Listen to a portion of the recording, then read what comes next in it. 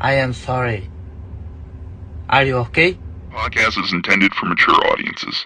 The views and opinions expressed are those of the panelists and do not reflect in any way those of the podcast partners, sponsors, or affiliates. Enjoy. Hi, this is Michael Buffer, and you're listening to the Voice of the People. Let's get ready for Boxing Voice. Every day I'm hustling, hustling, hustling, hustling, hustling, hustling, hustling, hustling, hustling, hustling. Every day I'm hustling, every day I'm hustling, every day I'm hustling. BoxingVoice.com. What broke him down? Was it just the body punching? When I was hitting him with body punching, I heard him, actually he was crying in there.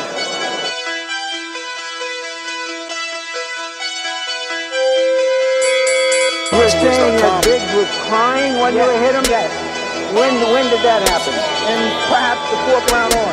BoxingVoice.com. So that you knew you had him by that time. Absolutely, but I knew he was tough and taking those punches. Beyonce Productions.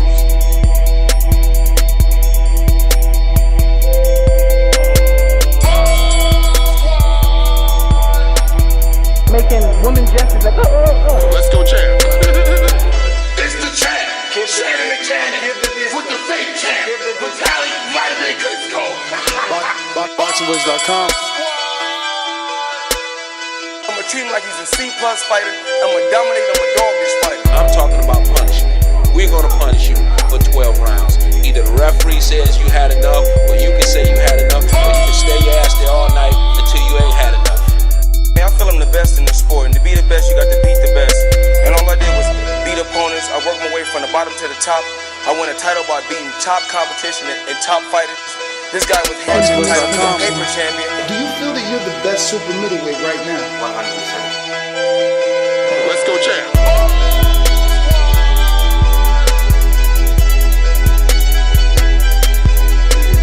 He can bring the pressure, he can box. I'm a true champion. I'm willing to go to his turf in Atlantic City. I'm gonna step on him. I'm gonna crush him. Y'all can mark my word to this. I'm gonna crush him. He's a C+ fighter. I'm an A+ fighter. Come Saturday night next week, all the fans tune in because I'm gonna dominate. This guy is flat footy, swing wild. I'm not worried about who his trainer is because his trainer can't get in there and fight for him. Beyonce Productions. BoxingVoice.com.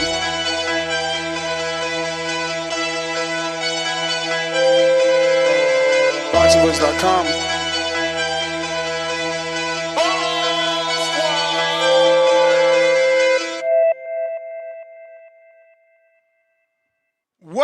What up? What's going on, ladies and gentlemen? Welcome back to another morning edition of the Boxing Voice Radio. It is Sunday morning. We're here to recap the weekend. We had a decent weekend of fights. Tim Tszyu got the win. Deontay Wilder puts himself back in the win column. Confrontation with he and Anthony Joshua. Heated little eyeballing exchange. Joshua reluctantly shakes or daps up Deontay Wilder, who extended the fist for a bump.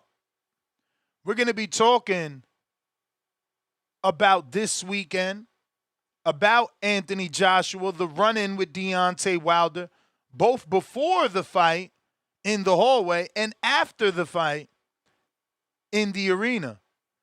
AJ Wilder, is this fight going to happen?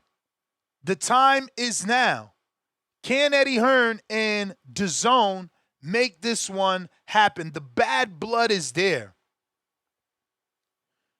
Anthony Joshua did not want to exchange many words with Deontay Wilder. There was a fist bump out of respect, but man, he was mean mugging the fuck out of Deontay Wilder. And it obviously has to come because the two have said so many things to each other online. And now they come face to face. I feel Joshua wanted more, I guess, energy from Wilder. Wilder ignored him the first time they crossed paths in the hallway. And then post-fight, he was a bit friendly. He was a bit friendly, right? I mean, the man fist bumped. He extended his hand. He extended his hand to say hello to AJ, who he knows isn't really trying to, kick it. You seen AJ's energy. AJ's not really interested in Deontay Wilder other than getting him in the ring and decapitating the Bronze Bomber. I will say this, and go ahead and eat my crow. As I was leaning Derek Chisora, I thought he would be too much pressure for Deontay Wilder.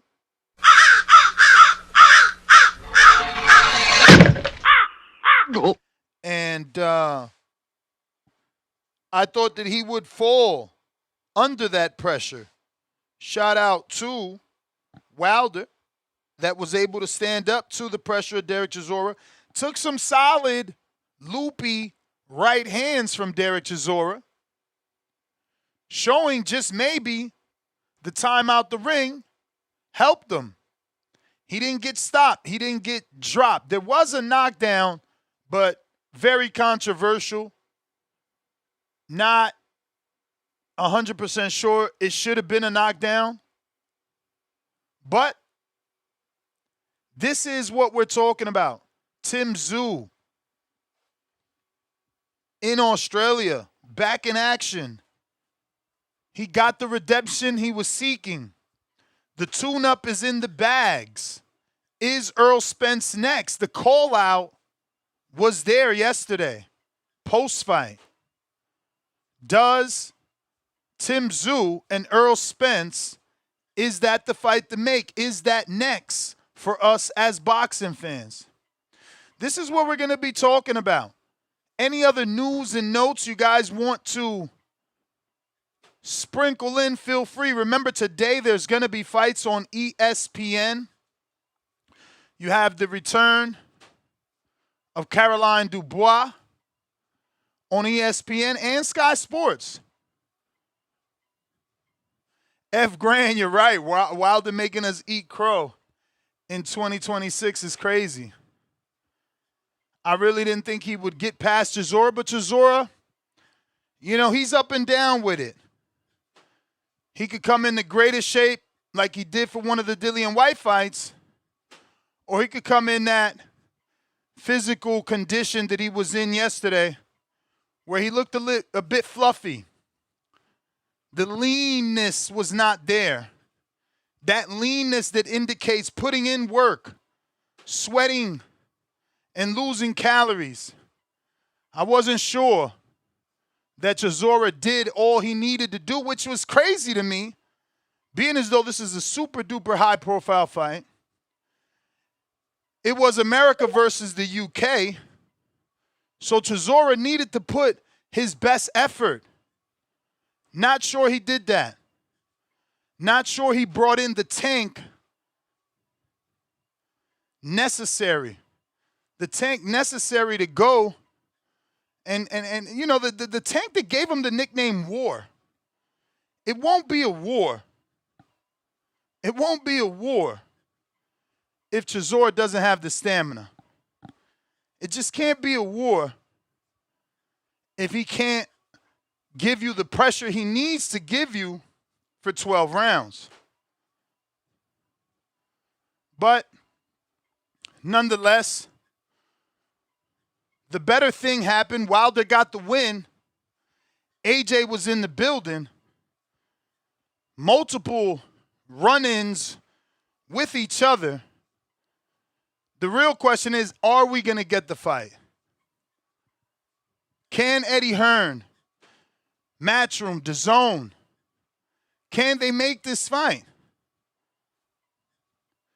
It was a sold-out arena for Derek Chisora and Deontay Wilder. What would it be in the UK for AJ Wilder fight? And it's crazy that they're waiting this long. Usually us fight fans, we get turned off. Usually we're like, oh, they took too long to give us that. I don't want that anymore. But this particular fight, we still like it. We still want it.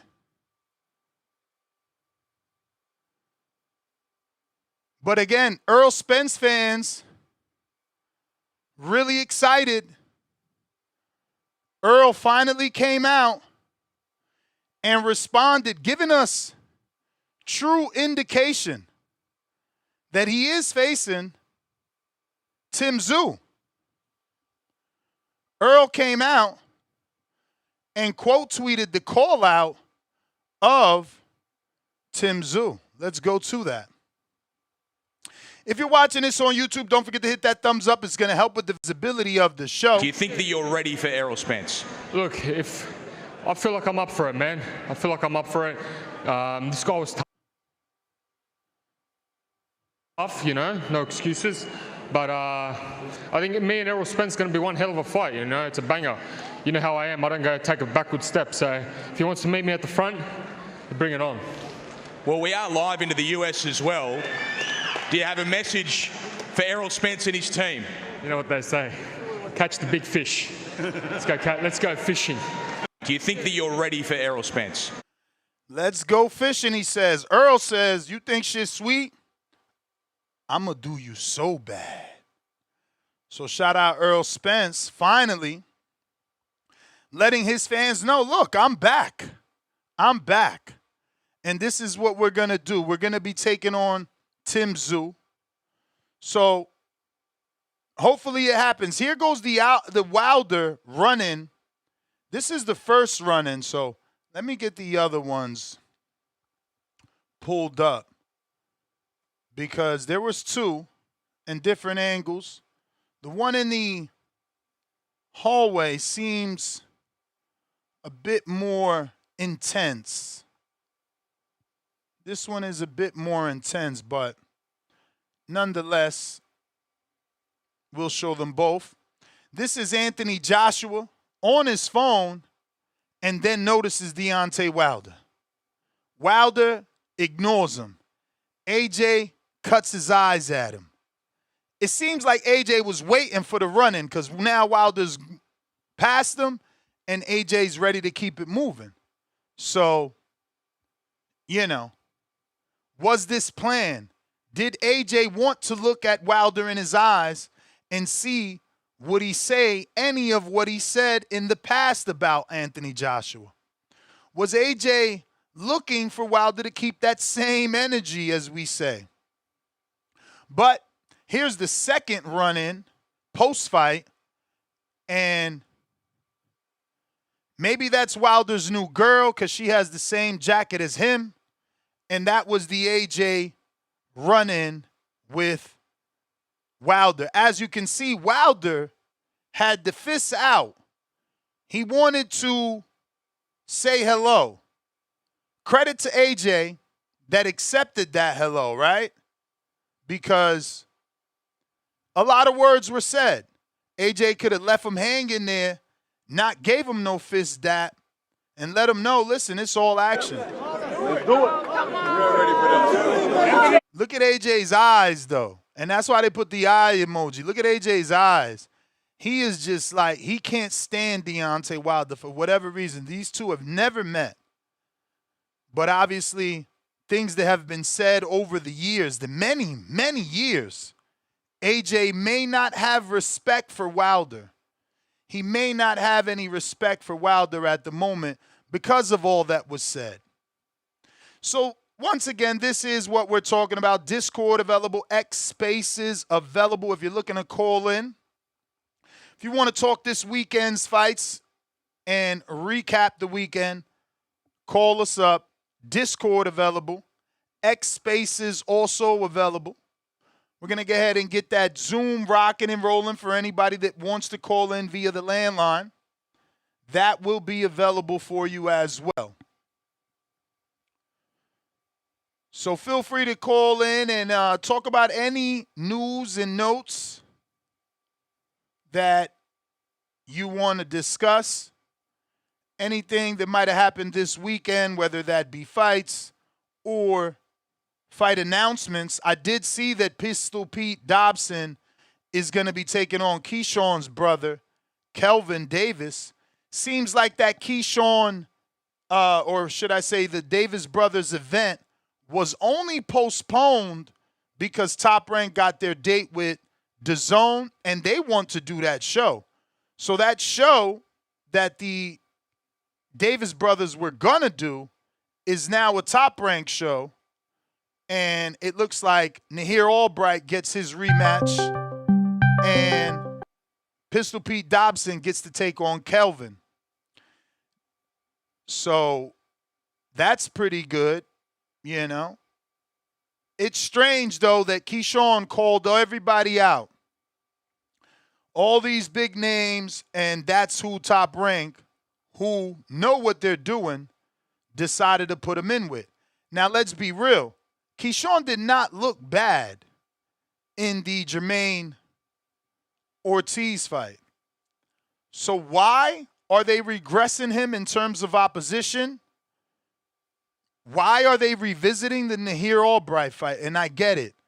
Oh, Ness, they jumped him. He deserves it. No, that's cool. But Keyshawn did beat him in Texas. It was only overturned because of the marijuana usage, which, you know, revealed itself in the post-fight drug test, making that fight a no contest, as marijuana is not legal in Texas. So, obviously, they had to overturn that win for Keyshawn. Discord available, X Spaces available. Those links, I got them together. We're going to be putting those in the live chat, power chat, as long, or should I say as well as the number to call in if you want to use your landline. We are available. Let me put these in the live chat now for anybody seeking to call in and voice their opinion on a half-decent weekend of boxing. Can't really complain. The Wilder fight could have been better. A lot of clinching from Deontay Wilder. Hopefully a guy like AJ, if that fight gets made, doesn't allow Wilder to clinch him as much as he did. We got, in my opinion, with AB, first caller of the day. What it do? Yo, Nestor. What up? Yo, bro, it's been a long time since I've been back on, bro. I just got my Twitter back, bro, and I'm so glad to be back. I've still been watching on YouTube, but it's been a while, bro. Great weekend of fights. Yeah, the Wilder and Chisora. We lost you, champ. Where you at? Where you at? Discord available. X Spaces available. Shout out my man, Miles Austin and the fam. Appreciate you. The Earthquake. Salute. Grand Rising King. In my opinion, with AB, And, you back? What was that? Chicago. Can you hear me? Nah, you broke up. You was gone for a minute. Oh, shit. I'm sorry. What was the last thing you heard from me, Ness? Bro, like, what's up? Oh, shit. Well, hey, man, it's been a while since I've been back on here, bro. I've been still watching on YouTube. I literally just got my Twitter back. But, man, I miss calling in and talking boxing with you guys, bro. I really miss it. But it was a great weekend of fights. The Chisora and Wilder fight was that was a hell of a fight, man. It was a low-down, dirty fight, man, rugged. Jean Tszyu actually gave a great example of a fight that kind of reminded him of the Jojo Diaz and Regis Progress back in Chicago. Mm-hmm. AB. AB. AB. He must got some service issues. Discord available. Landline available. Big Supermax. What up? Zoom link is in the description. Phone number is in the description. Max. What up? Chilling.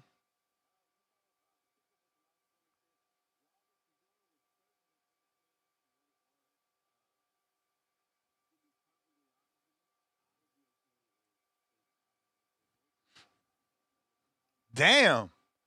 Nah. We got to get the AJ fight. Wilder won. What you mean?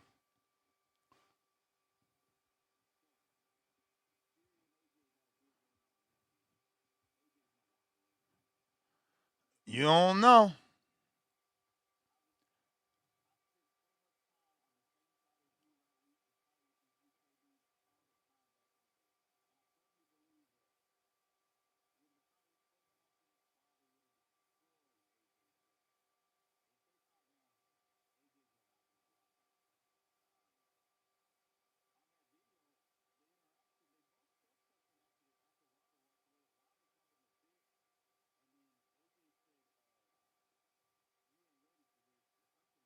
I ain't hear none of that. What you got to send me that audio.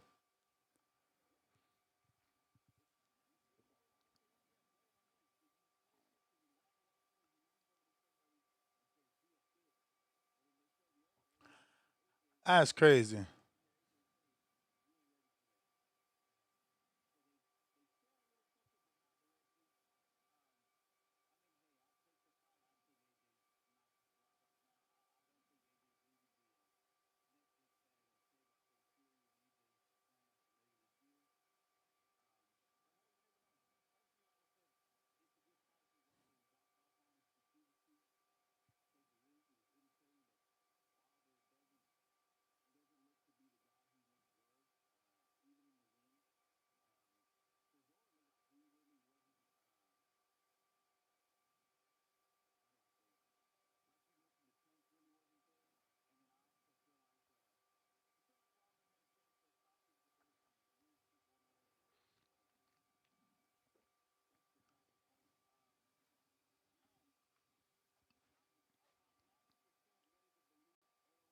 Back for this Tim Tszyu fight, Ness. But I need a press conference. I need an official announcement. The tweet is good, but we also saw him tweeting about fighting Fundora next. So I want to see the champ back. I'm hoping it's back. I'm hoping we get at least one more fight in Texas. So I'm almost there, Ness. But I got to see something official, man. We've kind of had a lot of false starts over the years. You know me. I've been to every Errol fight since the Mikey Garcia where we all linked up down in Dallas. So I want to see the champ back, but I've got to see something official, man. I've got to see a press conference. I got to know that you got an email about a press release. I need something more than a tweet. You know what I'm saying, champ? You talking about from Errol, but we never got that from Errol. Remember, Errol always like, yo, if you ain't hear from me, it ain't real. You know, don't listen to people. So here we go. But that's what I'm saying. But remember, he was on Twitter with the Fundora thing, talking about, "Hey, bud, I don't do lines, champ. I'm next up. I hopped in the ring." Yeah, but so that's because that's what PBC was planning for him. But they didn't know that the WBC was gonna get involved. But there's no belt in this fight, so there's no politics to stop it, though. You just being negative. There's no politics to stop it because there's no. Now, how do you say? There's no. I'm just being cautiously. I'm being cautiously optimistic. I'm 90% on board, thinking it's going to happen, but I just want to see an official press release. I want to see something from PBC that we got a press conference, an official announcement. Once I got that, we just had a lot of false starts, man. And I think I'm not the only Spence fan that's like this. I want to see him back, but we've had a lot of hopeful things over the last few years. But a good weekend of fights. Happy Easter to those who celebrate. If not, happy Sunday.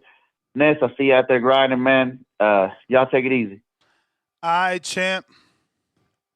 Appreciate you. We got in the 228. You can unmute. Who's this? While we wait for him to connect, don't forget to hit that thumbs up. It's going to help with the visibility of the show. Discord available. X Spaces available. Say, Nick. What up, champ? It's a nerve, man. The champ won. We hear you. The champ won. I can't believe you went against the champ last night, man. I'm watching the fight, and I'm sitting there listening to you, and you sitting there rooting for Chisora, man. That's just, bro, what they say, diabolical. You ought to be ashamed. Bro, Shame don't act like you wasn't Shame nervous. you, man. Don't act like you wasn't nervous. That shit looked like he was about to get run over. When the champ fight. You always nervous when the champ fight, but hold on. Let's go back to when Champ was walking into the arena and AJ was standing there. Yeah. Bro, I'm walking past him too. But we focus on Chisora. Bro, ain't nobody studying AJ while he sweating me. Bro, we can't do this, First man. of all, I gotta fight. This been your nemesis for more than 10 years. We can't keep doing this. You got to talk about that nigga. You got to fight that motherfucker. First of all, hold on, wait.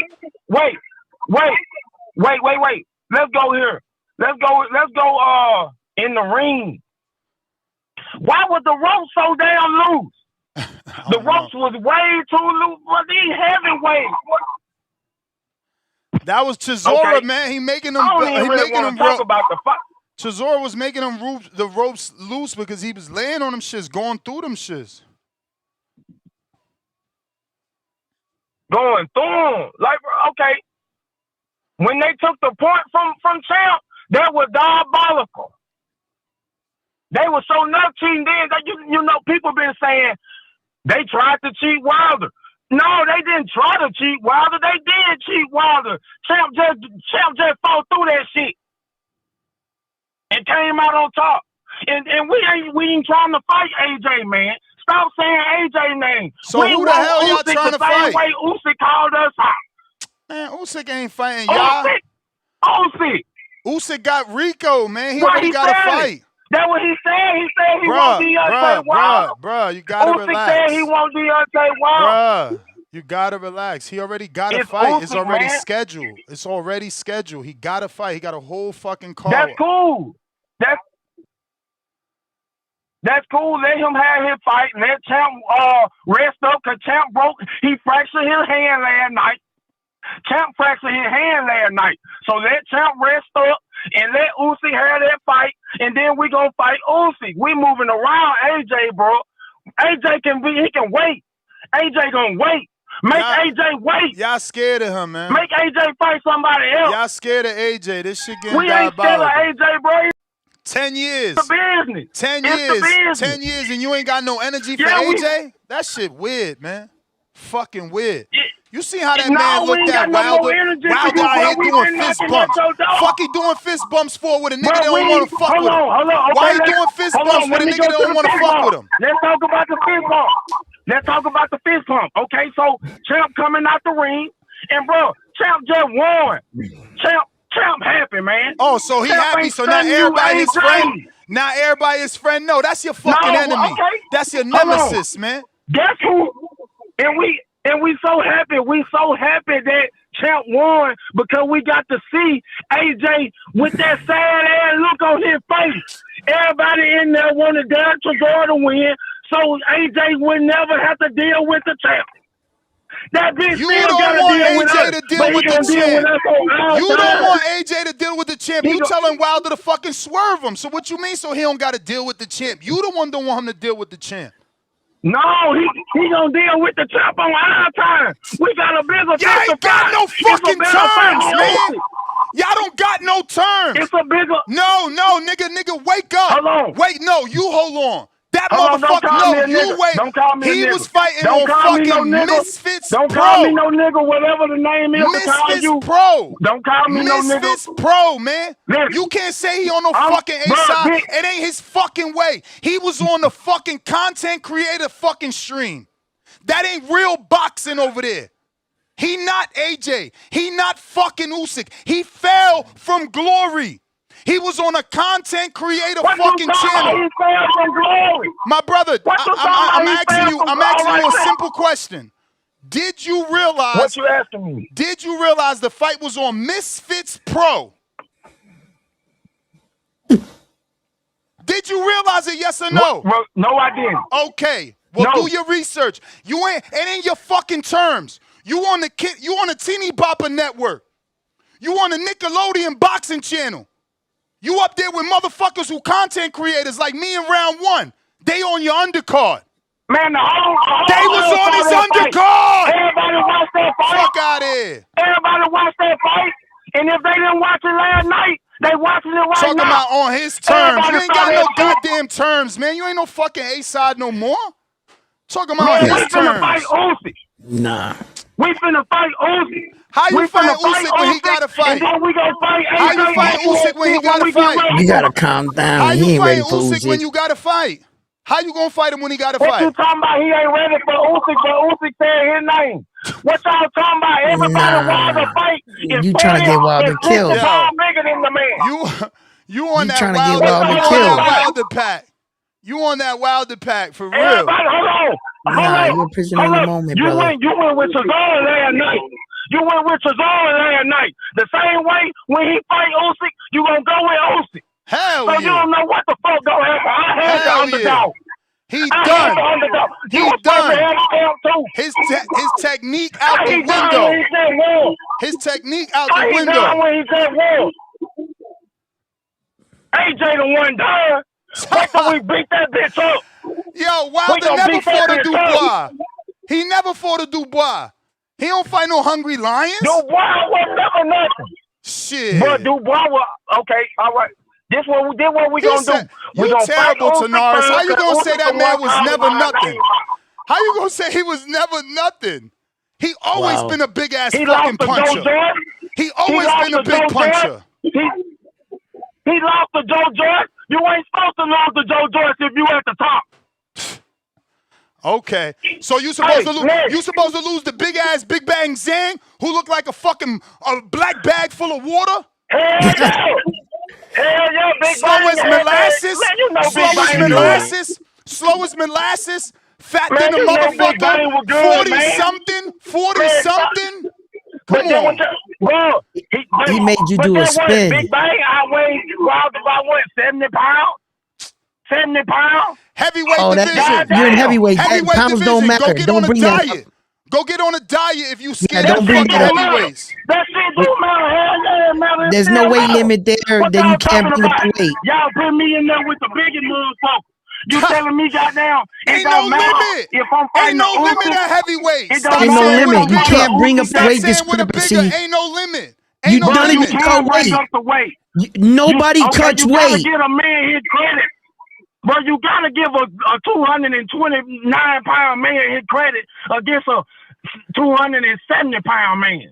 That's Brother, a whole different 50 pounds. it doesn't matter. You don't cut weight at heavyweight. Wilder did not dominate that fight for you to be calling in here like that. Wilder did not win that fight. Yeah, but you're talking about in a weight division where we actually cut weight. We cut weight and we put our body through a process and we have to rehydrate. 5 pounds is big there. You set up trying to say that. No, I say fuck that. I ain't saving that. I had Wilder in the fight. USA. I'm up here this morning because I got a lot of people that need to call up and eat some crow because I had Wilder. USA all day. Okay, well, hold on. Let me apologize to you. But guess what? Eating crow is the easy thing to do. That shit easy. Let me eat my crow. That shit easy. Oh, y'all well. get up here and insult the champ every chance y'all get, and y'all fucking live in the United States.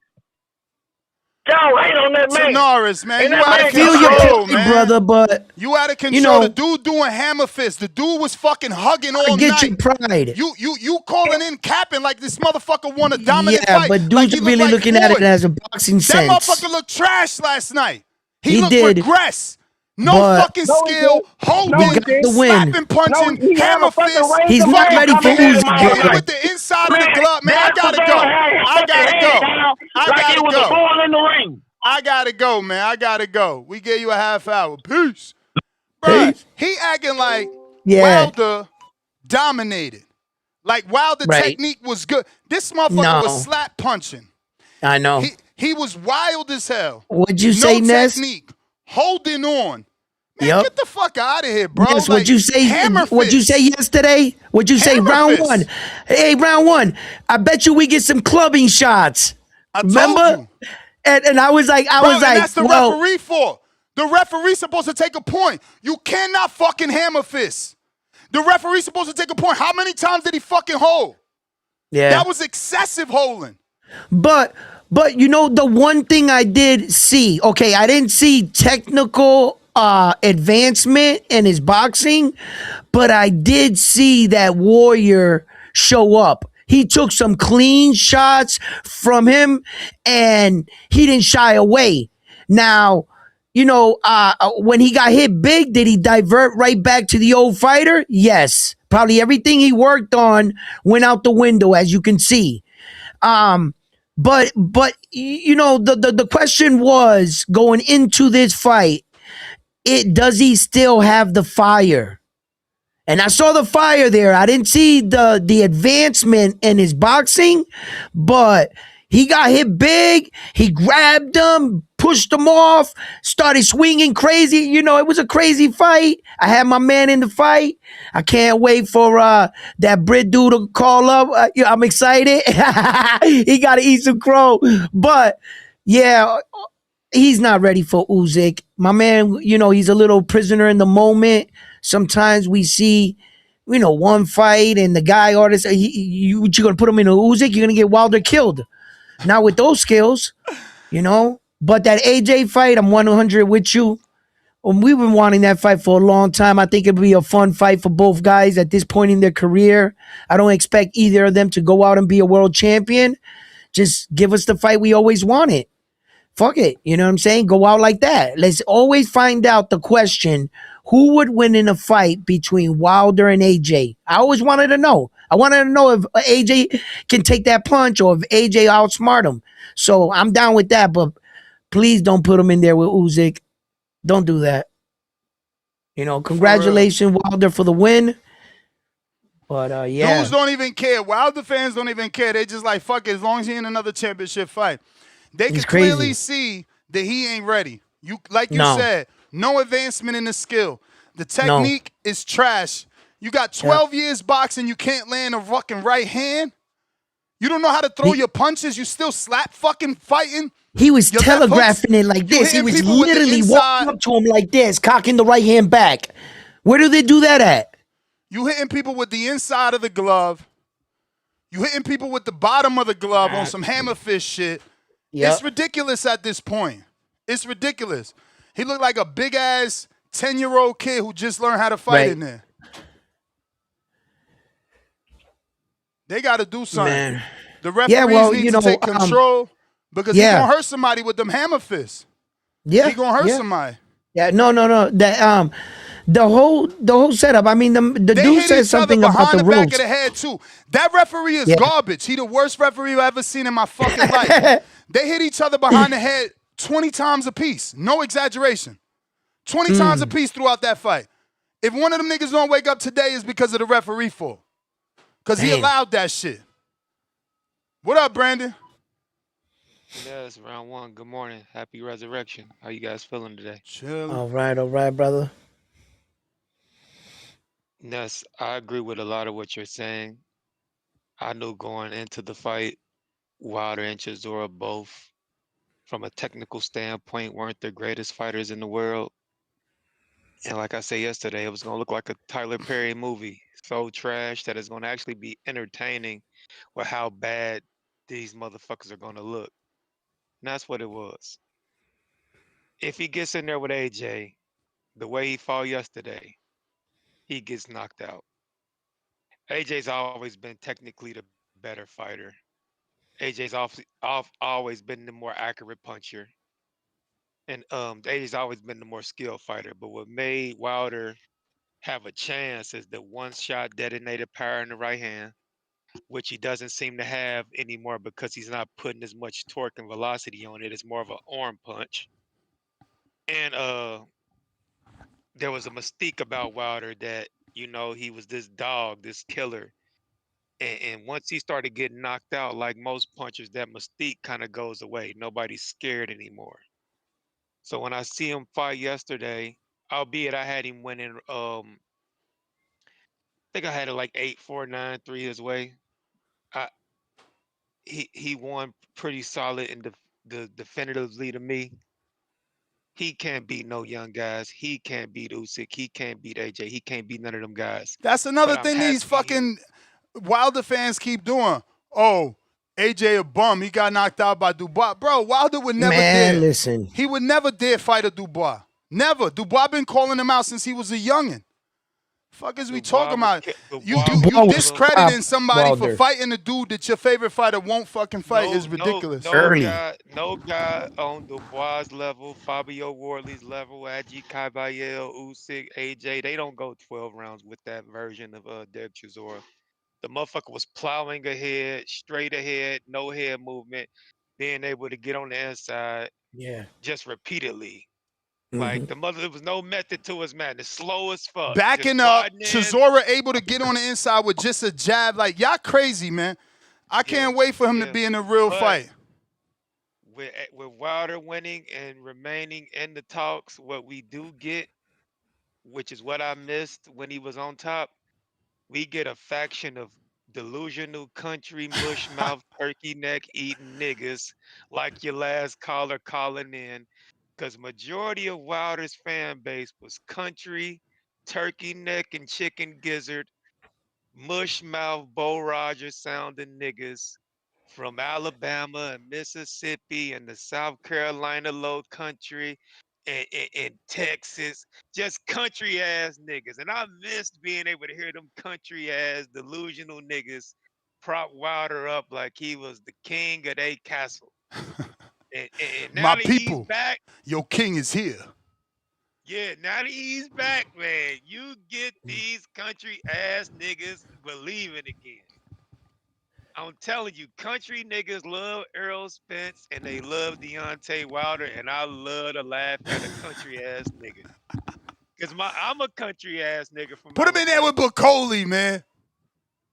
Hey man, I told you if they gonna fight in America, to fight for him, if he wants to keep having a chance at winning, is Big Shot Shaw, former sparring partner, guy that can talk Hell a little shit. hell no. No more Robert Helleniuses. We seen how uncomfortable he was with Chisora because he didn't know him. Chisora backed his ass up all night.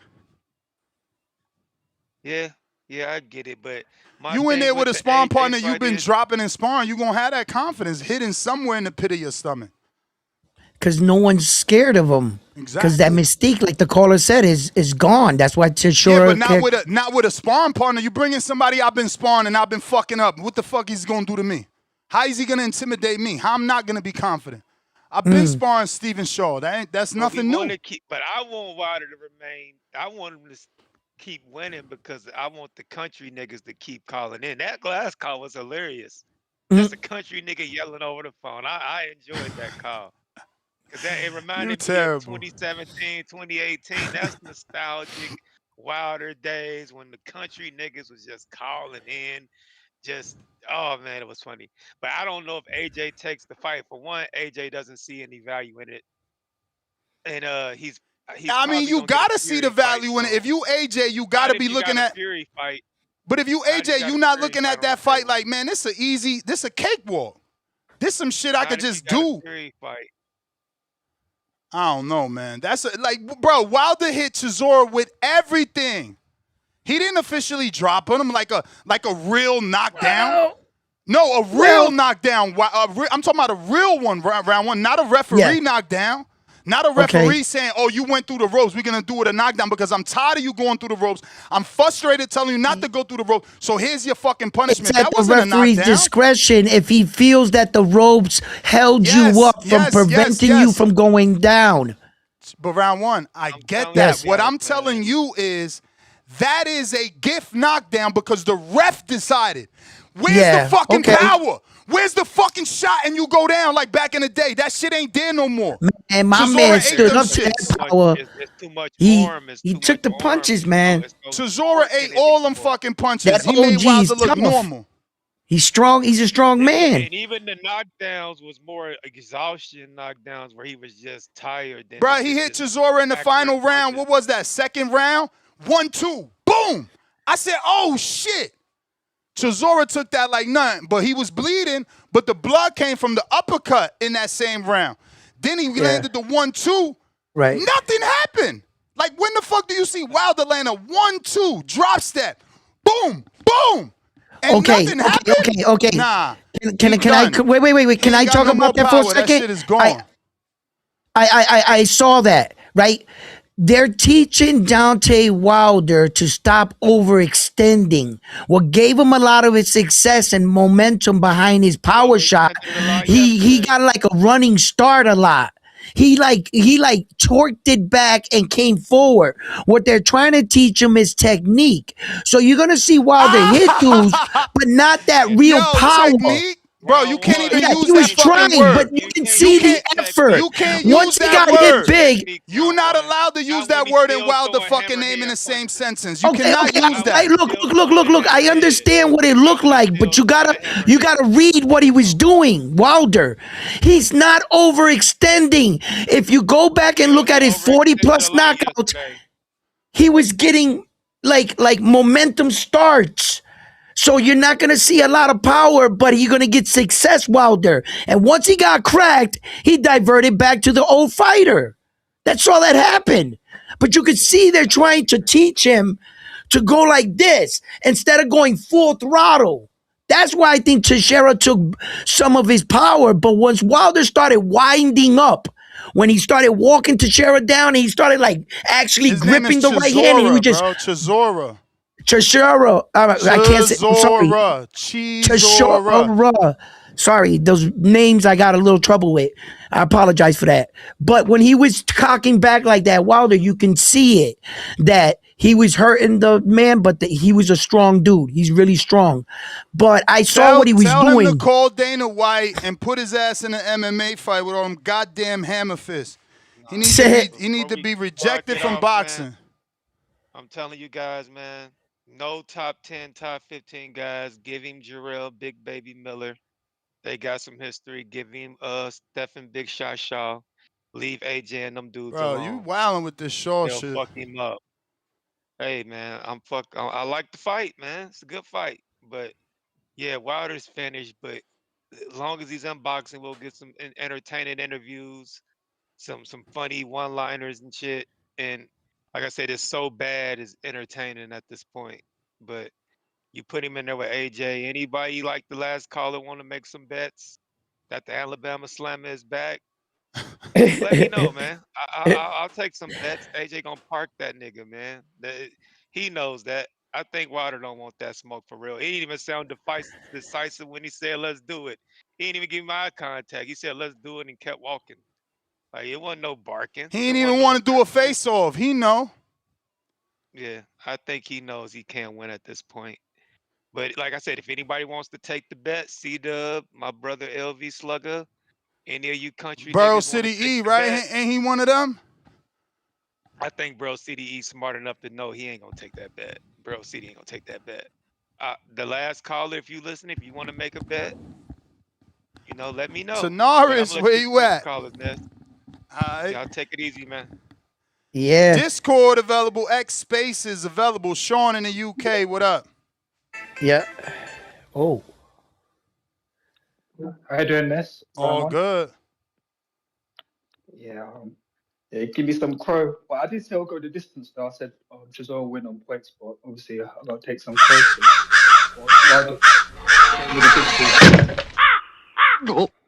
Where do I start?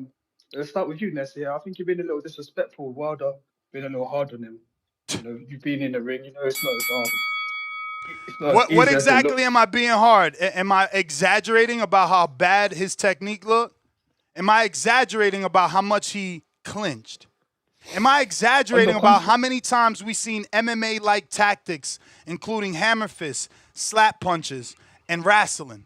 Did he not fall on top of Derek Chisora and stomp him with his leg when he got up and look all tough like it was a street fight? Man, y'all niggas is fucking crazy. You know what it is? Y'all love him, and I get it. Y'all happy he won, and I get that. Not you particularly because you had Chisora, but the Wilder fans, the diehards. But he didn't look good. It don't matter how much delusion is in your mind. He did not look good. He looked like the least skilled heavyweight in the entire heavyweight division. And I'm talking about active fighters, not dudes we never heard of. So you could call it, oh, is he better than Mike Bogala? I don't know who the fuck that is. We talking about dudes on television actually boxing. His technique is worse. I actually think that his technique improved from the last fight that he had. I thought he was actually making some improvements. So bro, you seen the same hammer fist in the Herndon fight that you seen in this fight. Yeah. Come on, bro. The dude is doing illegal shit. And y'all talking about he improved? Hey, yo, Ness, what are we doing? Dudes don't eat crow no more? Can I talk? Yeah. He wants you to get your crow, though. He got a point. Yeah. That's the first thing I said. Yeah, I know. I didn't play it.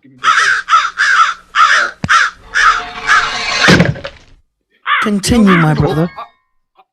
I prefer him clinching and holding than them hammer fists. So I think that was better on his part. But there's still a bit of improvements there. But Chisora's a hard fight for anybody in terms of his style. He's rugged, so no one's gonna ever look pretty against Chisora. But I thought Wilder did okay because he was throwing more punches. That's something that he wasn't doing. Like in the Parker fight and the Zhang fight, he wasn't letting those hands go. So that's something that he was doing. So that's a positive thing. He was throwing those punches. Accuracy wasn't there. The technique was a bit wayward, but at least he had that intent to like let his hands go. So that was definitely a good sign. But yes, I remember a few months ago about you went that Hendon fight. You would say that Wilder should have like a 10-fight.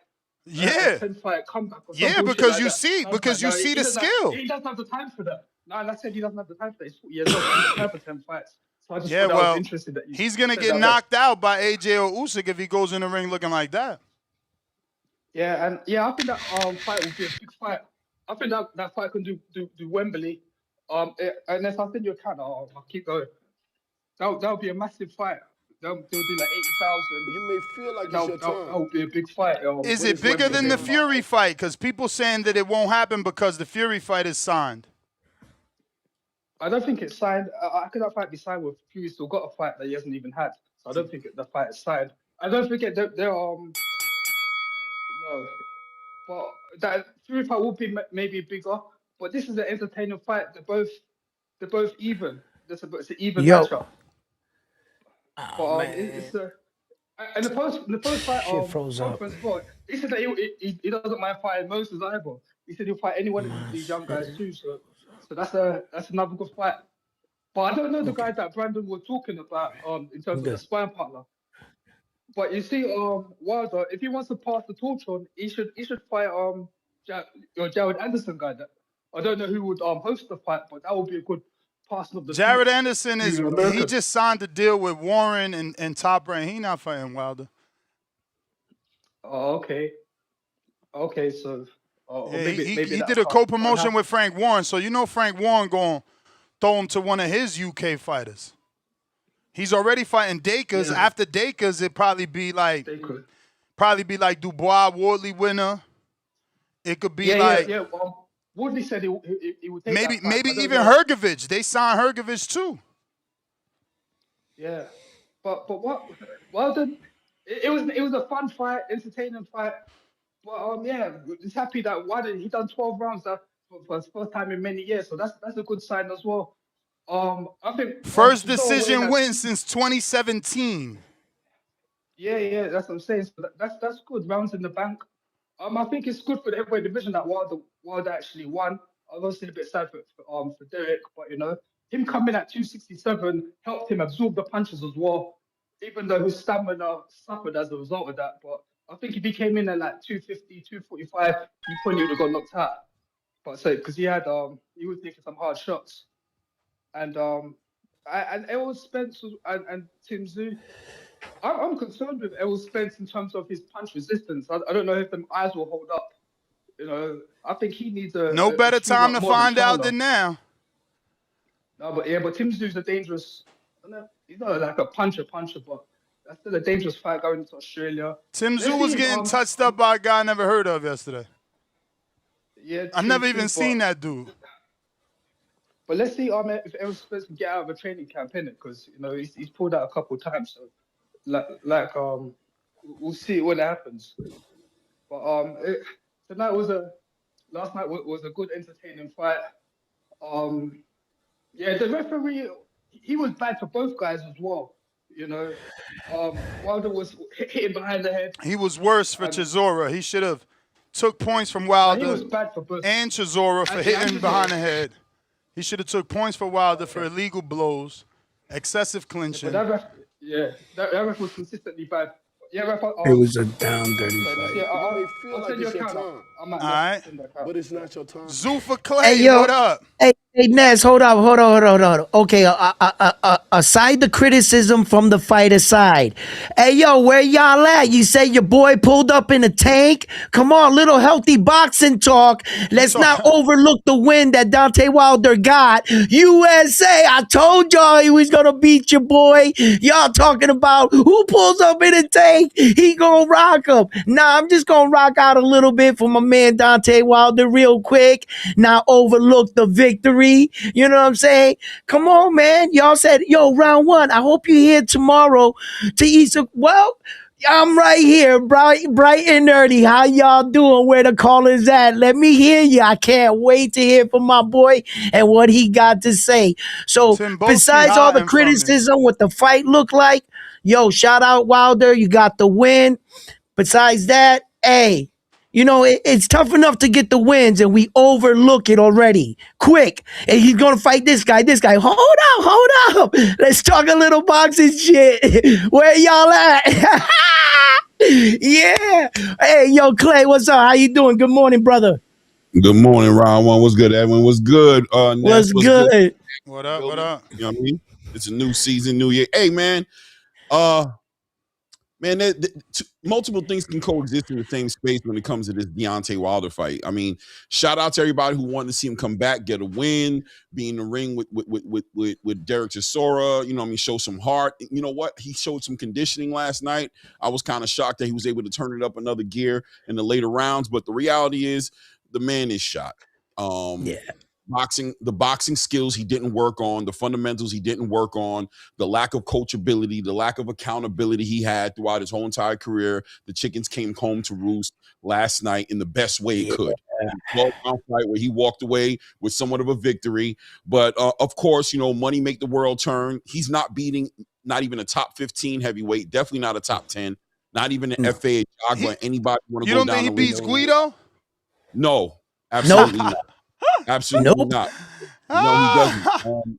The reality is what the reality is, man. He was fundamentally flawed from the beginning, but he had an equalizer that was undeniable that we all had to factor in when we spoke about him getting in the ring. But that equalizer is turned into a slapping hammer fist. He has no inside game. He finally started to put a little uppercut together, trying to deal with the fact that Derek Chisora was just getting up under all those shots. And it looked like it was kind of working for him, but no. But I'll tell you what, Deontay, Anthony Joshua is still an attractive fight. You did get a win. I'm sure Joshua's looking for some sort of a stepping stone. He's trying to get back in the game. He has ambitions of unifying, becoming undisputed again. So, he got a big American fan base when he fought Jake Paul and broke his jaw in 3 places. A lot of people love him for that. He has a great story coming off that accident. So, I think a fight between him and Anthony Joshua sells, and they both can make some good money and move on. You know what I mean? But it's a new generation, right? It's a new era of heavyweight boxing happening right now, and these guys are just all slowly moving out the way. Derek Chisora moved out the way. Tyson Fury next week with Makhmadov. Yeah. And Deontay Wilder has to find his way out the door. Maybe it's on his face after fighting Anthony Joshua. It is what it is. Right. Get some money, man, though. It's nobody what it is. in the top 15. Nah. Let's be honest. Let's be honest, Ness. Let's be honest. God that you keep thinking is going to do it, man. Put him in there with Jarrell, Big Baby Miller. That's a good shot, right? Big Baby Miller. All you got to do is put him in there with a guy that can slip a right. That's all you got to do. I think the Big Baby Miller fight is still a winnable fight just because of Big Baby's tank, right? Like, he can get tired. Right. But you're banking on that. You know, outside of that, I don't know. He's not able, he's not turning his punches over. He's not setting anything up with that jab. That jab is using it as a range finder. He's not shooting it with any type of like, you know, he's not setting anything up. You know, the thing about that right hand is he needs to deliver it, right? that's the important thing about that. I talked right about hand. that. Hell and yeah. I don't see the delivery system. I don't see the delivery system that's it's gone. It's gone. Yeah. That delivery system is gone. The accuracy is basura. Yeah, it is. You know, he's not jabbing with any sort of authority. It's not a flicking jab. It's not a dominant jab. It's just a jab while he's going backwards, letting the smaller man walk him down. Right. Chisora was able to get in with the jab. Hey, Ness, how many times we talked about this, that we can't keep being, you know, saying, oh, Deontay Wilder, they got that bomb right hand. And boxing, there's guys that know how to deal with power. And you're deliberately like advertising it. I'm coming with the right hand. I'm coming with the right hand. You know, you just get a guy that's coached that basically knows how to slip a punch, and he's gonna beat Deontay Wilder. You know, he's gonna beat him with the jab. He's gonna beat him with the body. He's gonna wear him down, and he's gonna put him away. Edwin, for God's sake, is it fair to say that Tyson Fury exposed a cheat code that if you get him on his back foot, if you push him on his back foot and you close that space, that he is no. I don't think Tyson Fury unlocked the cheat code. I think he took the fighter out of him. Right, that part too. But I'm saying the idea of where Deontay Wilder is dangerous at, right? He's dangerous when he's stalking you. He was dangerous when he was undefeated and his confidence was at an all-time high. And Deontay Wilder really felt that no man can stand up to his right hand. But as soon as somebody clinched him a little, slipped, wore him out a little, and put him away. And Tyson Fury took two big monster shots from Deontay Wilder and got up. No matter what you think, and got up and beat him and beat him convincingly the next two times and knocked him out viciously. Right. And then I don't think he's ever been the same fighter. I don't think he has the confidence. I don't think he believes in his fighting ability. And actually, I dare anyone, go back and see Deontay Wilder's first fights. He actually fought better. He used the jab. He actually had a better technique in his first 10 fights, and he got sloppy. He was just a fighter that fell in love with the power. It happens. And Ness is 100% right. He's set on his ways. You see, when he gets hit, he's going to divert right back to the old fighter. He doesn't have discipline, training behind his fighting skill. He doesn't have years of polishing his technique. He can't beat no guy in the top 15. I'm sorry. Congratulations on the win. I had you in the fight, but that's as far as I go. Let me slide in some callers. Fats, Baltimore.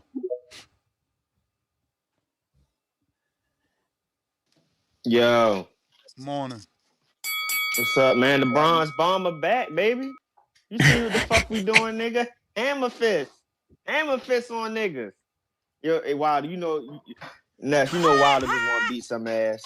You know he just want to beat some ass. We don't care about the technique and all that. We just want to see him whoop ass, man. We just want to see him whoop ass. You know he pulled the Shawn Michaels on Chisora last night. He pulled the Shawn Michaels on Chisora last night. He told him, he said, "I'm sorry, I love you." That hit him with the right hand. I ain't gonna lie, you gotta drop a motherfucker after you do that though. You gonna be doing the Shawn Michaels, you gotta drop a nigga, yo. Why do you supposed to drop that nigga after that? You doing all that, but that's why we like him, yo. He bring entertainment. You get what I'm saying? He bring entertainment. That boy on WWE in there. You get what I'm saying? You ain't lying about the WWE. Crazy. Hey, I mean, you know what's so crazy though, right? Like I started the bet on Wilder last night, but I'm just like, no, Wilder, because I'm like, when I saw Chisora talking about retirement and all that, I don't really like when athletes, people get talking about that, because you're looking more so to the finish line than you is at competing. So, but I just went on ahead and bet that the fight will go the distance or whatever. But yeah, I mean, Wilder, it's good that he won though. I don't think AJ. See, people saying AJ probably smoking right now. I don't know because AJ chinny, yo. AJ get caught one of them uppercuts to that right hand. It's like it could be curtains closed for him, and you know he don't want to take no punch. You know AJ don't want to take no punch, so I don't even know if he going like Wilder can't hurt AJ. With Wilder. He didn't even drop Chisora. I don't know about that, Ness. AJ got glass chin. I think he can hurt him. AJ a little chinny, Ness. A little. He ain't chinny. Why is he chinny? I'm telling you. Daniel Dubois knocked him down multiple times, right?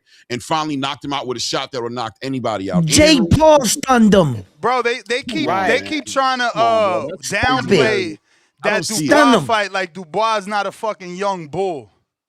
Yeah, he is. Bro, he is. That's a crazy narrative. I think that's a crazy narrative. I've never seen this chinny thing about Anthony Joshua that anybody talks about. You ain't seen Ruiz? You ain't seen Ruiz knock him out? That happens, bro. Andy Ruiz never. Ruiz clipped him with a shot right here, man. That'll fuck up anybody. Man. He chinny, bro. y'all. He chinny. That'll fuck up anybody. There's not too many men that'll stand up to a shot like that. He fought against Alexander Usyk for 24 rounds and did not get knocked out or knocked down. Alexander Usyk knocked out Daniel Dubois. Come on, stop it, man. He fought against Derek. No, did he fight Derek? I'm not sure, but he fought Dillian White. He fought big punches before, bro. AJ punch drunk. Oh, goodness gracious. Not Wilder? Not Wilder? Over. Yeah, Wilder is chinny. I can tell you, I've seen Wilder get chinny multiple fights. Gerald Washington. Wilder pronunciation drunk. Man, I gotta go. Everybody's buckled. AJ went out. He got buckled last night. Yeah. He got hit with right hands that he himself was laughing at because they were so telegraphed. He laughed at Chisora right hands, then got hit in the face with him. Come on, y'all smoking, yeah, but he did take the punch, man, and he stood his ground. Whether the technique, whatever happened. But round one, you gotta assess it. $7,000 mouthpiece. That's what. Hear me out. Yeah. We're not truly assessing it because we're high on the Wilder win. Think about it. Right. Chisora has 14 losses, only top levels, 3 losses to Fury, Vladimir, David Hay, only the big hitters. You don't think he's fucking been like, bro? You know what I'm saying? He's taking punishment. So for y'all to say, "Oh, he took his shot," bro, you took a shot from a shop-worn heavyweight that got 50 fucking fights with the top fucking 25 in the last 2 decades. He fought the top 10 in the last 2 decades. Go through Chisora's resume right now. Yeah. He fought Dillian White twice. Like y'all smoking, talking about, oh, he looked good. Bro, it's Derek fucking Chisora. Talk to him. And he didn't come in shape. He didn't look like the Dillian White fight. Derek came out of shape for his last fight and still lasted 12 with the Bronze Bomber. Crazy. Y'all tripping. Yes, farewell fight. Does that count? Does that alter a mindset of a fighter who knows he's done? Did he walk into that fight done already? Was he collecting his last payday, getting that last? I don't know. He went in there to win. My name is Ness.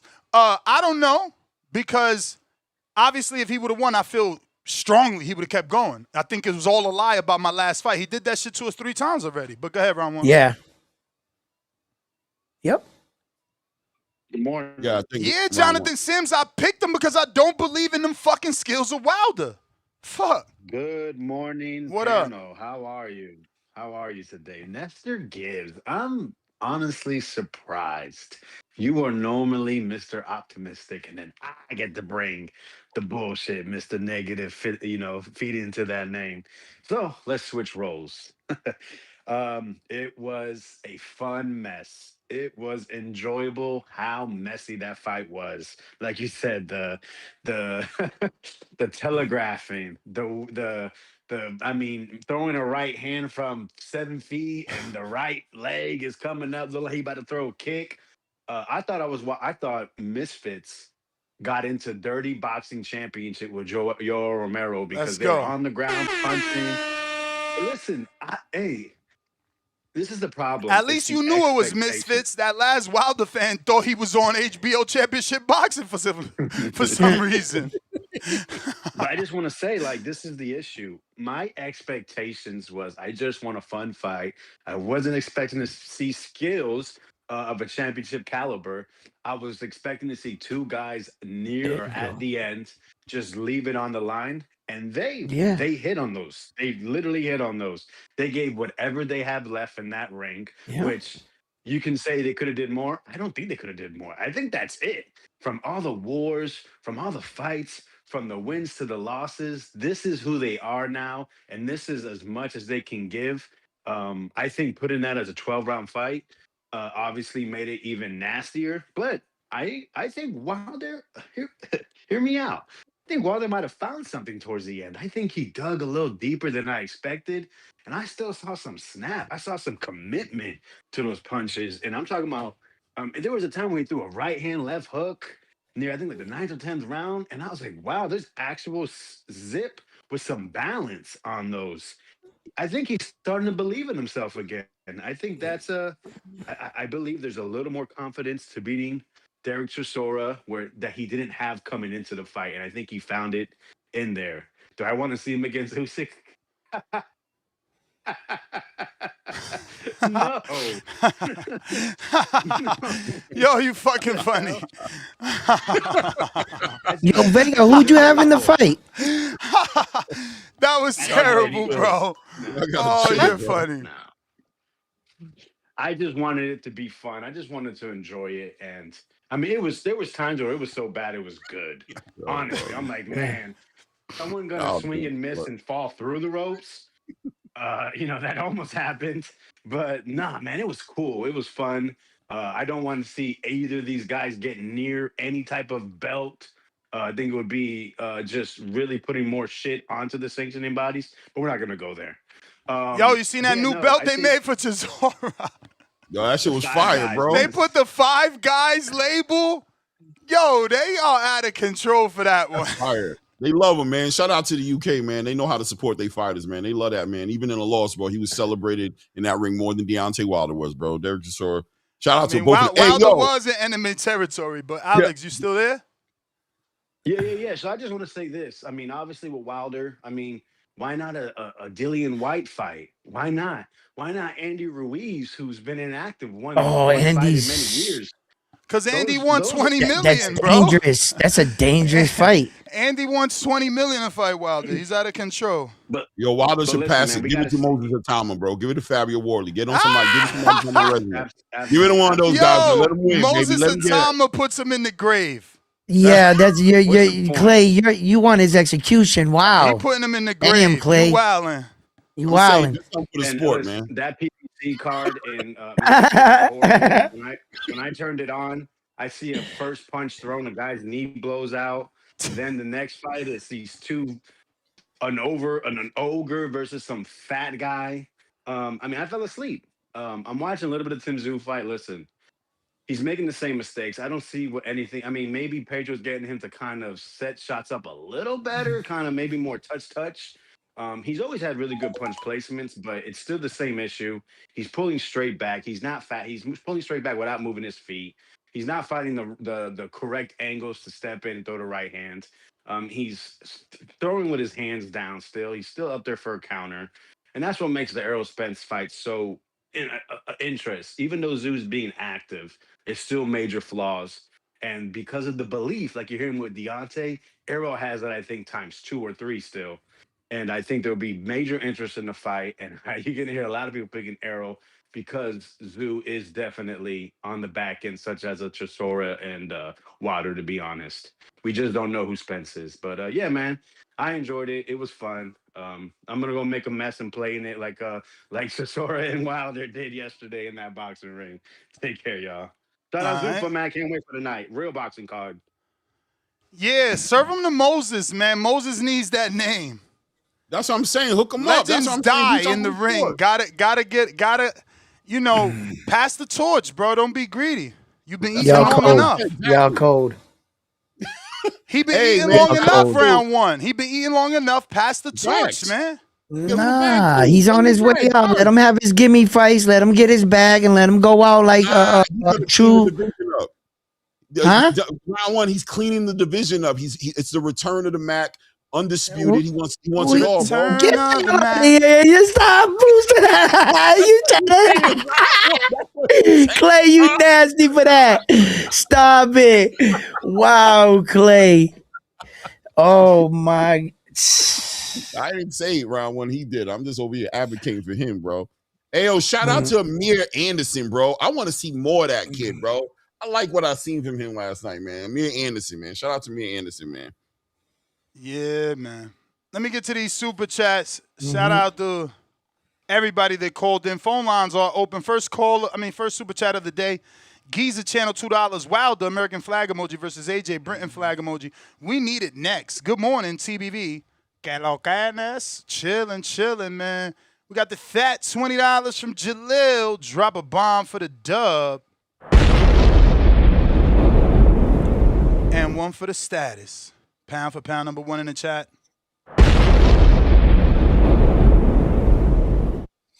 And he says, if everyone wins their upcoming fight, let's do UK versus US. AJ versus Wilder, Boots versus Kelly, Shakur versus Dalton, Moses versus Jared, Abdullah versus Cordina, Dubois versus Bumgarner.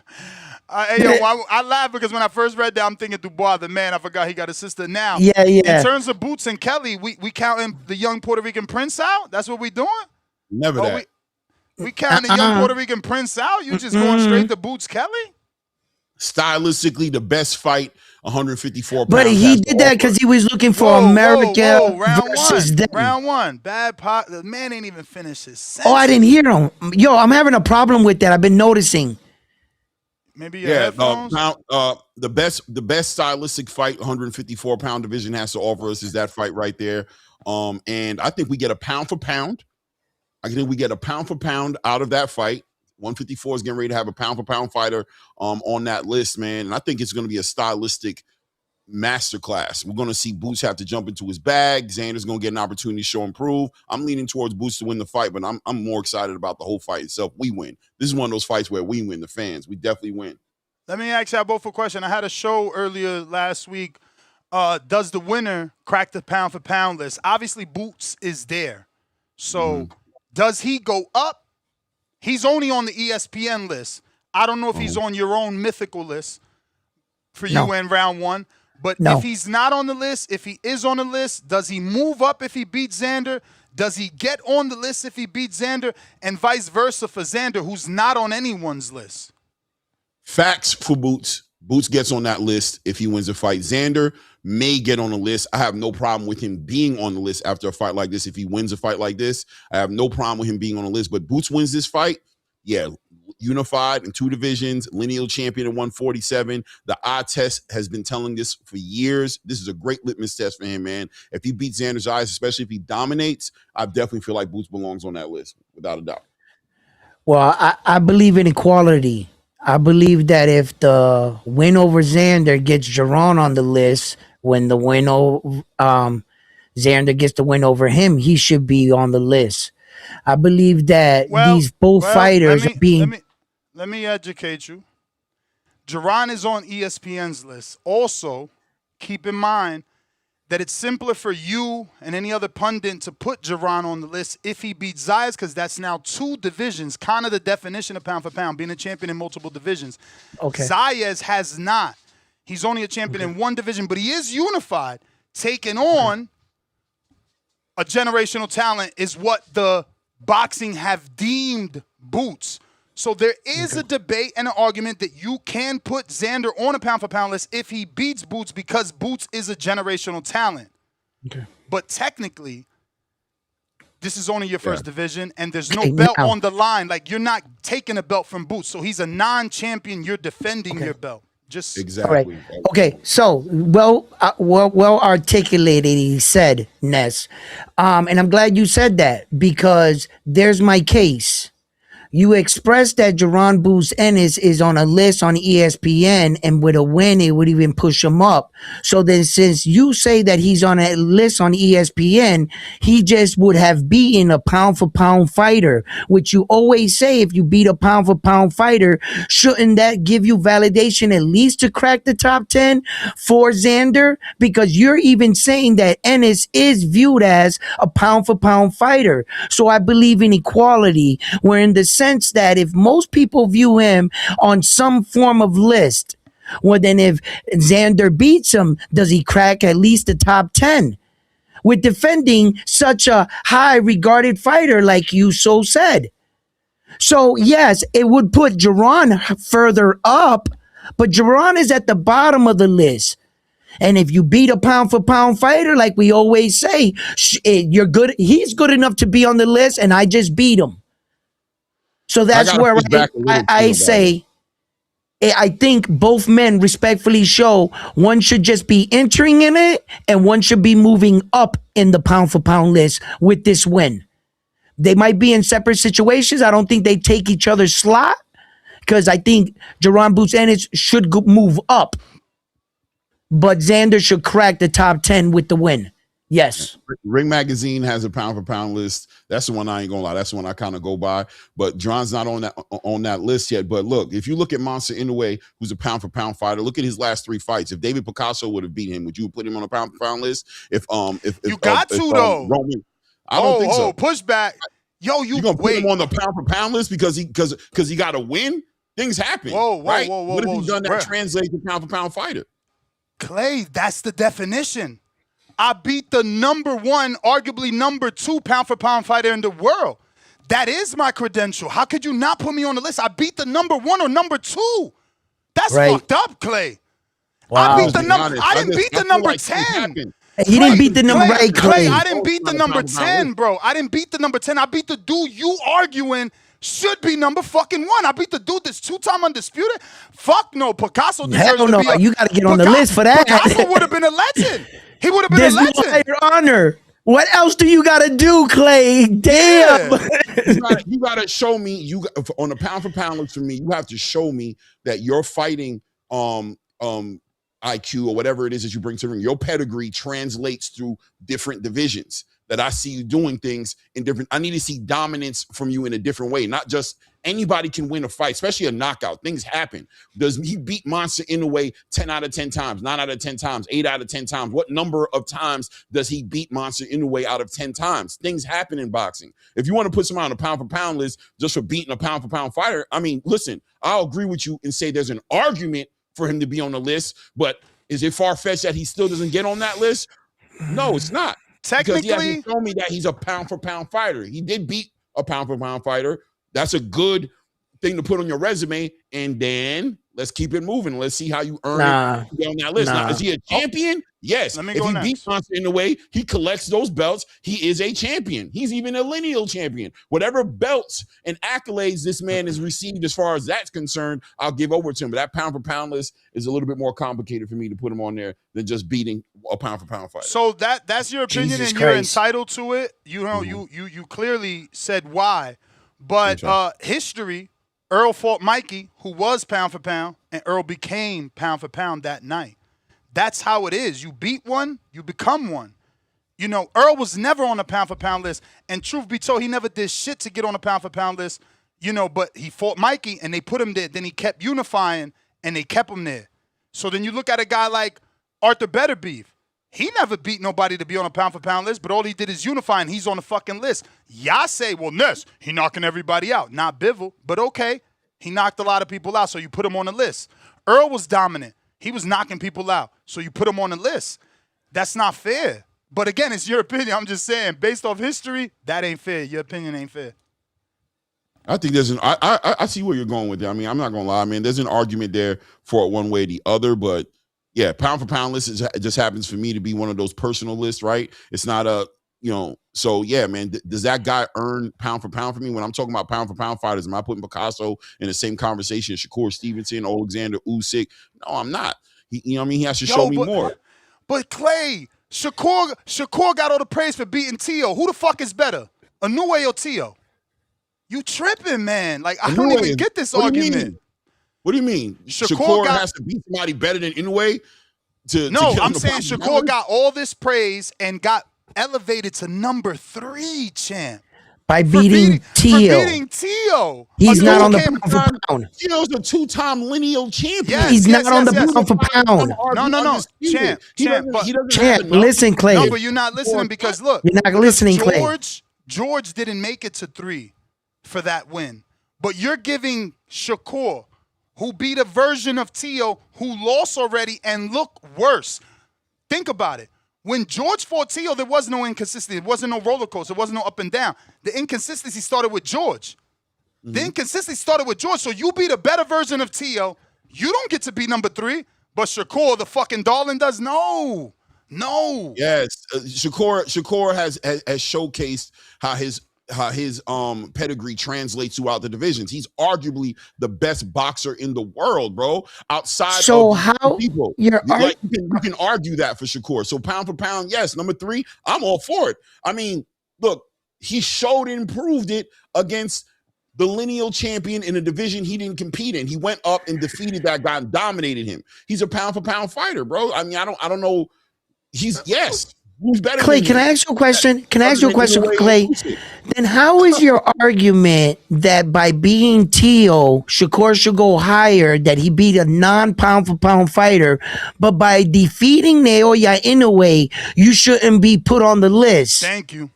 That's a good one, That's what I'm round one. asking. That's You all. clipped him. He clipped Can I you answer because, it? no, I just want you to know, and for the audience Right. listening, round 1 clipped him only because Tio fought Shakur and wasn't on the list. When he fought George, he was on the list. So they moved up Shakur. They moved up Shakur off a non-ranked pound for pound fighter. But we can't move up Picasso for beating the king? So let me talk about it, right? So I love it, right? I hear what you're saying because that just proves that your idea of what it takes to be on a pound for pound list is your personal thing. But here we are showing proof that beating a pound for pound fighter doesn't necessarily put you on a list. It's about your resume. It's about what you've done. No. It put George on the list. They put Shakur Stevenson at number 3 without beating a number 2 or number 1 or number 4 or number 5. Yeah, or number 6. biasness. He was a number nothing. He was a number nothing. Come He on, was man. never on the That list. motherfucker don't deserve to be above Bivol. He don't deserve to be above Bivol. The pound for pound list Yeah. is not a title. It's an accolade. It's not a championship. Bro. You don't win it by Yes, you don't and get on the list by you don't being get a it. pound for pound fighter. Okay. You get it based on who you are and what you do in the ring and how your pedigree translates throughout the divisions. That's Clay, how you get it. Just explain to me. I'm only trying to interrupt so you can keep talking. Explain to me how the fuck he jumps Bivol. How? It's And not Bivol's fair. on nobody's list up there. Okay, They're how many? balling You out. beat a dude that's not even on the list and you fucking pass a Oh, king? that's what you don't. You're just misinformed. You think that beating people on the list gets you on the pound for pound list. That's what you believe. So you have a hard time Inconsistency, though. processing Look at it. his. If they're on look the at list Tio. because they're the best, Clay. If they're on the list, sir, No. If you're on the list, you're the best in the you're considered world. the best, What the Clay. fuck? If you beat somebody it's on not the a list, championship belt. It's not a belt. It is a. I understand, Clay. We understand it's not a belt, but we also understand that it's a group of the best fighters in the world. The best fighters in the world. By beating one, it doesn't merit you a position. But what's the criteria to get on The this list? criteria, beat one of them. No, it's not, clearly. Because we're showing it and talking about No. how that's not happening. So No, you're are we gonna wrong. sit You're there wrong. and We're bring not cheese, showing that. or we're gonna keep No, on pushing no, this no, false no, no, no. narrative? No, you're wrong. We are showing. George beat Tio, who was on the list and got on the list. Devin beat him and got on the list. You haven't shown one example of a dude other than fucking Shakur, who's already on the list, that beat a dude that wasn't on the list. That advanced on the list. What? David Benavidez isn't on the pound for pound list?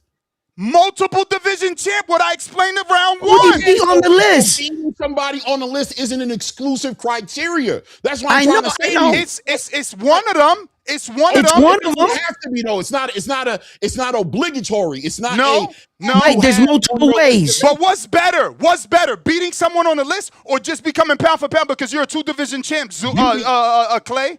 The beautiful thing about the pound for pound list is just like artwork, beauty is in the eye of the beholder, clearly, right? So this is not about belts, championships. This is about proving to some sort of a board, whether it's the ESPN a board or whether it's the Ring Magazine, proving to them that you've done enough in your career to get on the list, which means it's an accumulation of what you've built on your resume. One way. That proves you're allowed to be on that list. It's not exclusively reserved for people who are beating people who are already on the list. That's another way. Shout out to David Benavidez. Shout out to Shakur Stevenson, who you guys have an issue with being on the list because they haven't beaten pound for pound fighters. But yeah, Picasso doesn't have a resume that accumulates to something that I believe a board is going to just take an in-way fight and put him on a pound for pound list. But Zoo, changing. I mean, I keep calling you Zoo. Clay, you're changing. That's them. That's them in the fucking chat. You keep changing the way boxing works.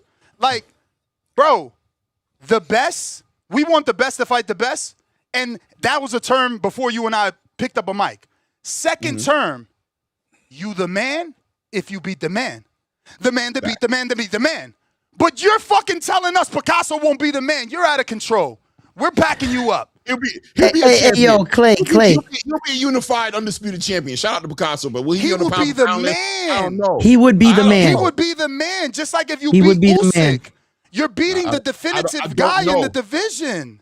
I don't know. I don't think he takes his slot. I don't think he takes his slot as number 2, but I think he gets put on the list number 9, number 8. It would award you that. Hey, yo, Clay, I love it. Clay, I want you to hear. Wait, Clay. Can I say something, sir? Wait, Clay. I just want you to hear exactly what you're saying. Yes, you're arguing a passionate point about a way that you can get on the list while telling us that you see multiple angles getting on the list, but only acknowledging your way.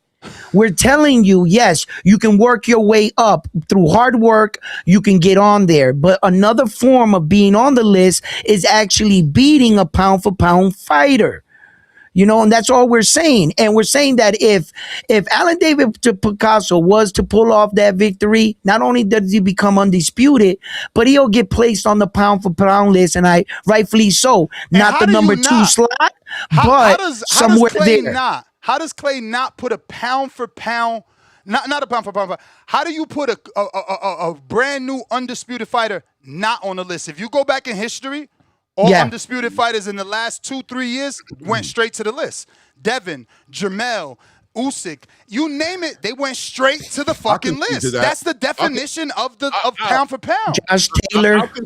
I'll concede to the idea that becoming undisputed and a lineal champion is once again a great argument to put him on the list, but I don't think it guarantees him necessarily there. I don't, man. Maybe if he fights him again in a rematch and he beats him again, I don't know. It would be biased. Guarantees him in. The ring would receive hell of negative feedback. Remember what they did with Devin Haney?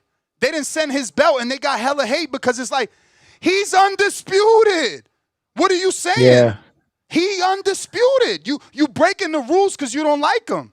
He did with the next. No, not you. I'm talking about. Remember, him and Doug Fisher had the back and forth.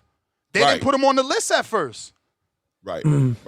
Listen, man, I think there's an argument there for. By the way, round one, I'm okay with you guys believing he should be on the list, right? I'm just saying there's an argument that if he wasn't on the list, I would understand why he didn't make it yet. I feel like his resume hasn't shown the accomplishment enough. He has more stuff to do because of what the pound for pound criteria is for me, that what he does translates throughout the divisions.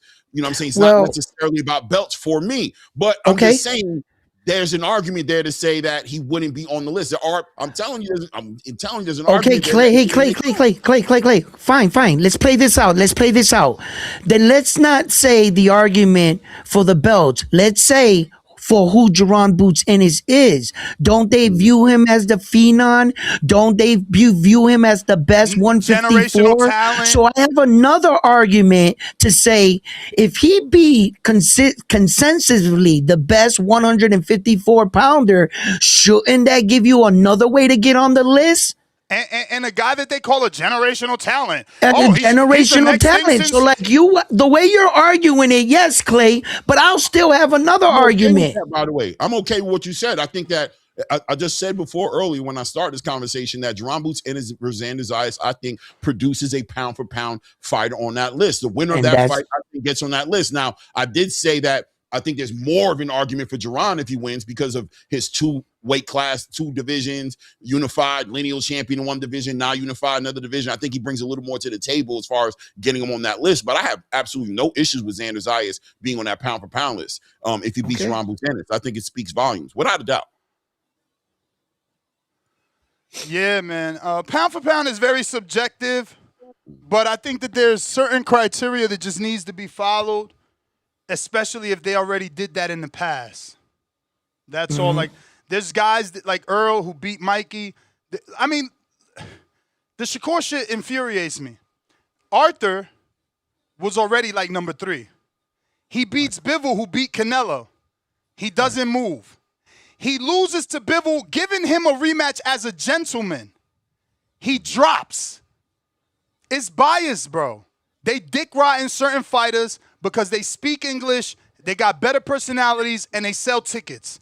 It ain't got nothing to do with the skill. As a matter of fact, Bivol's on nobody's list. If you go to ESPN right now and Ring, he's not. He got the best 2 wins of anybody. Better than the New Age wins. You said Bivol's not on the list? Nope. Better than Shakur's wins. Better than Devin's win. You name it, he got a better win. Arthur better beef Canelo Alvarez, Zudor Ramirez. Somebody give me the next person who deserves to be above him. Their top 3. Who the fuck a New Age? They have taken him off Where's the New Age top 3? Pound list. Where's the New Age top 3? Where's Shakur's top 3? Where's Devin's top 3? They can't compete with Bivol. They can't compete with Bivol. He's number 5 on the Ring magazine list. What do you mean? They put him back up there since when? He's been up there. That's why I was kind of confused. I wanted to make sure I saw it first before because look on the ESPN for me. Again, how is Bivol? Maybe not on ESPN. I gotta look there. I'm talking about again, on the Zoo. I mean, oh my God, I'm so sorry, Clay. You can just call me Zoo, man. It's all good, man. I don't know where that's coming from. I apologize, man. My bad. Yo, listen. Give me a reason why you. My neck, round one. Give me a reason why you, like, you know, even if this is not your opinion, debate to me why you think Shakur could be above not only Better Beef, but also Bivol. Like, how is that logical? I'm be honest with you, right? Here's an argument already just off the strength for me. Because first of all, I want to tell you right now, I don't want to sound biased, but I'm just going to be telling you up front. I think Shakur Stevenson is quite possibly the best boxer in the world. That's what I believe, right? He has more to do, but that's what I believe up front, to tell you that. Secondly, Bivol hasn't moved through the divisions, right? He hasn't translated. His skill set hasn't translated through the divisions. He's dominated the space that he's in. So, and man, look, man, Dimitri Bivol is one of my favorite boxers. As a matter of fact, I think Dimitri Bivol is Shakur Stevenson's favorite boxer outside of Terrence Crawford, right?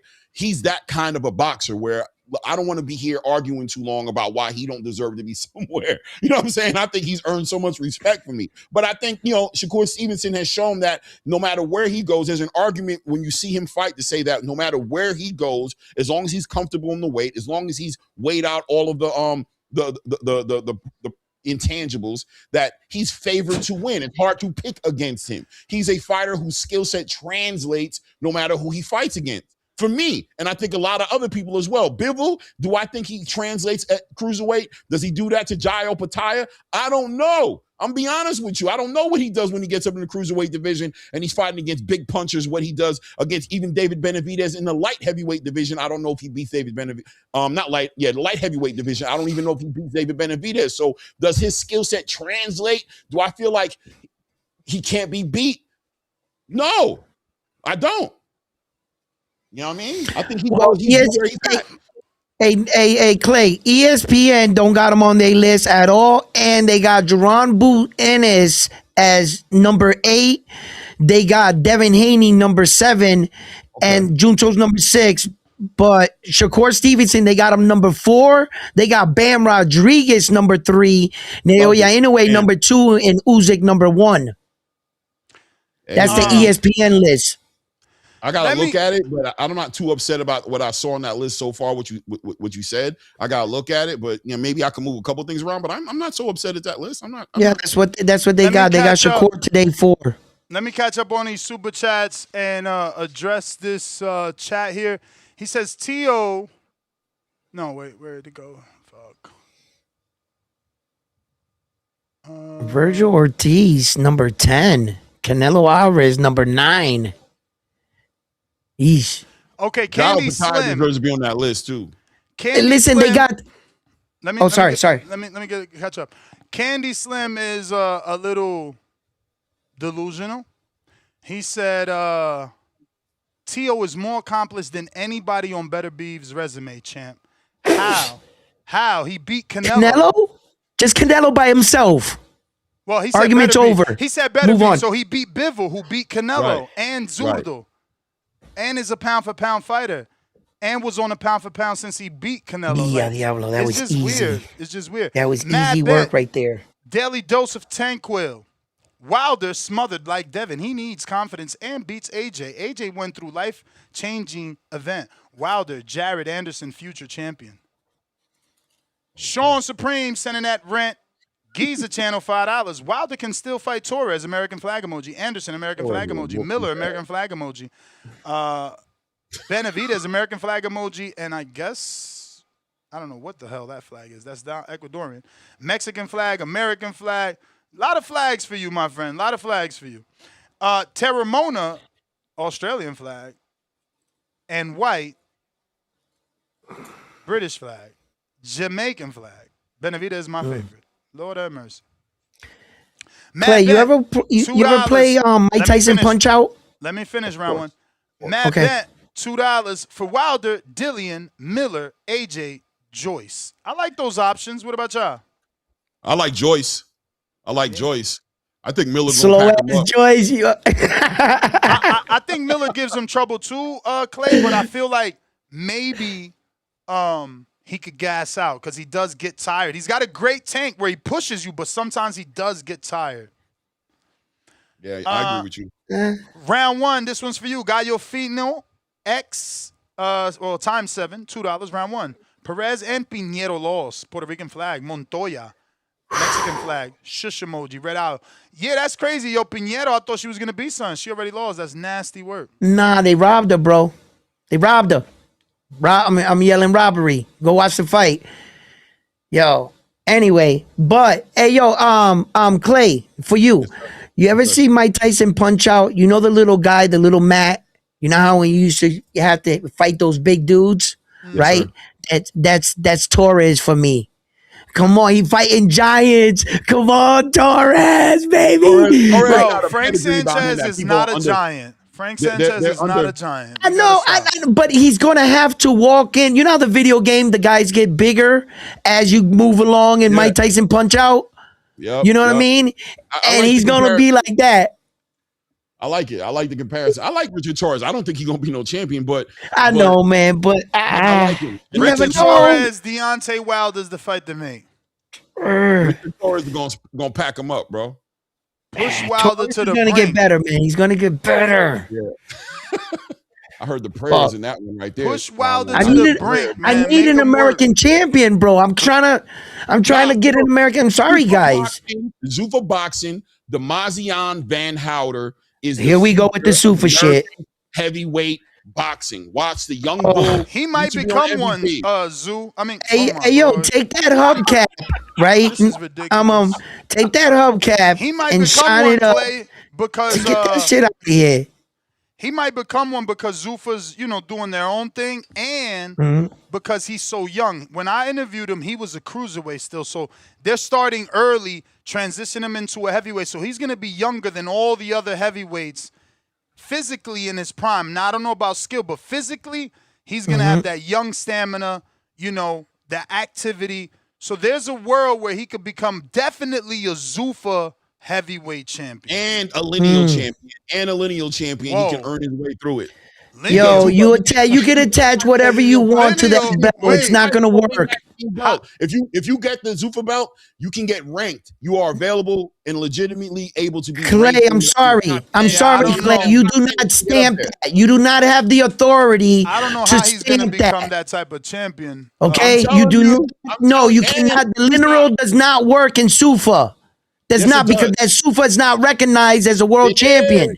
Yeah, no, they do work with the ring round one. He's I know, but I'm not allowing it. I'm speaking up against it. You talking about your rules? Okay, I got you. No, I'm not giving that shit life. I'm not giving that Super Belt life. They already said I'm not giving that Super Belt no kind of life. Earn it. Round one. Put some legacy behind your belt. Work your way through. How are you gonna jump the line in the WIBO? Because of the rule you said, if he beats the man, he is the man. Round one, but you're just talking. This is what I be saying about you. You're not giving Zuffa any credibility. All he's saying is, if you win the Zuffa, the Ring magazine acknowledges you in their rankings. It's not about the Zuffa belt. So you're like, I'm not gonna speak that up. You're not speaking it up. He's saying, okay, Zuffa fighters can still become lineal or undisputed. I get it. Well, not undisputed, lineal, I get his argument. I get his argument. And what I'm doing is, right? I understood everything. I understood his angle, everything. What I'm doing is not allowing the ring to give credibility attached to any Sufa fighter. If the lineal is involved with the alphabet belts, the way it should be given its recognition is through fighting in the alphabet order. You're not going to attach it to a new belt like the Russian championship. But that's not true, bro.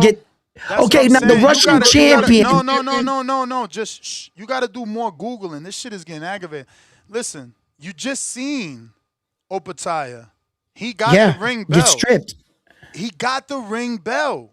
Yeah, but he got stripped of his belt. He woke up non-champion. You're not listening. You just want to argue. Right. Before he ever became Zuffa, he was also stripped, genius. He was stripped, genius, and still had the ring. Then he got the IBF back and still had the ring. So what I'm explaining to you, because you don't comprehend, you don't need a sanctioning body to be a ring champion. So you just be saying shit, taking us down these long ass streets because you're not Googling. You gotta fucking. But no. I think you're confused on what I'm saying. Yeah, I think you're confused on what I'm saying. Wait, Clay. Wait. I gotta clear this up. I think somewhere Ness lost me, right? I never said that what Ness is saying is not true and what you're saying is not true. I clearly said I'm speaking up against it. No, I understand what it is. No, you with also the lineal belt and it's not connected. You also I clearly understand said, the way. No. You also clearly said you're not gonna attach the Zuffa belt to the lineal belt when they've been attached to the sanctioning body belts. That's the way you get it. You said that. Right. So don't say right now, because you just said that and you try to walk it back. Right. That's my case of speaking up against it. That's how I'm using as an example. Yo, you're diabolical. Dr. Jermaine. Round one. This round one. You understand? Right? Dr. Jermaine, talk to us. If you're making, okay, go ahead, Dr. Jermaine. He's talking. My argument is just not open him. So he does this shit all the time. Round one. If you're attaching, if you're attaching, you guys think I'm arguing the fucking thing? No, I understand that. You don't have to explain that. Okay, so then the sanctioning body belt. So you brought up your argument.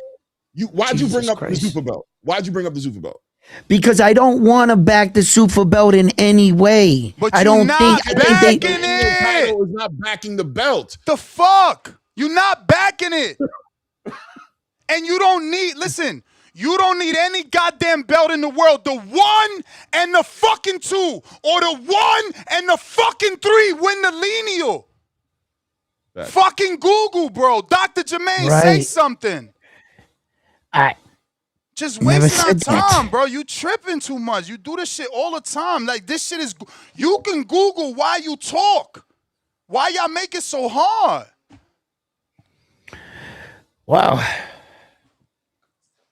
I'm still against it. Still against it. What up, Dr. Always have Jermaine? been, I will be. Good morning, everyone. I just want to speak on, I guess, the pound for pound. You have to, y'all know I'm not a huge fan of Shakur, but I'm a huge fan of his boxing skills. You have to give Shakur, on the pound for pound list because he's a multiple champion. I mean, multiple weight champion, and that's what a pound for pound list is. That you can go up in any weight and beat the top guy, and that's what Shakur did. So you can't deny Shakur those skills and those accolades. So I mean, that should be put to rest. And to be number Shut three, the fuck up! That ain't what we said. Ain't nobody fucking downgrade his fucking skills. We talking about him being ranked above niggas that got more better wins than him. Fuck, how we gonna put it to rest? You come on here talking about put it to rest because he got skills? Bivol don't got no goddamn skills. He didn't show you no motherfucking skills. I didn't say. That's the argument. That's the argument. How the fuck he get to number 3? Ain't nothing put to rest. How we get to number 3? Your fucking call ain't explained shit about him getting to number 3. Oh, he got the skills. He went up 2 divisions. So I think we should put it to rest. No, put your ass to rest. Put yourself to rest. Make a fucking point. When you make a point, when you make a fucking point. Yeah, but the point is the pound. It's the pound for pound. The pound for pound list is not. It's not about. It is about skills, but it's about going it up to multiple. No, the fuck it's not. No, the fuck it's not. Google. This fucking Chocolatito. What division Chocolatito moved up? What division Chocolatito moved up? He was on the pound for pound list when we used to watch HBO. Damn. Exactly. It's damn because you don't want to fucking Google. Get the fuck out of here. Yeah, it's motherfuckers don't want to Google. Just fucking Google. Kerry G, what up?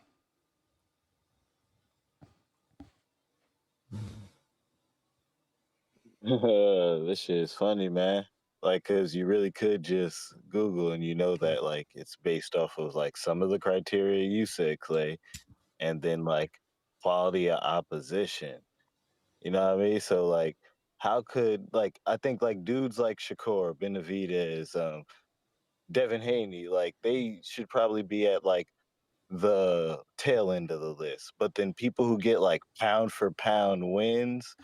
Like how Bivol get 6 for beating Canelo and fucking and Beterbiev, who became undisputed beating him, and they were dominant.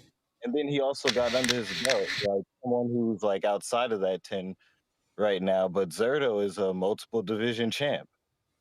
You know what I mean, from super middleweight, and then he got that cruiserweight, a unified champ.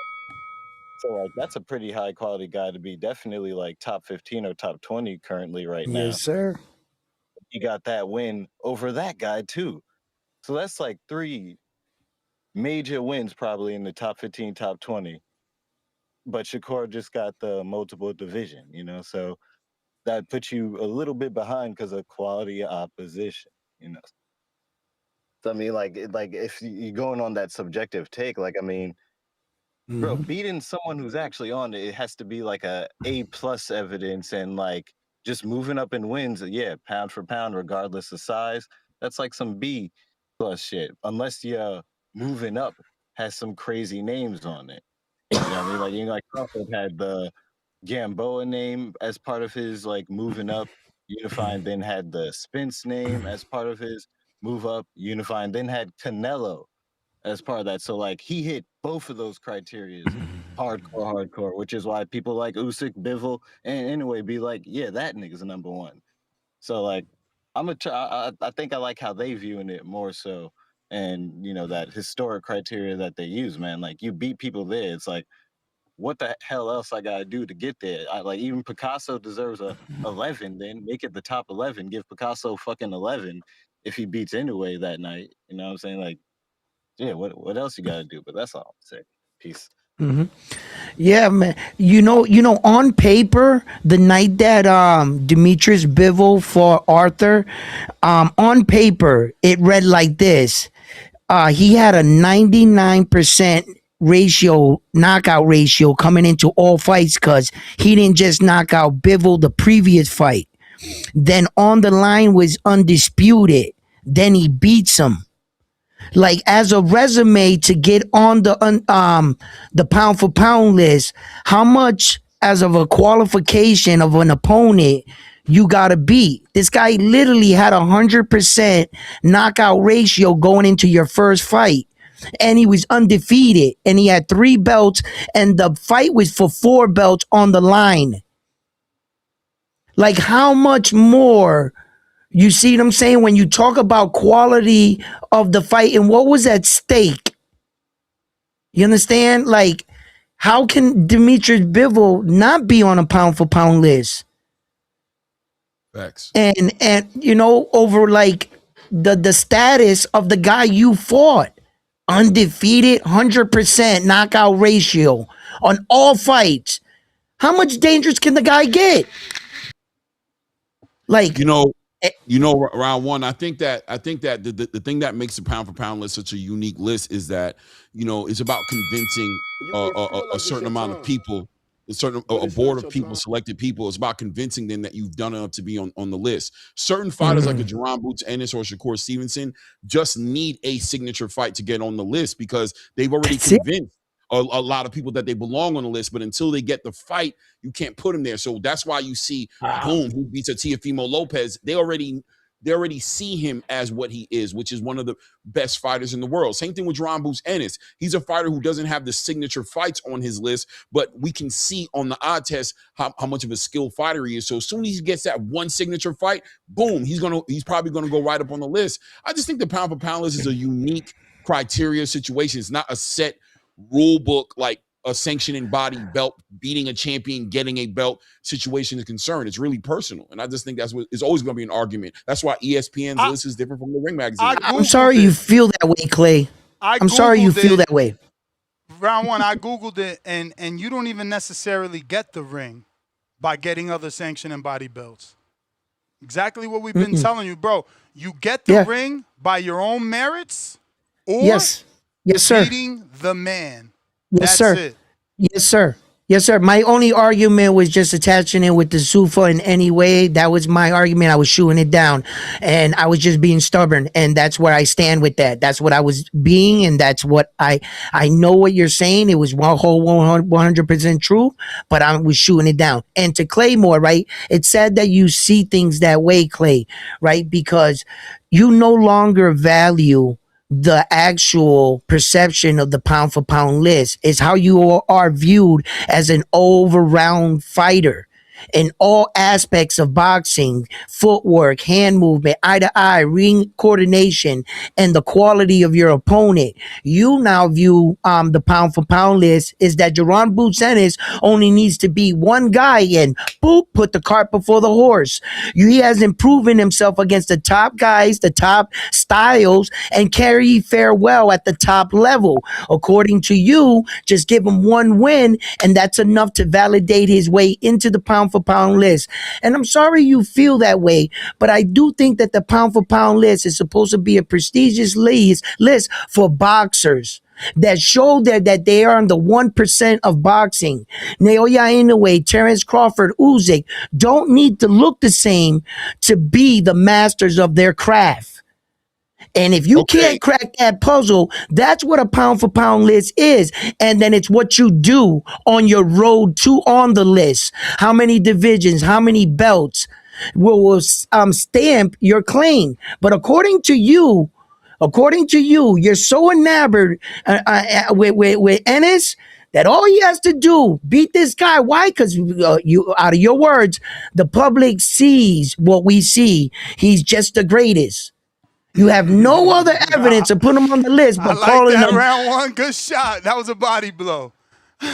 You know, anyway. So can I Clay, appreciate you view it your way, I view it mine. Exactly. I think that you need to be all around in all aspects. There's an appreciation for your filibuster. There's people waiting to call, so I'm gonna ask for an opportunity to respond to it. Right? That they're fighters. The pound for pound list is a list made for fighters whose skill set has proven to translate throughout multiple weight classes. That's what I think of when I think of the pound for pound list. Certain fighters like Jerron Boots Ennis and Shakur Stevenson, who hasn't had the opportunity to fight all the signature fights because maybe they're being ducked. Some people might argue that, right?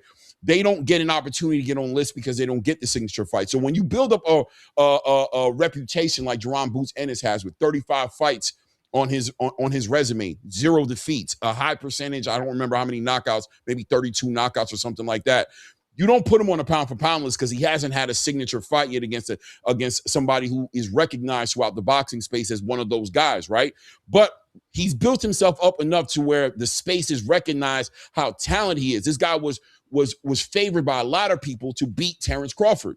A lot of people favored him to do that. So when he gets the signature fight and he shows and he proves and he beats somebody like Xander Zayas, who's a unified champion, yes, you will see him get on the list because the people who make the decision with who puts people on the list are waiting for that signature fight. So yes, it will look like to somebody maybe like yourself or other fans that one fight got him there. But that one fight did not get him there. His whole entire resume and what he's done inside the ring got him there. But we understand that without that one fight, without that signature fight, there was always going to be an argument that he shouldn't be on the list. So no, you don't just beat one guy and get on the list. That's what Picasso does if he beats Monster Inoue and he gets on the list. That's not what a Jerron Boots Ennis does, who has built up his reputation, 35 plus fights, 0 defeats, 32 knockouts, who's just waiting for a signature fight to get on a list that a lot of people may feel he already belongs on. Hey, yo, Clay, how are you going to start off your thing and say, I'm not going to take long and let the callers come in and then go on a spill, first of all. And then second, to answer your question real fast, then you're going to be saying that the marvelous one, Maurice Hagler, shouldn't be on a pound for pound list because he fought in one division basically his whole career. That's not what I'm saying at all. That's a horrible argument you just made right there. That's what you're saying. You're saying that your list is based on fighters going multiple weight divisions.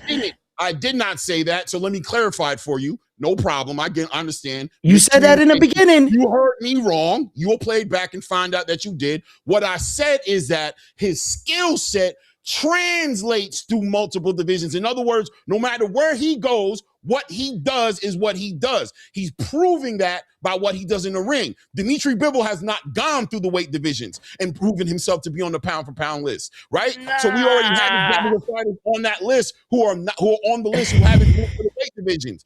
It's about your skill set. It's about convincing people who have been given the privilege or who have been credible in the space as far as reading fighters, convincing them that you are a pound for pound fighter. It's voted on, and then you get on the list, right? So, yeah, but he beat 2 guys on the list. He actually beat 2 guys on the list. Who? Demetrius Bivol. Fine, that could be a part of the criteria, right? But I'm not trying to tell you that you have to go through multiple weight divisions in order to be on the list. I get you. Okay. Right. Can we get to these callers? Yeah, let's have at it. Kerry G.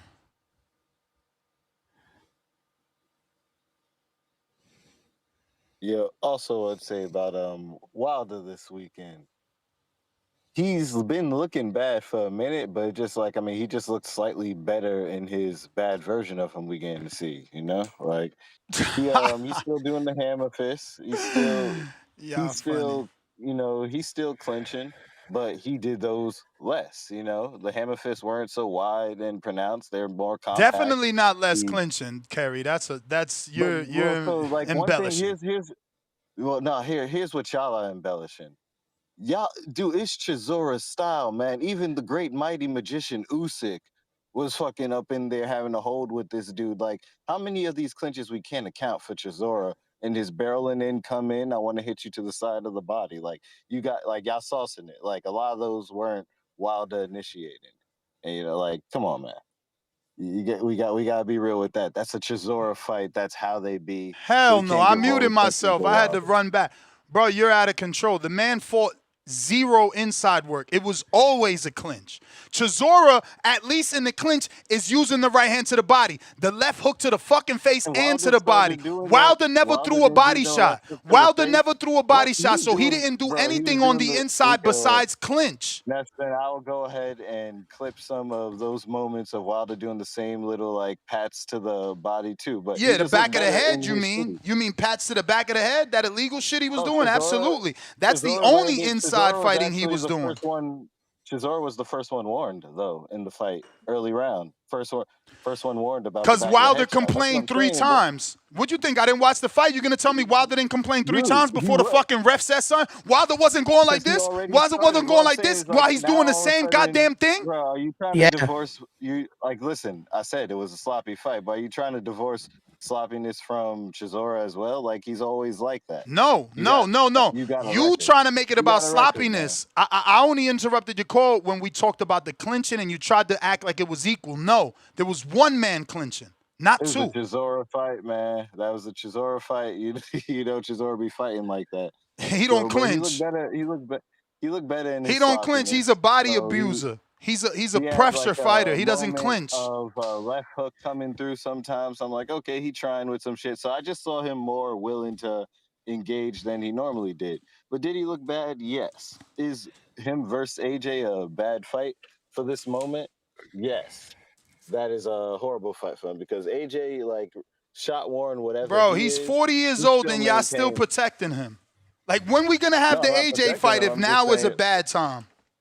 I didn't say it was a bad time. What I said was he gonna get beat by AJ. Like that's what's gonna happen because AJ's all shot Warren and shit too, but AJ can stay in form in his fights, and Wilder ain't shown his ability to stay in form. So that's not like you got if someone be calling in being like, "Yo, Boots is gonna beat Xander." That's not someone being like, "I'm trying to protect Xander." That's what I'm saying is gonna happen if I think that fight happens. I missed that part. My bad. Yeah, can't conflate the two. So the issue with that is that like, he's AJ can stay in form, and even though he got knocked out viciously by Dubois was on the retreat during that knockout because he got hit with some shit. Like AJ could still hit niggas. Wilder is still figuring it out. He's technically kind of doing what you asked him to do, like 2 years ago, go on a real bum of the month club, do some local shows in Alabama, and commit to it. So this is 2 fights on that, except that was like not a bum, just little fringe. I mean, he is, but he's taking too long. I was talking about really the bum of the month club, like Joe Louis, like like George Foreman. Fight twice a month, work on shit. He's not doing the frequency necessary. Like that is the issue with it. But I mean, he's doing it at his own time. If the AJ fight happens, I'm a root for him because I want him to win. But like shit, homeboy can't stay in form. He can still hit hard. Just he ain't got no form to really carry it all the way through. Because if a poor form shot could still buzz niggas, that means like him doing it 5% better could get something. You know what I mean? But yeah, he looked better. And once again, pound for pound thing, man. It wasn't just started just because of weight classes, though, bro. It wasn't only that. It was just to yo, here go to Wilder fans that Brandon talked about. Ty said $5 unless you sound ridiculous. Derek Chisora clinched the whole fight. AJ chin is soft as ice cream. Wilder in 6. You guys are smoking coke. He couldn't even knock out a 50-year-old Chisora that was dead and tired. He didn't hurt him enough. Like, we seen Wilder at his best. We know what that power looks like when it's delivered properly. If the bell rings, I'll get another counter in on I it. don't think I turned it on. Oh, right. Yeah, I didn't turn it on. Worse out let's go there. But if you turn it on or whatever, just let me know what's good with it. But that pound for pound deal, it was because like they didn't want the list to be exclusionary in like friggin' Depression days when that magazine was going on and shit. Like they wanted to include like multiple subjective criteria. So it wasn't just because you were moving up, it was because they wanted to put a heavyweight on the same list as a middleweight. And then had to be like, oh, now we got to create more criteria like, all right, skill for skill, quality of opposition. If this guy never moved up but fought these great opponents, just because this guy moved up multiple weight classes but fought opponents that weren't as great, should that like conflict and put that guy up more? Like it wasn't just based purely off of that.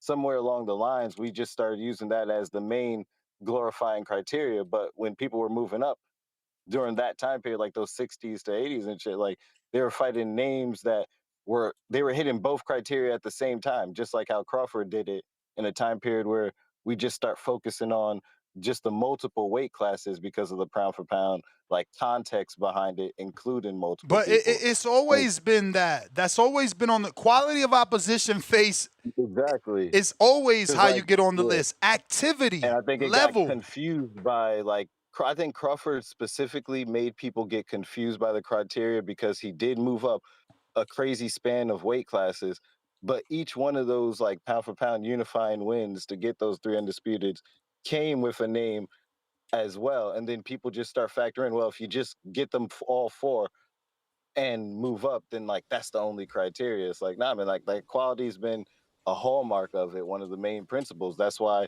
the list was able to include multiple weight classes in the first place. But technically, it is that way. If you get all the belts, you are undisputed, and you're all on the list. But That's a way. everybody's path is different. So like, Yes. Jamel could argue that his path to undisputed was greater than Devin's, and that's why he deserves to be on a higher, higher on the list, right? Just like Bivol, it's like just like Josh Taylor. Not Bivol, but Better Beef. It's like, I took the belts from every champion, including Better Beef, who beat Canelo. And some people could then be like, well, yeah, he took the belts from every champion. Then Bivol took the belt from the guy who cleared that out the division. Then took it. But that ain't how it went. You got to give him his credit first. He took the belt from all the champions, technically the most prestigious way. The most prestigious way. No. But what I'm saying is, like different merits. But that's what I mean. It's a different merit for Better Beef because he took each individual champion from each individual champion, including Bivol, then gave a rematch and lost. And then they were like, well, if it's still 1-1, why should we move Bivol up ahead? Then they went on to being like, well, Bivol did get a Canelo win. On top of that, he did have the Zerto win, and then that's why they edged it back from 5 to 6. And put Better Beef at 6 because it's like you stack on to the criteria. That's what I'm saying. Why that quality opposition is so I just don't know that he deserved to pass Better Beef. It's like, yes, he's got the Canelo win, but Better Beef got the Bivol win. Like, he beat you as an undefeated prime fighter. You needed a rematch. Then I give it to you, and now you disappear. They talk this Russia shit, this instant media, and now all of a sudden he don't want to fight. And we respecting Bivol like this dog. No, you're not a dog. You a dude that stole a win and is trying to like not be honorable. Why is the context be like stole? Like, you know what I'm saying? Yeah, because technically when I did the fight with you, I beat you. I gave you a rematch. Now you steal a win, and there's no rematch. Isn't a criteria of why we want rematches because it was a hotly contested fight where people thought Kerry. I picked Better Beef to win the first fight, but and Kerry, let me just said that Bivol won. So let me just tell you this: that I'm one of those guys. Hello. Exactly. That's what I'm one of those guys. I thought Better Beef won the first fight. I thought Better Beef won it. So did I. I'm one of those guys. I thought I thought Bivol won the first fight. Yeah, I thought Bivol won the first one. Yeah. I thought Bivol won the first fight, but technically he didn't get the win. So it's like we got to award the champion his respect. What I'm pointing out is the stole context because outside of that win and outside of he was a gentleman and he gave him a rematch, we demand rematches for fights where there's there's massive like doubt. There's like reasonable doubt on that shit. So it's not just a stole. It was that you didn't even reasonably win in most people's eyes. So the context can't be stole, took my ball home and left. Nah, for sure. You got me again. Caller, I'm not one of them dudes. When I'm wrong, I'm wrong. I mean, that was bad phrasing. But let me get to some other callers because we lined up. Go ahead, Ron. Go ahead. Man, I wanted to ask the caller real quick. Okay, I just wanted to get his opinion on ESPN, the wide world leading in sports, pound for pound list, don't even have Demetrius Bivol on their pound for pound list. And when we're talking about like these ghost lists and stuff, What do you think about that? Oh man, I don't need a counter. I don't need a counter for that, man. That's just boxing politic at its finest, bro. Okay. Where was Better Beef the whole time? Top Rank. Where is Top Rank? ESPN. Come on, man. We know this. That's why we had multiple lists. I just wanted to list in how you between. feel about it. Yeah, that's it. That's It's why cool. we had multiple lists, ring list, the fucking 4 belts list, the ESPN, It's ESPN. list, Yahoo. You're not even on the list. And we find the real belt in between, and even the ring belt that you love so much, they don't. ESPN's ranking don't have no favor into that, so it's like it's not even a big thing to bring up. Thank you. I just wanted your opinion. All right, peace out. All right, let me catch up here. I got I just want to go ahead over the facts for Dr. Jermaine because it's never personal. It's just it's frustrating when you guys refuse to Google. I lived through it, so I was a little bit afraid that someone was going to Google and I was wrong, but I was still right. Chocolatito was lineal, was pound for pound, was number one with one division. One division. He beat where is it? Because Google is everybody's fucking friend. Sometimes. I mean, all you got to do is look at the source, Clay. If you Google if I Google what's Clay's real name and the source I pull up says Blogspot Hotspot, that's my own fault. Or Zoo. Or Zoo, that's my own fucking fault, you know? No, I was just being cynical. Google's official. If you got to do your research, but Google's official, has the references. Yeah, don't use the Google AI summary. That's what these losers do. And then all of a sudden their source is like Sports Tico. And that, who the fuck is that? I mean, get out of here. Mm-hmm.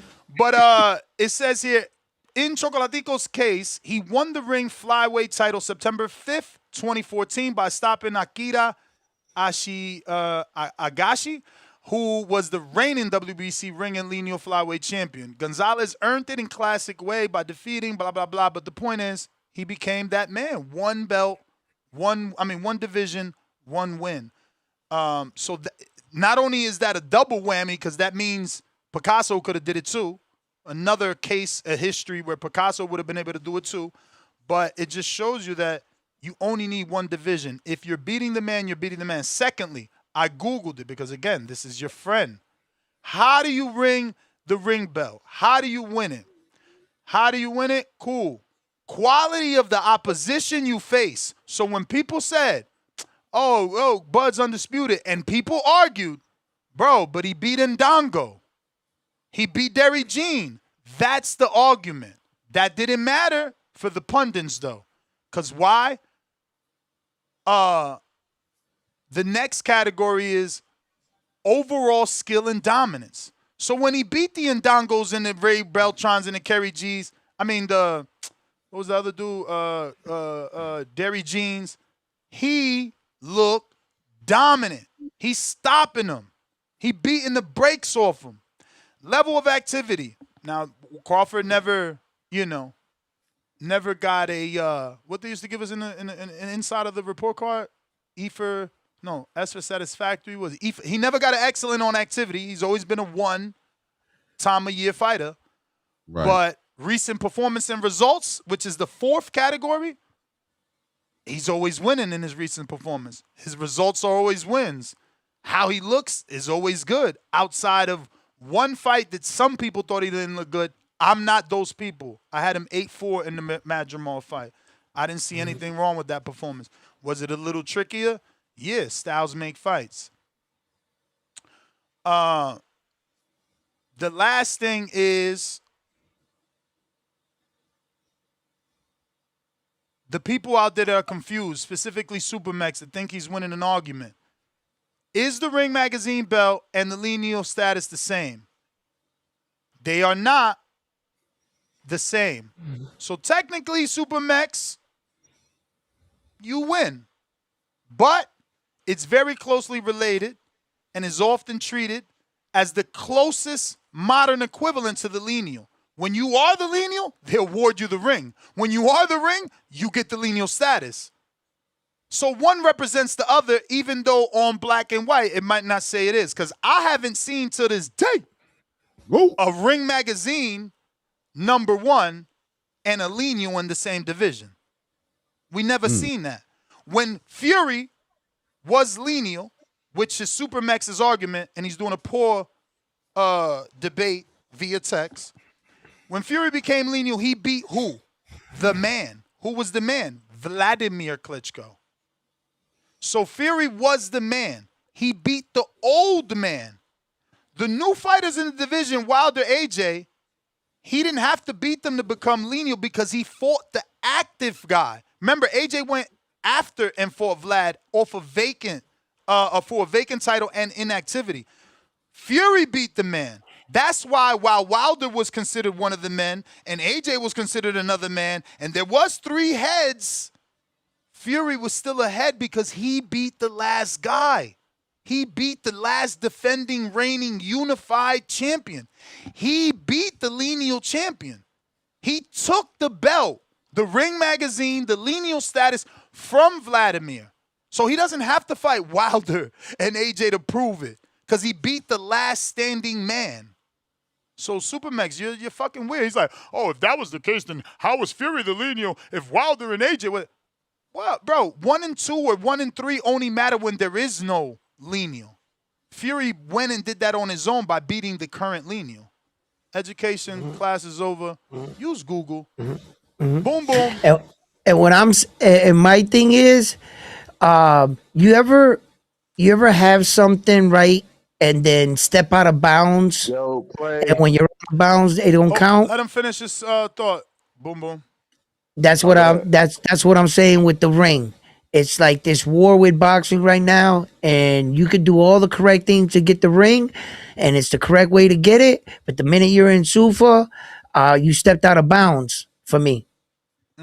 So that's what I'm saying. That's all I've been saying. I think that, without going back and forth and letting the caller go next, you might need to reconsider that, smoke a nice fat L, think about it, because you, round one and round one sports talk, are alienating fighters for their decision to make money.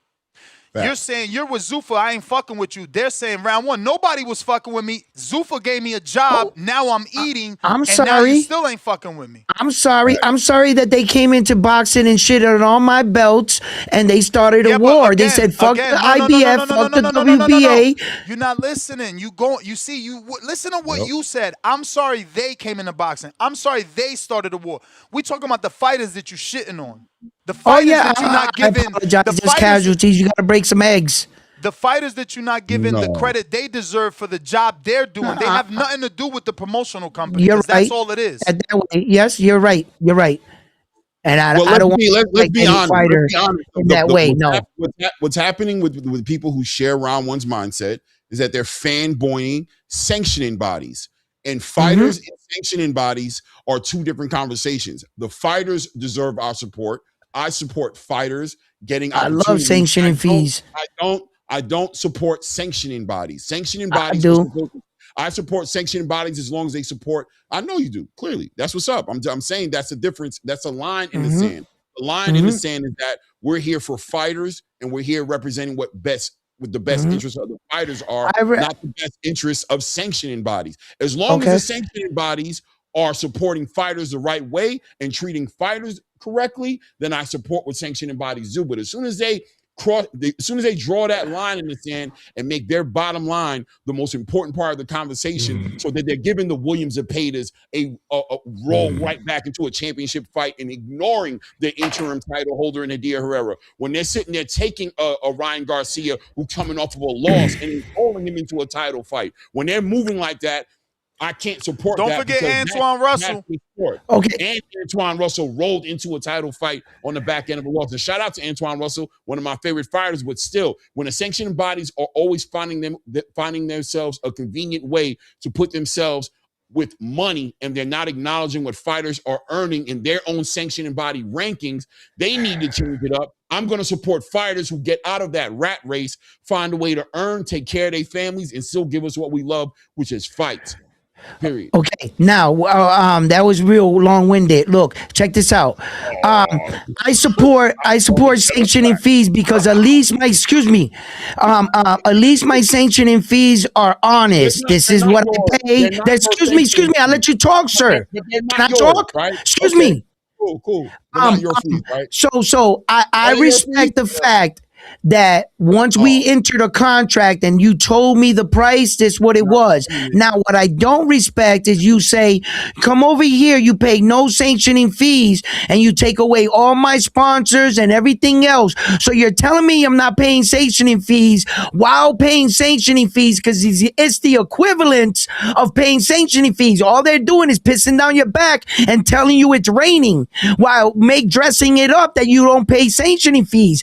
But they strip you of everything else. They take all your rights. They take you as a commodity. They have everything you do. And if they get a Nike deal, sir, I'm speaking.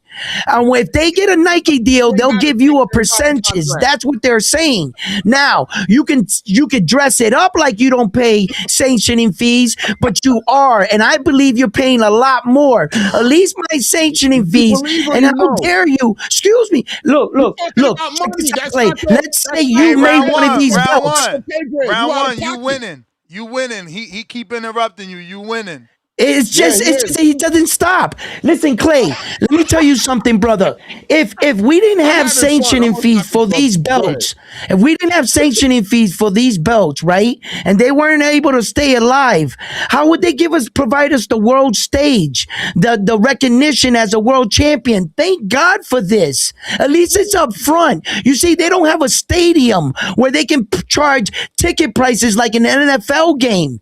And boxing is a traveling circus. So the only way they can make their money and keep these belts credible, all you're putting it based. Who cares what they do with the money? They're keeping the belts and the Listen, all the champions in the world, this got history. Legacy. When my champion wins, when I put that belt around my waist, I know Floyd won that. Mike Tyson won that. Ali won that. That's legacy. That's history. And thank God for that. Pay a sanctioning fee so that I get the world stage and the recognition or something you built. Thank you. But don't take away all my rights, strip the Muhammad Ali law, and tell me I'm not paying sanctioning fees to a belt. You're obviously taking everything else. What's worse? I'd rather give you a little bit of money and be done with you. Talking about Clay long-winded. What's up, Omaha? Boom, boom. Yo, round one, Clay, what's good? What up, What's good, fam? Family. What's good with y'all? Hey, round one, much condolences to you and your family, and I hope nothing but the best, wishing nothing but the best, definitely praying for y'all, man. Thank you. Other than that, hey, man, I'm not trying to debate with nobody. I'm not trying to argue with nobody. Clay, just try to pay attention more. That's all I'm saying. I'm not mad at you. I'm not trying to make you sound like a goofy on the show or nothing. Just pay attention a little bit more. That way you don't get cooked like that. Wilder. Cooked by who? What? Round one cooked him? Yeah, round one definitely cooked him. Best to be thought and to remove all doubt, man. Go for yours. Hey, but no, all seriousness, man. We gotta cook these Wilder fans, man. They are going out sad. I don't think that they seeing it. I'm from the South myself, and I just don't got the same hope and belief in Wilder, man. That shit was disgusting. It definitely was not what boxing wanted to see. And then he used the term that he let him basically he made it seem like he held Chisora in the fight, like he kept him in the fight so that way he didn't go out bad or something. That's not true. Yeah. He told about something. That's my friend. I wanted to let him live or some shit. Let him see his kids. You couldn't stop that man if you wanted to. Exactly. So that's what I'm saying. Like, yo, Wilder is just full of shit. Wilder, but he funny though. You gotta. He is entertaining. Yeah. You gotta all the shit he do still fucking funny, bro. He's entertaining. He's just full of shit, dude. But what I'm saying is to say is AJ, that fight is just let's make it happen, but we know the outcome. We know the results. We've seen the form. We've seen the technique. We've seen his IQ. We've seen his ring awareness. We've seen everything. It just AJ got a walking lick. And if he don't get on that fight early and now, then I think that he's crazy. I think that that's a good comeback fight for him because he stops Wilder. Who, AJ? I think that is AJ. Yeah, I think that is AJ in like 7 or 8. Honestly, I think that that's when he gonna stop Wilder. Um, but again, Wilder, that shit was bad, B. Like, I don't know, man. That shit just, man, that shit looked terrible. And then Derek Chisora definitely probably, I think maybe 3 fights ago it's time to hang it up. I think once you lose more than like 5 or 6 fights, let go. Let go, sit back, start Nah, coaching, bro, you start thinking about wildin', man. Look at the millions Chisora made and think about the legacy Orlando yeah, Salido made. the legacy, yes. The millions, the money don't make No, you, no, the no, money no, no, don't no, break no, you, the no. money. I'm talking two different people. Derek Chisora made millions. But Yeah, he did. Orlando Salido with 13 Uh-huh. losses made legendary forever history books legacy. He beat Loma with Oh 13 yeah, like losses. I get you. I get what you're saying. Yeah, So, he you did. He know, did. I get what you you mean. can't hang it up I just sometimes. Yeah, no, I get what you mean. But I don't know, man. That's just probably my opinion. But other than that though, man, that shit was horrible. I'm kinda excited to see Terry Harper fight again. I don't know why, but maybe I'm just a fan of Terry. Maybe I'm just a fan, man. I fuck with Terry Harper. I'm trying to become a fan of that Caroline Dubois or Caroline Dubois, Du Booty. Dubois. Dubois is Nah, French. Do Booty. Like they trash, hang it up. Like her brother garbage. That last name is Do Booty over Garbage. He here. won a world title in the heavyweight division. I don't care, man. Dubois is Do Booty. Bruh, you gotta chill, bruh. You a boxer. I know, but like I don't know. How you Daniel gonna say Dubois. you don't care that someone won a world title? Ain't that your dream? You may feel like it's your time. I mean, I don't But want it's to not win your one time. world title though. I want to win multiple divisions. You know, try to climb the ranks. Try to be better. Genius. Those are belts. Ain't Dubois a 2-time or am I wrong? I don't know. Am I who wong, Dubois Clay? is. I don't be paying attention to him. Did he Not win two the time. WBA and the He's a IBF or two-time. just the IWBA? Oh yeah. No, did he? I don't think he's ever held a full. I think the IBF I is the don't only know. full championship he ever heard. Wasn't he Hey, an interim listen, or and regular if I'm WBA wrong, champion? hold on. Okay, so it is Hold still on, two though. Is IBF and because you know some hold on, people give him before you credit for the kick me. WBA. Right. Hey, well, before you kick me, all I'm saying, before you kick me off the panel, all I'm saying is that I don't know. I don't pay attention to Daniel. I think that he is Who is sorry. didn't he Like win the honestly. IBF from AJ? It was a vacant, right, for the IBF with AJ? No, I think he was elevated against I'ma when he look it beat up. Philip Ergovich, right? He was elevated to a full champion when Usyk didn't fight him. Hey, Ness, So look when at that DM I so sent you. Daniel walked into that November. fight as a full IBF champion when he fought AJ. He came Hey, into that fight Ness, defending his title, Ness, I believe. Ness, look at that DM I sent you about pound for pound. I'm just being funny though.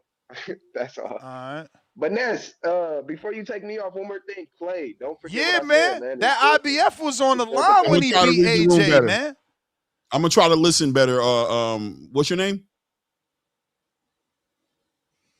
This is Boom Boom. Oh, he dropped off. That's Boom Boom. Oh, Listen, Boom Boom. Yeah, the no IBF doubt. was. Yes, it was Ness. The IBF was on the line, man. So it was on the line. Like, but Yeah. was Daniel Dubois champion defending his title? Like, Well, he was on the line, or was interim. fighting He for was the title. he was the interim the fight before. So you still might be right about him being elevated on the fight night. Right. 'Cause I Well, think, he feel like- was notified just before the fight. He was Right. elevated to full status in the IBF when they stripped or Usyk vacated to fight Tyson Fury. He chose to fight Tyson Fury and vacated the belt. And that's a legitimate win. That's his greatest win. And everybody talks about how broken AJ is after that win. How don't you give that man credit? You gonna call them booty and you a fighter? Y'all be tripping. That's what that be the biggest thing when you get the fighters talking like that. And it's like, champ, you ain't do what that man did yet. But you talking about he booty, he a champion. Yeah. He's a fucking champion. You got whatever you got going on. I ain't gonna tell the world what you got going on. You got what you got going on. You gotta level that out. Equate that like, damn, nah, I'm not on Clay level, man. Let me shut up. Like, how the fuck you talking about Clay? You got a motherfucking a backdrop for a podcaster. You got a backdrop. Yeah, You rolling your shit up like it's a fucking cheap ass, shade, a sunshade or something. Like, bro, you can't talk about Green Clay's screen. background.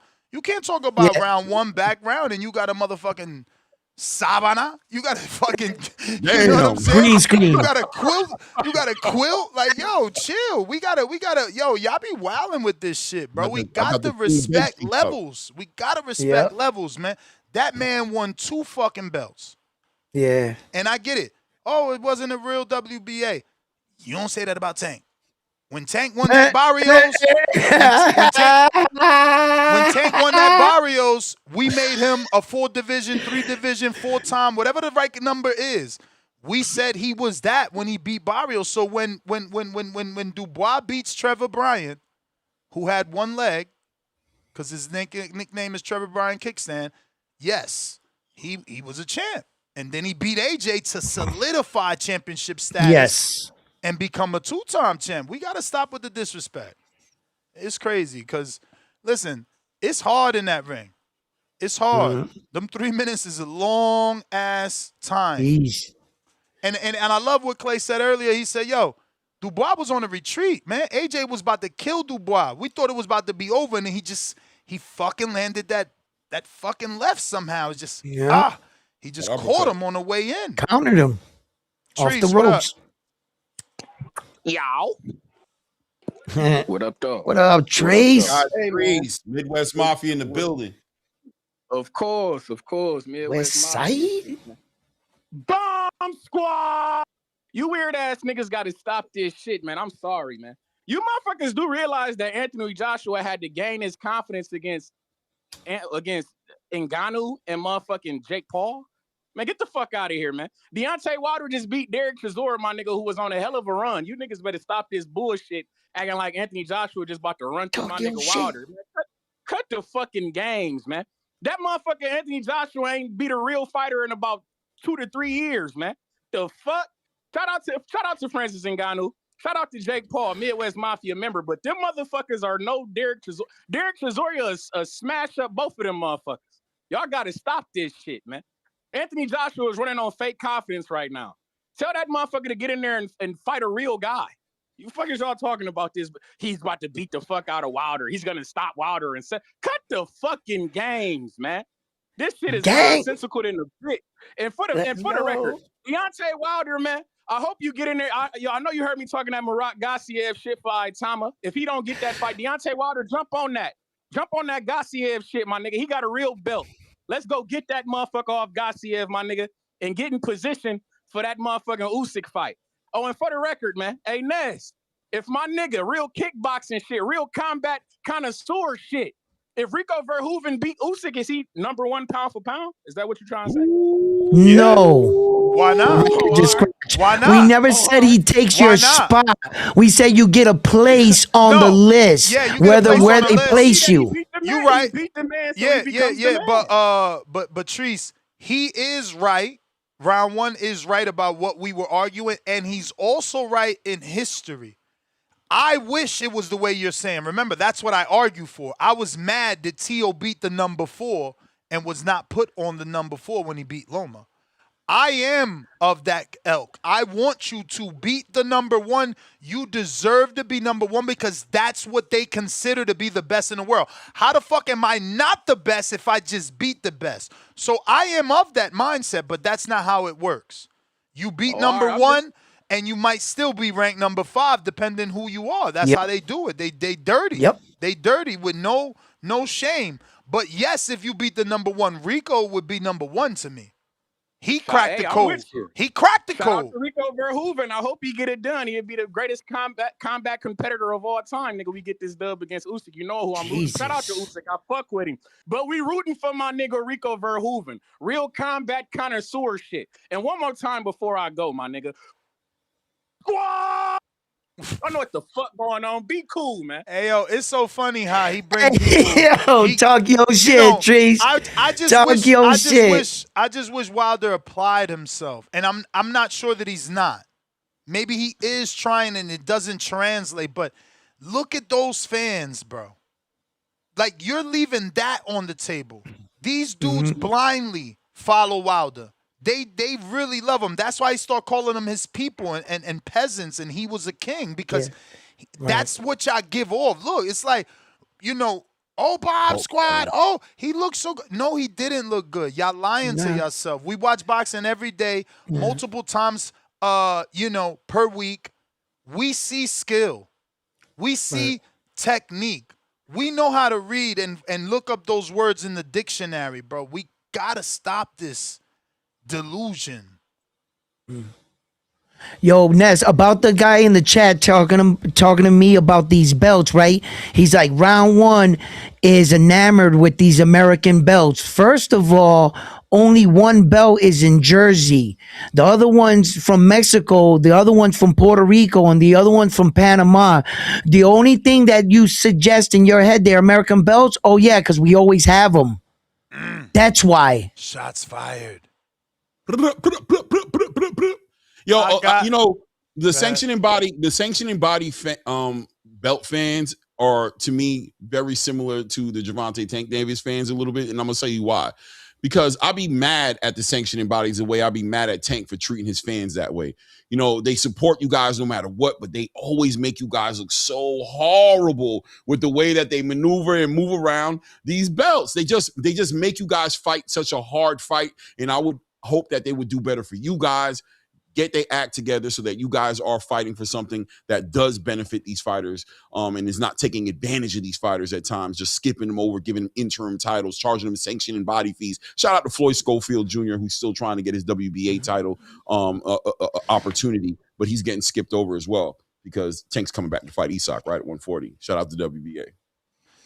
Yeah, and that's what they do. That's the hope that you have and I have that Zuffa could eliminate in some, distant 20 years from now future, that there is no politics. It's not like, oh, round one's coming back. He's got to get a title shot and skip the people that are working. I feel bad for the workers. I feel bad for those workers, but I got Adrian Rowan, Wisconsin, what it do? Yo, can you hear me? Yeah, Clay. I see. All right. Yeah. Shut up, Raul. All right. Yeah. So, Ness, we had a discussion, me and you, and I was really happy about Zuffa, but I learned some stuff from the local commission here that kind of concerning. Remember how we had that conversation about there'll always be local shows to build fighters up, right? Which is very important for boxing. What the commission brought to my attention, and I'm gonna send you the information here in a minute, but is that basically with the Muhammad Ali Act, what they did slip in there that a lot of people are not recognizing is that they're tripling the amount of insurance you have to throw a boxing event. Now, to entity like Zuffa or anybody else, that's probably not that big of a deal. To a small local promoter, that is a very huge deal. This going through will hurt. Yeah, but that's just certain states, because remember, I had a small local promoter, Boxing Insider. Oh my God, he's gonna hate that I forgot his fucking first and last name. Oh my Lord. But anyway, the point is, he made it clear. He gave us real life numbers. You guys should go check out that interview once you Google Boxing Insider Promotions and find out his real name, then put that into my YouTube. He broke it down. He's been doing shows for a while. He took over the Broadway boxing series that used to belong to Lou DiBella. So he has a lot of experience, and he's in one of the most expensive insurance states in New York, doing shows in New York consistently. And, we had that conversation. So for him, he says it's not a big deal because he's already, like anybody doing shows in New York is already used to that. But yes, outside of that state or, Las Vegas, like all the popping states is going to be real expensive insurance, basically. You're going to go to North Carolina and Tennessee and, Nashville, you're going to pay less insurance. So I don't know if that's going to change with the new Zuffa Muhammad Ali Act law, because remember, it's not supposed to change anything. You can choose to fight under the amended law or choose to keep fighting regular boxing under the Muhammad Ali Act. and then get blackballed. Because you only fight under the other law in Zuffa or anyone else that comes after Zuffa and opens up their own quote unquote own league. Right. So the way I was made to understand it just from the state of Wisconsin is like basically so for a local promoter, you know, Ness, we talk all the time about doing something pro out here, right? So basically she's saying what the difference is before a promoter could get away with, you know, paying $1,500 to $3,000 for insurance for an event. Now that could go anywhere from 6 to 9,000. And what her point was is that for some of these smaller promoters, they're basically not going to throw as many shows because for some of them, that's their profit. Like, you know what I mean? Wisconsin's not New York. Wisconsin's not California. Wisconsin's not Las Vegas. You know what I mean? So these promoters are only making so much money. So it was just interesting for her to tell me that. And then that conversation we had, I'm glad to hear what you're saying to me, that obviously this won't stop bigger cities from doing it, but it does look like it will stop maybe smaller promotions, people who are trying to start promotions, people who want to get their feet wet and look at the analytics, kind of like someone like you who looks at a spreadsheet and goes, this is what I stand to make. This is how much it's going to cost me to do the show. This is how much sponsorship I have. Do I really want to put on this show knowing that there's a good chance I may lose a bunch of money, make nothing? You know what I'm saying? But I just thought it was interesting because the way she posed it, it's like they kind of slipped that in there. You know, that wasn't to me. It's. You there? Man, you got a caution sign on your shit. What happened there? User may be having issues. Okay, so that was him. Okay, shout out to the Discord update. You back? Yeah. You got a call? Yo. I'm here, brother. You hear me? I hear you, Yeah, but I hear asked you you. a question. You didn't respond, so I didn't know if you lost me. I didn't hear you. I can hear round one right now.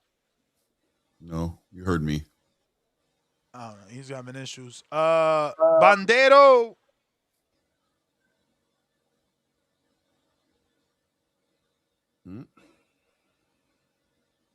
Oh, you can hear me? Yep. Yep. Yeah, shout out TBV. Shout out for rocking out on the Sunday. Shout out to you, round one. Shout out to you, Clay. Shout out. Debating. Pretty good. Enjoying it. Yeah. Talking about the fight last night. Wilder, Chisora. Yeah, that was like a street fight. Like, Yeah. like when people like they're like part of the same, the same street or stuff like that, and then they make it like a bet. It's like, oh yeah, I'll whoop your ass. Oh no, I'll whoop your ass. And then like they put both gloves together, like they put some gloves, and then like you have people around, and they're just like making a kind of like the ring, and they just like have like 4 or 5 rounds until someone drops. That's how it looked like to me.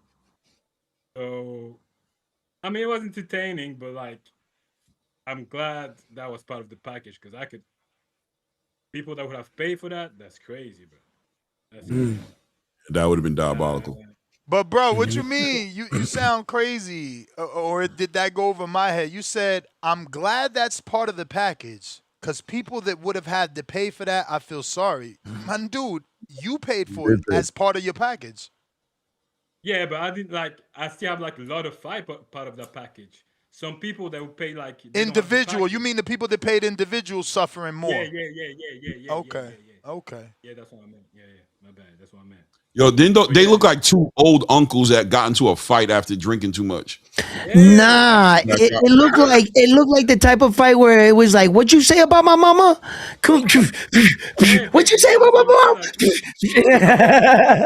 If you go sometime on YouTube, you have like people that like they're just go into they're in the street and they have people around and they put just gloves on and they're just like basically like they just fight until like someone drops. That's basically that's how it looked like to me. But I tell you what, Wilder, I can see him as in WWE, bro. That dude will be like I think you could make like another living with that stuff, like the way you Zeus talk 2 and stuff like that. You could with an like X. entertain people like that to me. Mm-hmm. But yeah. Apart from that, yeah, that's yeah. Caller, can I ask you a question? So, Yeah. from an eye test, is the fire gone from Wilder? Is the fighter what? Is the fire, like, going into the fight? A lot of people said that the fire was out in Wilder, that his passion to be that fighter, that it's gone. Did you, not skill wise, not skill wise, I'm just saying, is the fighter still there? Yeah, I think it's still like fighting. I can see like I still like he likes Damn. it. Like yeah, I still like the dude like still likes his fight. I think they both like fighting. They both like fighting, I think. Now, like there's fighting and there's like training. So I'm not sure if like, when he's doing like his, Right. training camp, I'm not sure like he's putting that work like, like he used to before. Well, he did a couple things. He did a couple things, right?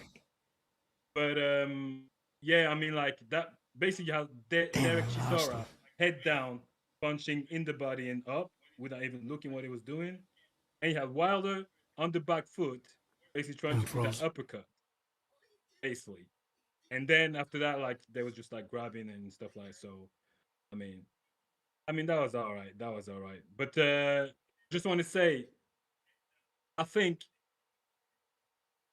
still think right somehow I think Wilder, because of his punches, he still have like a chance with AJ, like a small chance.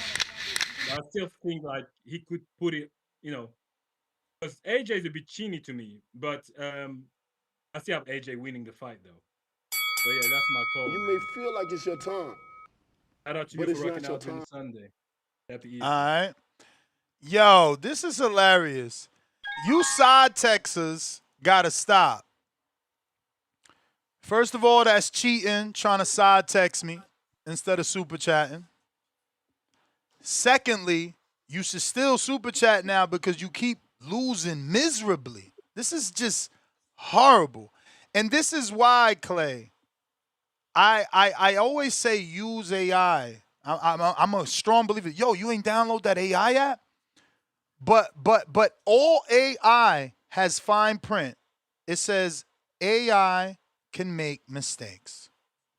So I'm not going to say any names because why?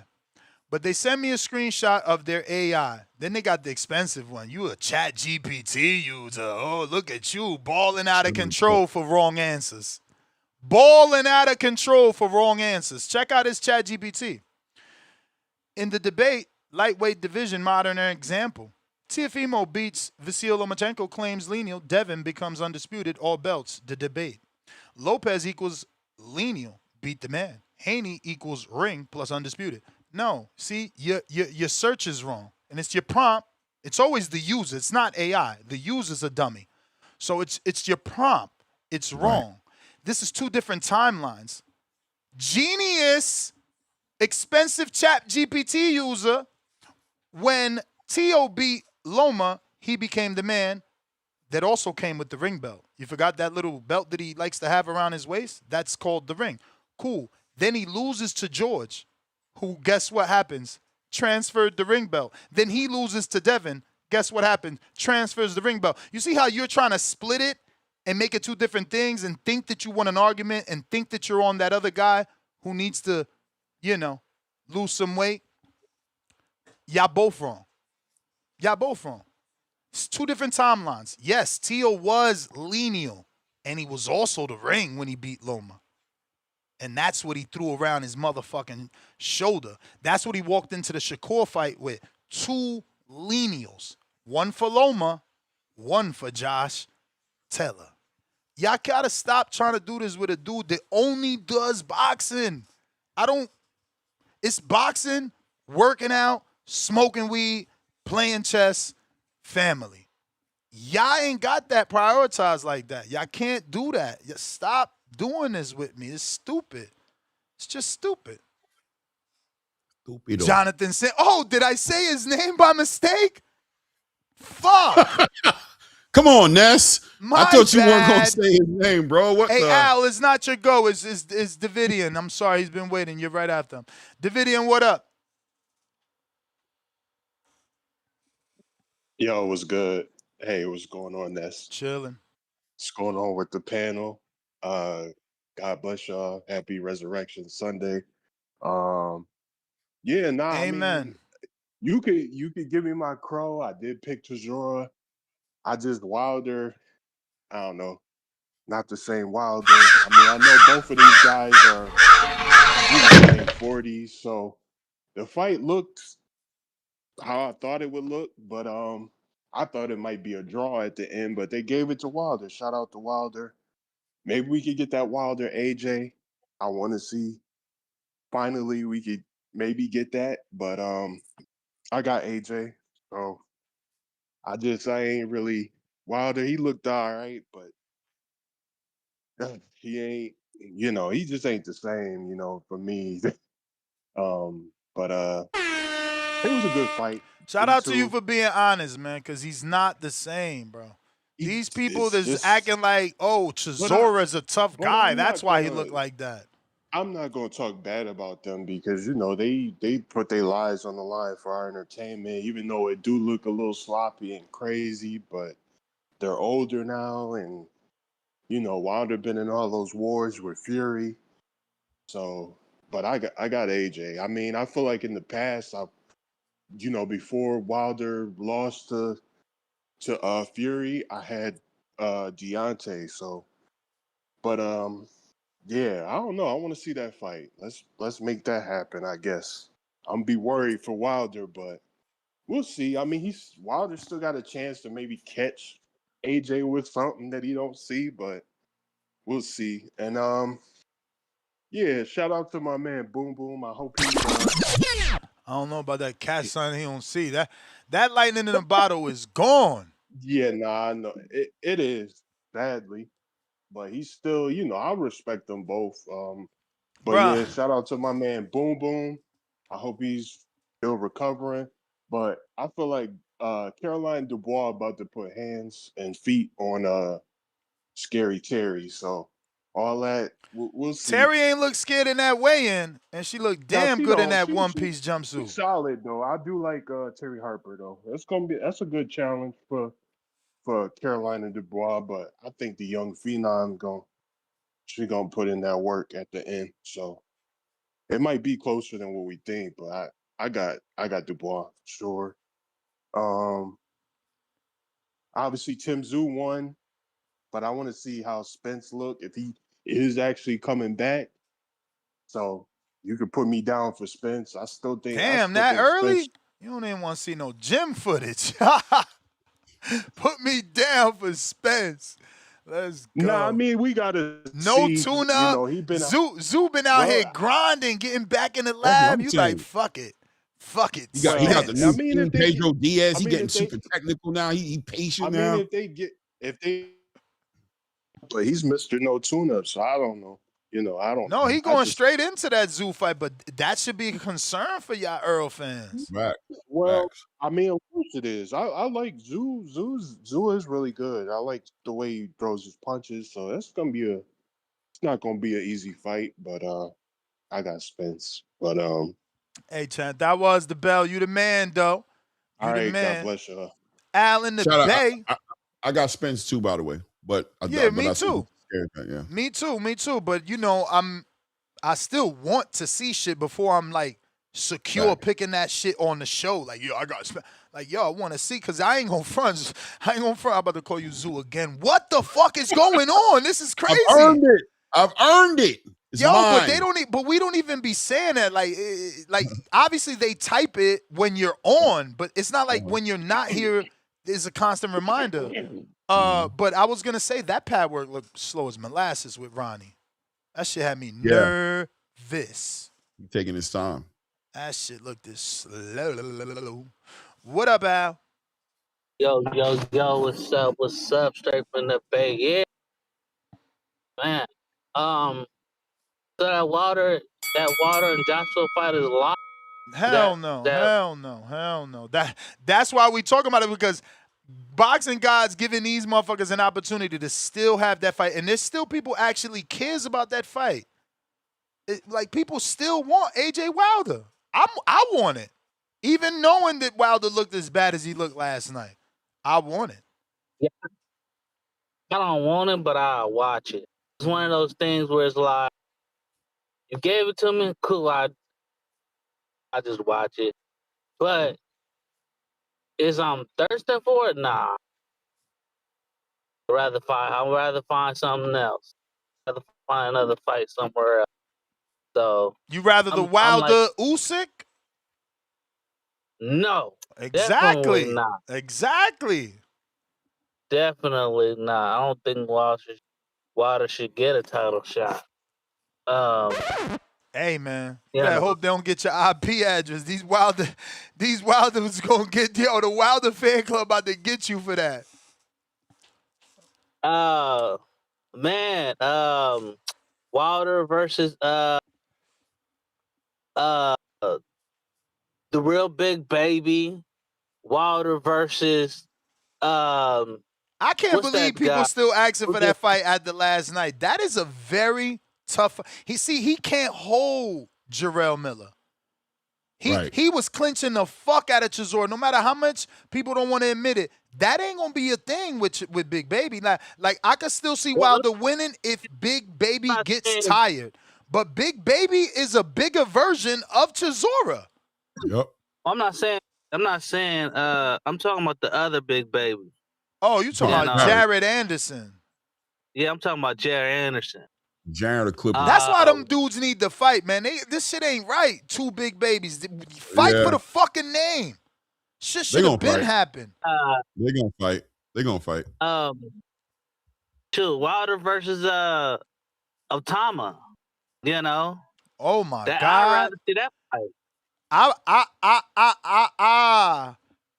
Man, you know, I think I want to see that shit just to see a motherfucking body. There's gonna be a dead body. Atama gonna change him. He gonna talk different. Bro, listen. Atama is so much better than Chisora. Just like at executing a game plan, Clay. Like that's the wrong dude to put in there. I ain't know that dude was like that, but when he did what he did to Jermaine, crazy, right? But it wasn't just a knockout though for me. Everything before he got there, the motherfucker could box, man. Yes. And he a southpaw. Let me get this off. They wildin', bro. He going to the body, straight lefts, hooks to the like. You don't want that problem for Wilder. You don't want that problem for Wilder. You gonna get that boy hurt. Yeah, you got it. You got it, champ. You got it. You got it. I say Tim Tszyu over Spence. I think Tim Tszyu would beat Spence right now. Spence don't get a warm-up fight. That would be a shame for whoever is in Spence's corner, throwing him in there with Tim Tszyu right now. Because we can see Tim Tszyu is working. He's working hard to get back. Word. So he just beat 2 undefeated fighters. So he ain't playing with the players. You know, he ain't going in and fighting no scrub. Mm-hmm. So Spence better be ready. And that's my call. Yeah, that man, this is what I be wanting from UK promoters, bro. Why they take this long, Clay, I don't know. But that's how you cross over the American audience. Let him do, him could be anybody. Let that fighter do what he gonna do to someone we know. He don't gotta be American. Franklin was just American and made it better. It just gotta be a recognizable name that we know that's been in there. And that was a perfect name. They've been wanting that name for a while, which is, it's even better because it's like they studied him. They're the first team to knock him out and they flatlined him. I like it, man. I like that kid and how he puts his punches together, how he executes his game plan, his patience, his composure, his technical ability. The exact opposite of Wilder. I mean, this man is compact. These straight lefts are straight to the body. Those right hooks, he's all right, the man. footwork is even on point. And I'm gonna tell you what I like about Moses. He is super coachable. The acumen is there. He is a open canvas for what's my guy? What's his trainer's name again, bro? Ben Davidson. Is it Ben Davidson? No way. Is it? Yes, it's Ben Davidson. Is his sure? trainer? I'm telling you, I'm almost positive. Same guy for Fabio. Damn, that's the one that Fury had. Right. Wow. That's the one who does film work for Devin. You know what I'm saying? Yeah, but he's usually not aggressive. He usually slows his boxers down, making them into boxers and shit. The reason he does that because he doesn't have fighters who can execute the game plan the way he wants the plans executed. So he customizes his game plan for an Anthony Joshua, for a Tyson Fury. But now he has a fighter, Moses Atama, who has this toolbox that's so crazy. Bro, you just seen all that genius you're seeing inside the ring is execution at the highest level. Moses Atama is going to devastate a lot of people's dreams as far as who they think is the guys in the heavyweight division. That's why they're already talking about him being I like that they're taking it slow with him because there's no rush, and I like his personality. You know, he made it clear. He's like, oh, Jermaine Franklin is a guy we've been talking about, or my team has been talking about, and that's who they want me to fight. So that's who I want to fight. So he's not like he's not. He may get there. He may get to that level where the fighter has an ego, but right now he's listening. You know, coachable. He's not saying, yeah, man, I ain't want to fight Jermaine. You know what I'm saying? I'd rather fight Anthony Joshua going for the title. No, listening to the team and getting what you need to get before they let that leash loose. But I mean, I watched a lot of Jermaine, bro. I was live at that Anthony Joshua fight out there. I went to that shit. So, I mean, I've been watching Jermaine since his first fight on Showbox. That whatever was a draw, Pavel Sauer or some shit like that. He broke him down. He's usually very durable and he can hang, bro. He didn't even want to. He didn't really even want to punch. He didn't want to really let go because he was getting fucked up. Them shots, and I didn't know how big Atama was till that fight. Yeah, bro, he made Jermaine not only look thin but short.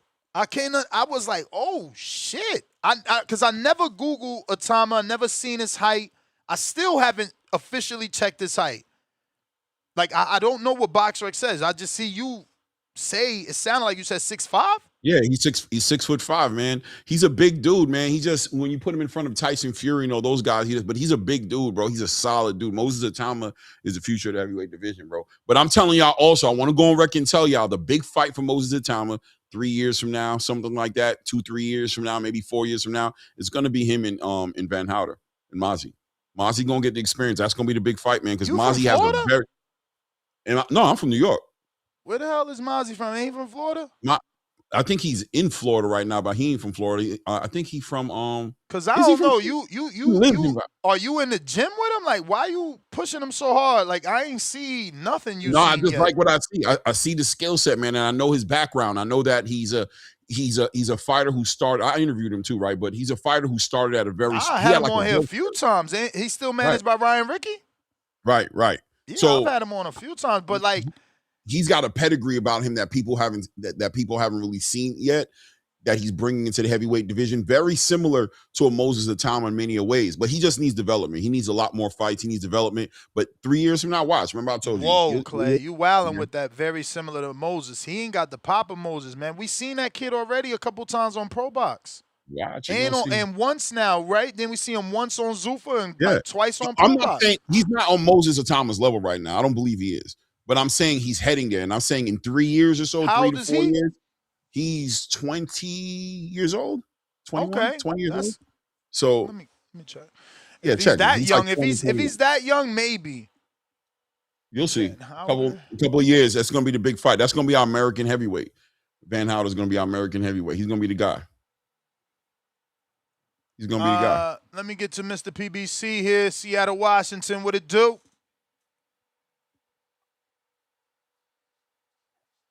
What's good? What's good? What up? Yeah, man. I hope this AJ Wilder happens. Damn near going on 9 years. Damn, possibly. he's short, Clay. I'm sorry. Keep going, PBC. Who, Van Houter? No, you good. You good.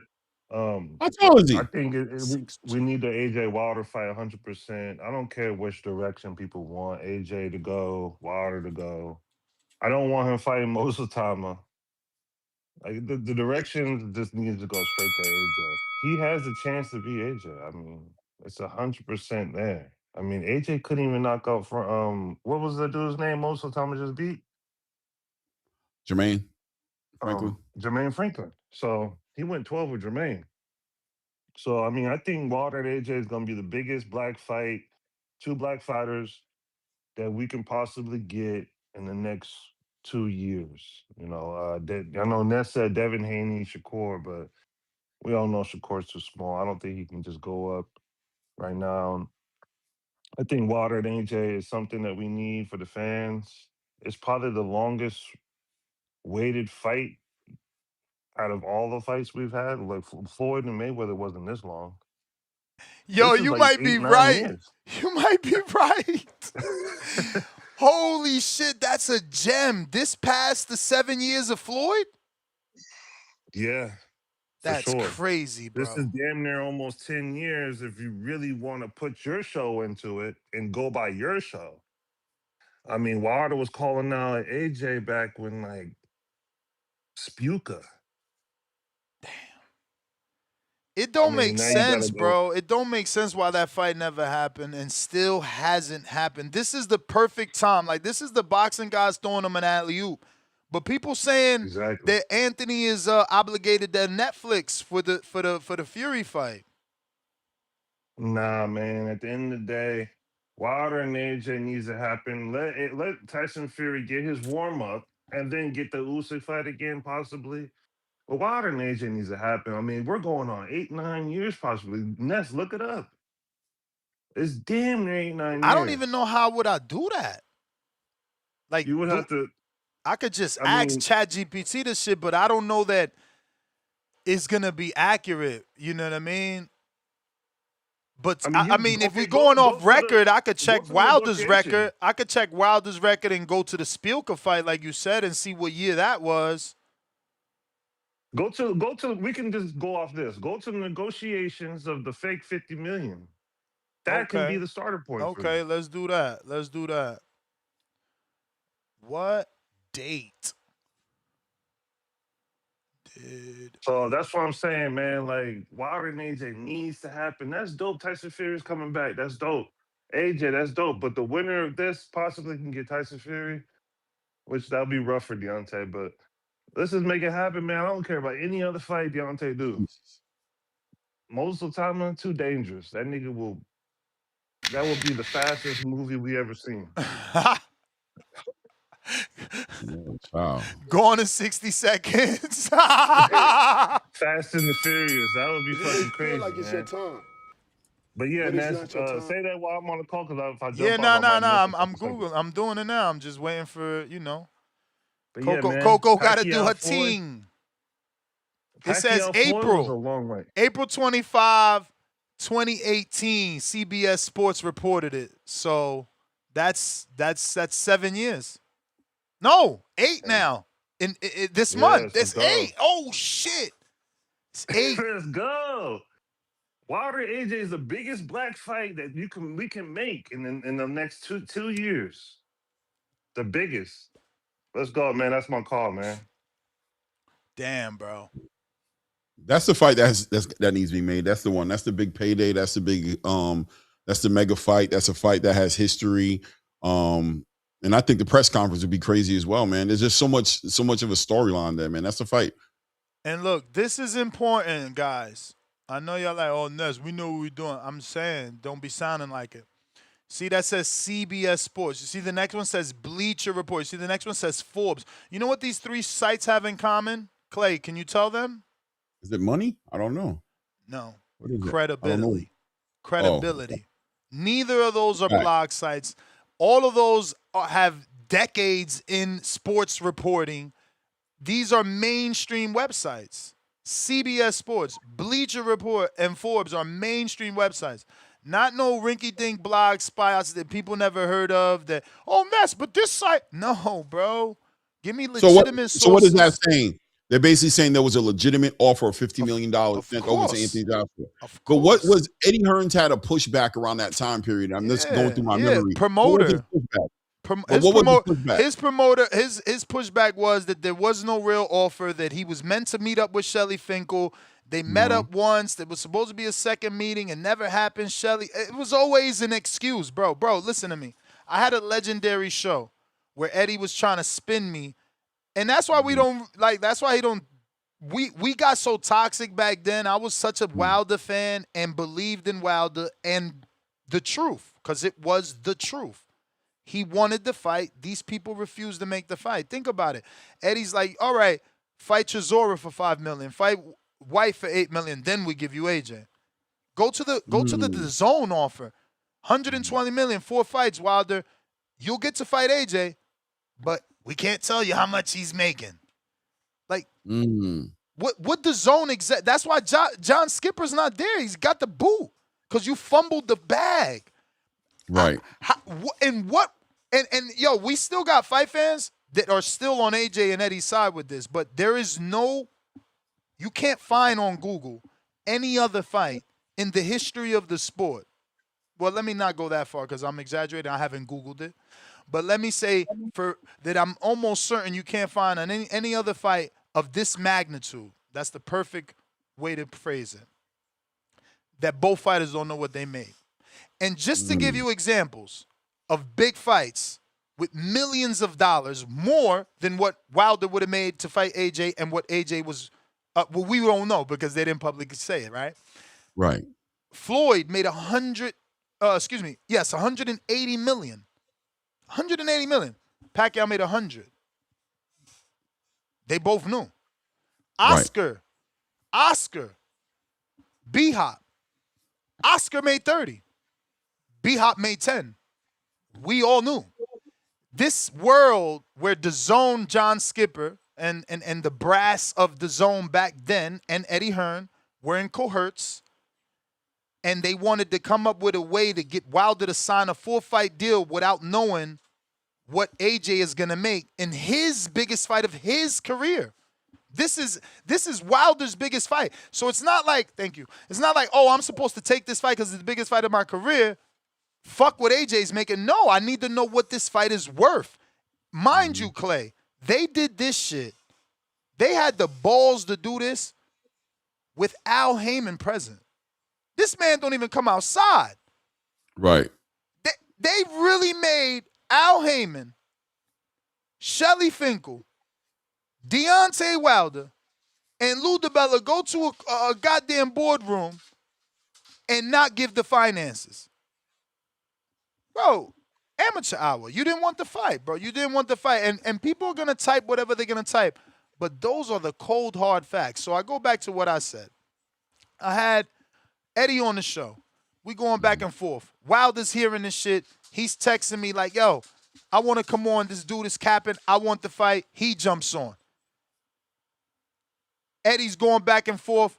Wilder's a liar. Shelly Finkel jumps on to defend his fighter. So now we got manager, fighter, promoter. They going back and forth. Tyson Fury jumps on. What? Yeah. This is on the show? Yeah, it's on the show. It's still out. I never deleted it. So I know Eddie don't want the fight, bro.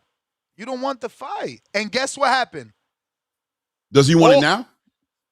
I don't know. If y'all saying he got a Netflix bag with Fury, probably not. Why get it in the way? I think now is the perfect time for AJ to take it and still get both bags. I mean, I'm picking AJ. People think I'm a hater because we had a fallout. No. I see the regression. I was there for 7 camps. I seen that fucking bro. Think about it. There's no hate in this. Did you see any single version? And there was a shot. You might say you seen it.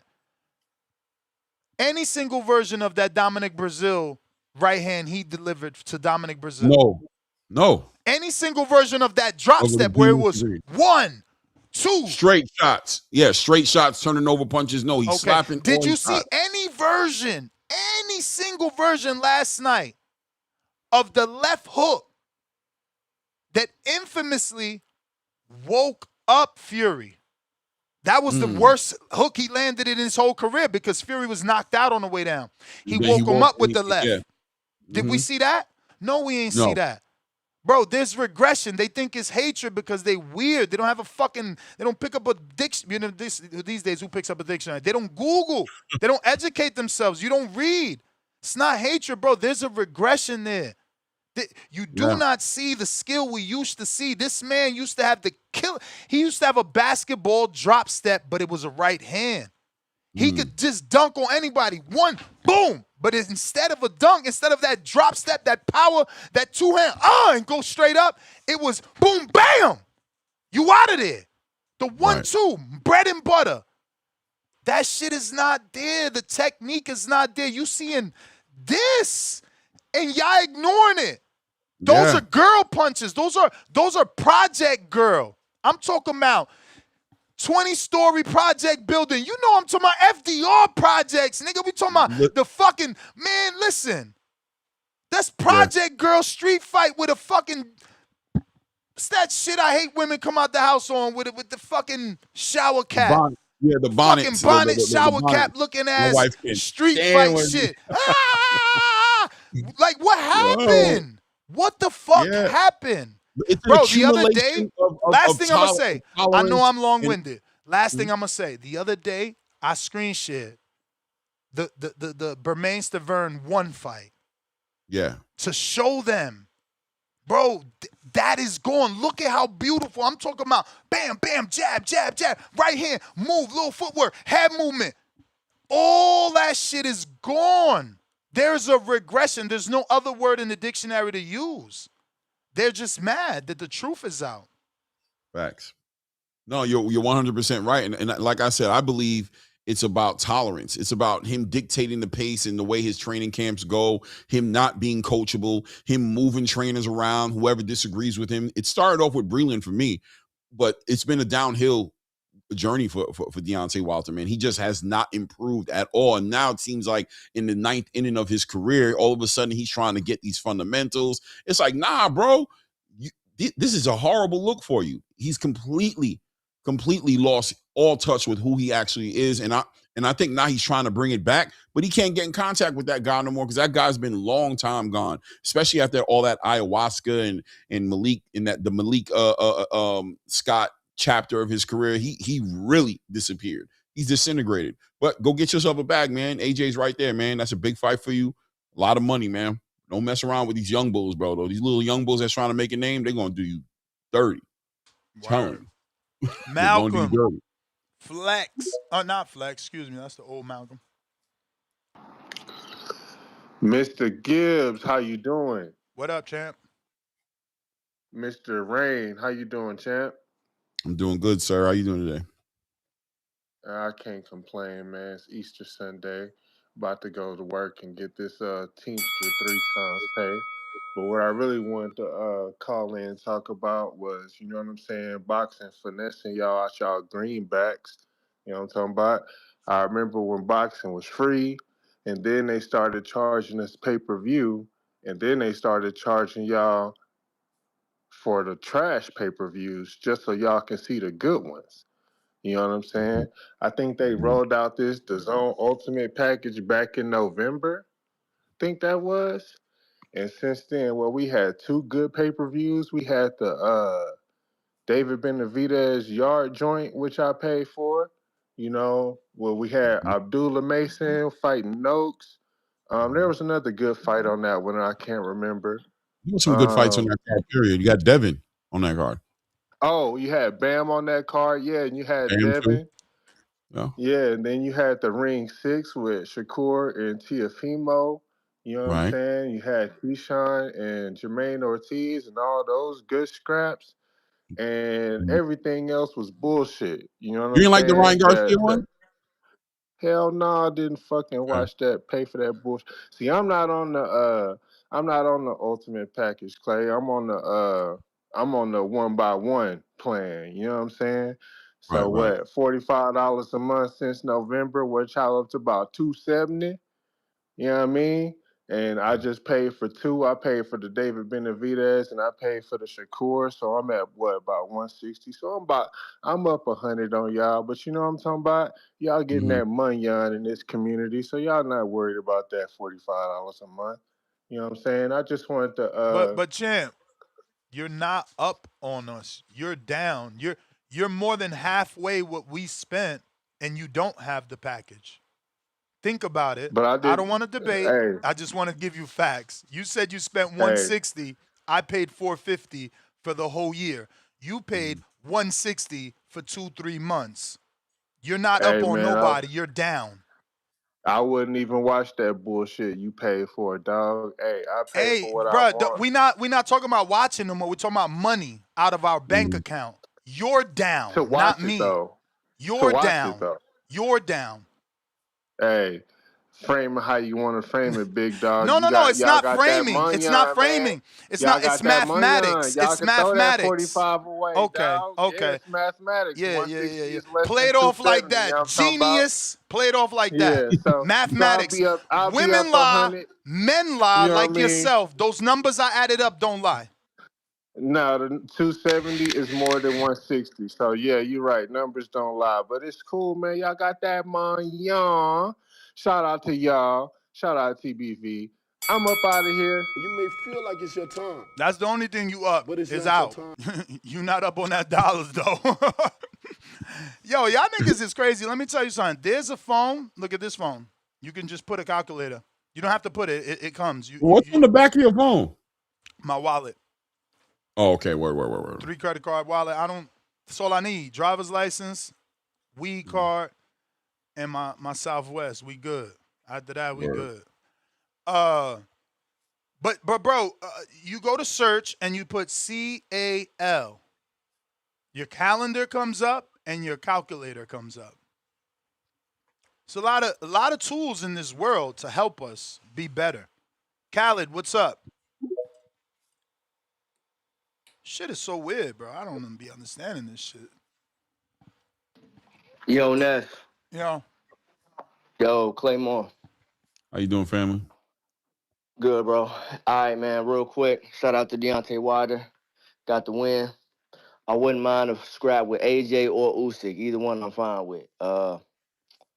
Tim Tszyu got the victory. Just didn't look good, though. Still not moving his head. Still just walking straight to guys. I don't know if Errol Spence is stopping. I don't know if Errol Spence beat him because I haven't seen the fight, but I think it's gonna be interesting because neither guy moved their head. I think both guys are kind of limited, but Errol Spence might be a little bit better, but still with that 3-year layoff, it's gonna be tough to see. I mean, tough to tell who will win. But I definitely want to see the fight because stylistically, it's just gonna be a fun, violent fight. Ness, so I was listening to this podcast last night or this live stream, and then they was talking about Devin and Rolly, and based upon like it's been like a few days now, just the information that you've gathered, and then after this, I'm out the way because I want to hear from you. I'm why didn't Devin? These are my questions. Why didn't Devin want to do it? Like, was it a good deal? And is he kind of pricing himself out for like future fights? That's my questions for you. Didn't you see his tweet? I'd like to speak on it too. Man, I want your perspective. I don't give a fuck about But his that's what I'm tweet. saying. I could only go off of the information we got.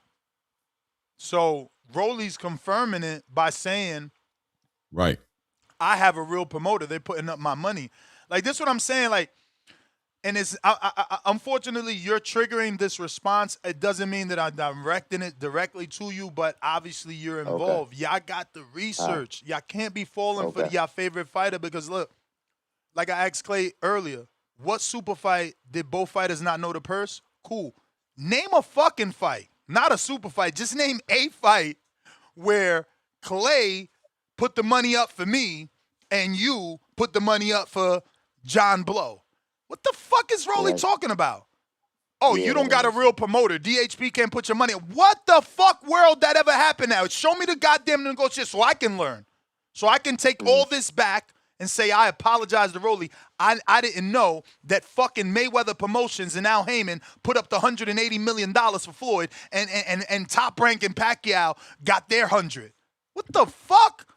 Rolly's, and this is what I'm saying, the internet is crazy because these boxers got fan bases, so they say anything, like Ryan saying, oh, I took Ashwanda, and that's where the Austrian came, and the truth goes out the window. We have to argue with the lie because the fighter's more popular than the truth. It's insane to me. It's insane. What world is Devin Haney Promotions supposed to put up his purse? I mean, fuck Devin Haney. Show me the Floyd Mayweather fight where Mayweather Promotions put up the money. Right. Because they damn sure ain't give Floyd the $32 million for Robert Guerrero that Showtime gave him, and they didn't give him the even bigger purse for the Canelo fight that Showtime gave him. Like it's weird, bro. Boxing fans are like the stupidest motherfuckers in the world, and it's so sad because I'm one of them. But a fighter could say anything, and we believe anything. Like AJ, going back to the topic. Oh, he ain't send no $50 million offer with all the facts right there. Promoter saying the offer was sent. Network saying the offer was back. Manager saying the emails are there. What the fuck? Eddie could say, oh, but we were supposed to meet a second time and Shelley never showed up, and that's end of story. That's why they don't come on this show, because people know I'm going to be like, but why you ain't called back? Why wasn't you persistent? That's why Bill not here. Bill, no. You tell me 50-50. Well, Bill, why the fuck you ain't just do what Shakur did? Because then Shakur show his purses. See, because I know boxing history. You can't just talk bullshit to me. Shakur showed his motherfucking purses, and he was forced to get more money from the WBO over the champion, Jamel Herring. Tyson Fury showed his motherfucking purses, and he was forced to get 80% over the mandatory challenge in Dillian White, who himself was trying to get a bigger percentage. Bro, facts don't lie. Boxing history don't lie. So you can't tell me, oh, well, we walking away from the fight because, the offer ain't good. No, Bill. Your son said the offer was good. Here's the video. That's why he not here, because I'm gonna need those answers to those specific questions. And the same goes for Rolly. He ain't coming here because I'm gonna ask him the same thing I asked you. Nigga, what fight did the promoter put up the money? Matter of fact, hey, Rolly, did Basoro MP Promotions? MP, not Manny Pacquiao either. Or is it MR? I'm sure Leonard Sterling about to super chat and tell us. Did MR Promotions put up the motherfucking money for Barroso? What about Jackson Martinez? Who put the money up for him? Was he a BBC fighter? I don't know. What fight did the opposite fucking side put up the money? Like, it's bullshit, bro. It's cap. It's cap. But that don't mean that Devin ain't capping too. Because you said it was the offer was stuttered and everything. But the offer was solid. The offer was solid. So something that interested me and my team. Now it don't interest you? And this is what I'm saying. So you telling me, and this why niggas don't come on this show, because I'm too smart for that and I ain't even go to college. Nigga, you telling me the offer was solid. What did they send you that offer on, Clay? Was it disappearing paper? Because the offer solid, then all of a sudden it went from an offer solid to, yo, he want 50-50 and I got to make $6 million back, and that $6 million got to get paid to PBC. Right. Then is when we get our money, and then we don't even get our money until we split it 50-50. When the fuck did the paper say that for you to say it was solid? Right. But that's why you ain't here. Solid. He said it was solid. You talking about Devin right now? Yeah. Yeah, Devin said it was solid off of a conversation, in my opinion, right? That there was no paperwork. There was here's what we're offering, here's what we're seeing, bop, bop, bop, bop, bop. I think the problem here is that they had to say, listen, in order for you to say it's solid, it is my opinion, I'm being honest here, it is my opinion that they gave you a dollar amount, Clay, because it's illogical. Right. It's illogical to assume that they gave him a percentage and now your excuse is you're on a percentage. You get it?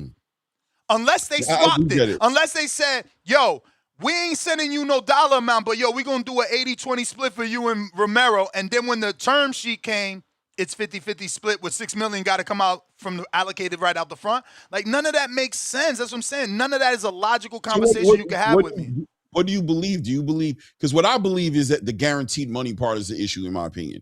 I think that it became an estimate rather than a solid number. And I think in the beginning, it was a number that I think it was sold in a dishonest way, potentially to Bill Haney and to Devin Haney, right? The idea of the amount of money that's on the table that we're willing to give over to you changed into, eat what you kill. And I think that idea that the PBC approaches with making fights became a deal breaker for the Haneys. Yeah, but why not say that? Why not? Why does your tweet say everything that it says instead of it saying they offered me $3 million and then all of a sudden they said no money, we got to sell pay-per-views to make money. Right. Everybody be on your side. Like, what?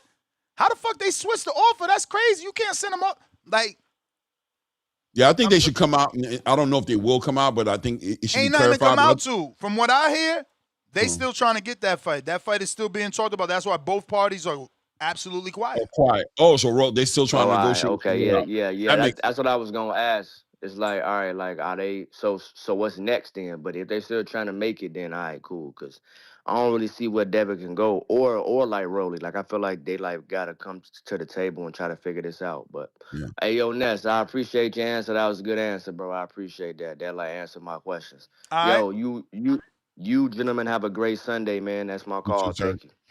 I gotta find this chat in there because this dude is crazy. This is what I be saying. I think that the guaranteed money is, I mean, we'll see when they come out, when it finally gets kind of ironed out, but I think the guaranteed money is an issue. I really do. I just don't think that whole entire back end pay-per-view money split 50-50 shit is selling. These fighters ain't doing that no more. The bigger fighters, they don't want that shit. I think that's the whole issue, period, is that pay structure, that pay model. Can you make sense of this? Because again, I just like to think logically. I don't know how this makes sense. Initial offer solid. Negotiations may differ. Right. But in this conversation, how does that make sense, right? How do you, because I'm just thinking normal boxing, I've been doing it 15 years. I've been hearing offers, seeing offers. So when you get an offer that you call solid, what are you expecting to read on that? Like what do you think is on this quote unquote offer? To give you now make you react and say it's solid. I need to just envision what maybe you can imagine is on that. What it literally says. A number. Okay. For what? I need for what more. I'm Give getting. me more. Okay. I need a number. I need a number for what that I'm getting. That I'm getting when this is all said and done. That's what I'm concerned about. But I'm not the big negotiator. But definitely that number is going to be the biggest, thing that moves the needle. Is there any way that a number can't be on there, but you still can say what Devin said, where it's solid? You sure? No. You sure? For me, no. I'm sure. All right. So then that's what I'm saying. How is that logical? There's no, for this guy, I'm not even going to bring up your name, champ, but initial offer solid, negotiations be different. No. The negotiations, this is what we're negotiating. If the offer is solid, this is what's negotiated now. Right. Who walks out first? Whose name is first? Who's on the left side of the poster? Right. What city we're fighting in? Whose network? Clearly it's Romero's network. He sent the offer. The negotiations is, I don't know what people think. Like, so again, by you saying, not you, but this person saying, oh, negotiations differ. So does that mean they sent me an offer of $3 million? And now what exactly happened that I don't like that $3 million anymore in these quote unquote negotiations, but I turn around and write that $3 million ain't there, and instead I have to kill what I eat, pay back a $6 million expense fund, then start splitting the profit with Romero 50-50, who's never made $2 million. Right. That's a lot. And again, when Devin says he never made $2 million, I'm taking it off as truth only because when you're in negotiations, like we proved with facts, with Tyson Fury and Dylan White, Shakur Stevenson, and Jamel Herring, when negotiating, you bring your pay stubs. Right. Just like anywhere you go. You bring your pay stubs. When you're trying to buy a house, you got to show your W-2 to show that you can actually pay that mortgage. So when it's time to negotiate, Devin is saying, look, I made this my last 3 fights. How the fuck am I splitting 50%? So I just don't get it. To me, it's smoke and mirrors. Something is not somewhere. There. Yes, we're missing information. Yeah, something in the soup ain't souping. There's definitely a behind the curtains part of this conversation that we don't have access to it. But once again, for me personally, them PBC negotiations could get complicated, bro. I'm gonna be real, Clay. I've been waiting for Ryan and Devin to get announced, and it be Turkey that hindered the fight because Turkey does do business with Louis DeCuba and PBC when it's a Turkey card, like the Mario Barrios and the Ryan. But there's been no mention of Turkey. No. Is Turkey? What is your stance right now as far as your understanding of Turkey and Devin? Like, and I'm saying that just to put in some context right now, that Turkey kind of put out a statement stating that he had plans for Joshua. He even brought up Garcia in the tweet. He brought up these names, but he didn't bring up Devin. What exactly is the dynamic of that relationship now? Because I always looked at Devin. No, and remember, there's a 3-fight deal allegedly. Remember, there's a 3-fight deal allegedly. Devin's owed 1 fight. I don't know, but that's my point. How do you not lock this fight in when, yes, you're a free agent, but you still don't know where your next meal is coming from? You're a free agent. You're a free agent. Tito Mercado's a free agent. Where's he eating next at? Devin's a free agent. Where are you eating next at? Right. Ness, I've been listening to you and Clay, and you got a lot of great points and stuff. The only logical maybe explanation, I'm not trying to find Devin Haney an scapegoat here, right? But he is a superstar. He does have lawyers, management. Okay, let's just say a hypothetical situation. Devin says they alert him, his management. Yo, we got an offer from Rolly. It looks pretty good. We're going to go over it and we'll get back to you. He goes on this interview and he just says what was told to him. Then later on that day, he finds out the particulars and he's like, wait a minute. I'm not rocking with this. You know, it could be a case where, you know, he was just told that day, like, yo, Dev, we got the contract, looks good, we're going to go over it. He goes on this interview, goes and just, you know, blurs out, yeah, it's a solid offer. But in fact, he hadn't gone over the particulars into that time. When he found out about it, then he said, wait a minute, I don't like this. And then now we are where we are. Can I push back? Can I push back? Yeah, I'm just, right. you know. All right, let's go down your scenario. Man, I got to go too. I love this though. Fuck. Check it out. Let's go down your scenario. Who you want to pick?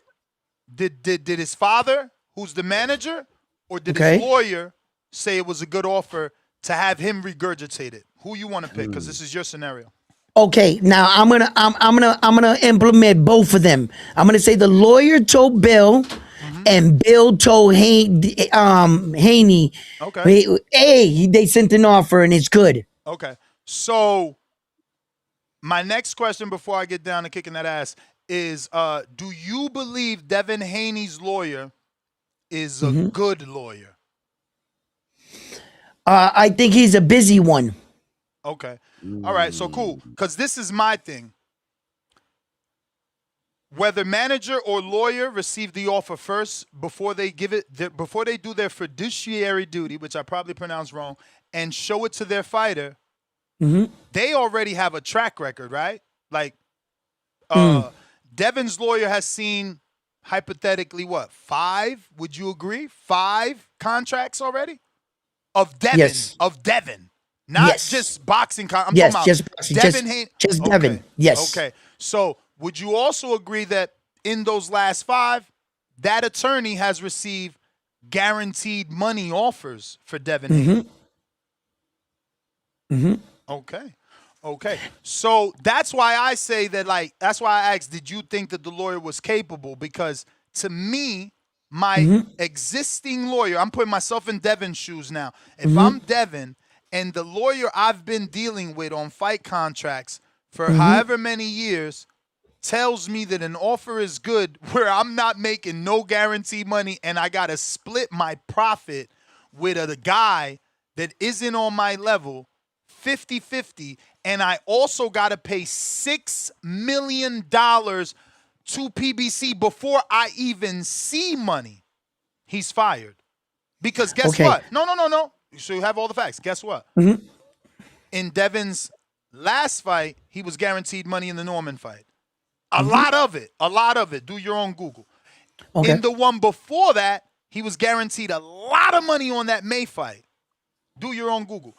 The one before that, he made a lot of money with Ryan, 350,000 pay-per-views. Before that, he made a lot of money with Regis, guarantee matchroom money, one fight deal, 135,000 pay-per-views. Before that, he made the Loma check, and before that, he made the Gambosis check. So, that lawyer saw a couple fights, lawyer, huh? The lawyer should be fired if he gave Bill those words which Bill passed on, because that lawyer is accustomed to seeing Devin receive multiple $1 million offers. Okay. Guaranteed, meaning all he got to do is get in the ring. He don't got to sell a pay-per-view. He don't got to promote. He just has to get in the ring. Okay. Now, since we're going through it, and I did say that I was going to use the lawyer and Bill as my primary suspects. Okay, I understand in the lawyer game, there's called small talk, right? The lawyer gets the contract. He tells Bill, hey, I just got the contract in. I'm going to look it over. Bill turns around and tells Devin, hey, we got the contract. It's a good offer. The fight's going to as a go. He added a little something to get his son excited. So if Bill added a couple words and all the lawyer actually said was, I just got the contract, give me time to look it over, then he reports that to Devin, and Devin goes on this show and says this. So I understand that there's small talk, and then when the lawyer finally looked over, he said, Devin, we got a problem. We got a problem, Devin. I don't like this, Devin. Look what they're saying. And then Devin realized the problem. So if somewhere in the translation from the lawyer that just said, yeah, I got the offer. I haven't had time to look it over, but we got the offer, Bill. I'll let you know more. Bill turns around and tells Devin, we got the offer. It's a good offer. Don't worry, son. The fight's going to be a go. You're going to be a unified world champion. We're going to make it happen. Devin goes on the show, says, yeah, well, from what I'm hearing, it's a solid offer. So, yep. Cool. So, my pushback, and if you get a little more into your job, you would know this. Bill, no, it's not a shot. It's just facts, bro. Bill is the first of his kind. There is no other fighter, father-son manager of the year. There is no other father manager that has made his son that much money in the position of a manager. There's none. Show me. Because Floyd Mayweather Sr. was not Junior's manager. And Oscar doesn't have a father to be in boxing. Show me the father-son that won manager of the year, that has shown you consistently that he is a top 10 negotiator. Facts. Top 10 negotiator. Bill has put himself, let me just finish. Bill has done so well. Yes. That Bill isn't just a father manager. He is one of the best managers in boxing. He just really is. Just look at the facts. Look at Devin's purses. Look at how Devin at a young age is the first of his kind to be on every network. And really, I can say the word every if he takes the Rolly fight. But he was already on Showtime. He was on DAZN. He was on everybody's network. He's dealt with everyone. There's no other fighter in his age that has dealt with everybody. Bill is one of the best managers in boxing, my brother. So I say all that to say that for me, I am incapable of believing that Bill took the word of a lawyer without seeing any sort of term sheet, which is normal jargon, a contract, a term sheet, an email. He didn't just take the word of a lawyer and then go tell his son, yo, we got a solid fight. That ain't happened. Well, maybe like the lawyer told him, we come in Monday morning and we're going to look over the contract, but he told them, Sunday night that we just got the contract. And then when they went in Monday morning and they were there and the lawyer told Bill there, no, this is not good, then they were alerted to it. Yeah, but sometimes you can get that's all. No, you're not making a connection why Bill would tell his son it's solid if he didn't see anything. Maybe he didn't use those choice of words. Maybe that was a bad choice of words for me. But maybe he told him, yeah, we got a contract. And maybe Devin overspoke. Again, why would Devin do? None of that makes sense. I know it's a hypothetical. Human error. He thought he had something. He betted on himself, and then when he went and found out the truth, he was like, shit. And now he's a little, embarrassed by what he said, but he's going to get some shit behind it. And let me tell you this. When you watch as much boxing as me, you can imagine what happened. And I'm going to say the same motherfucking thing that happened to Terrence Crawford.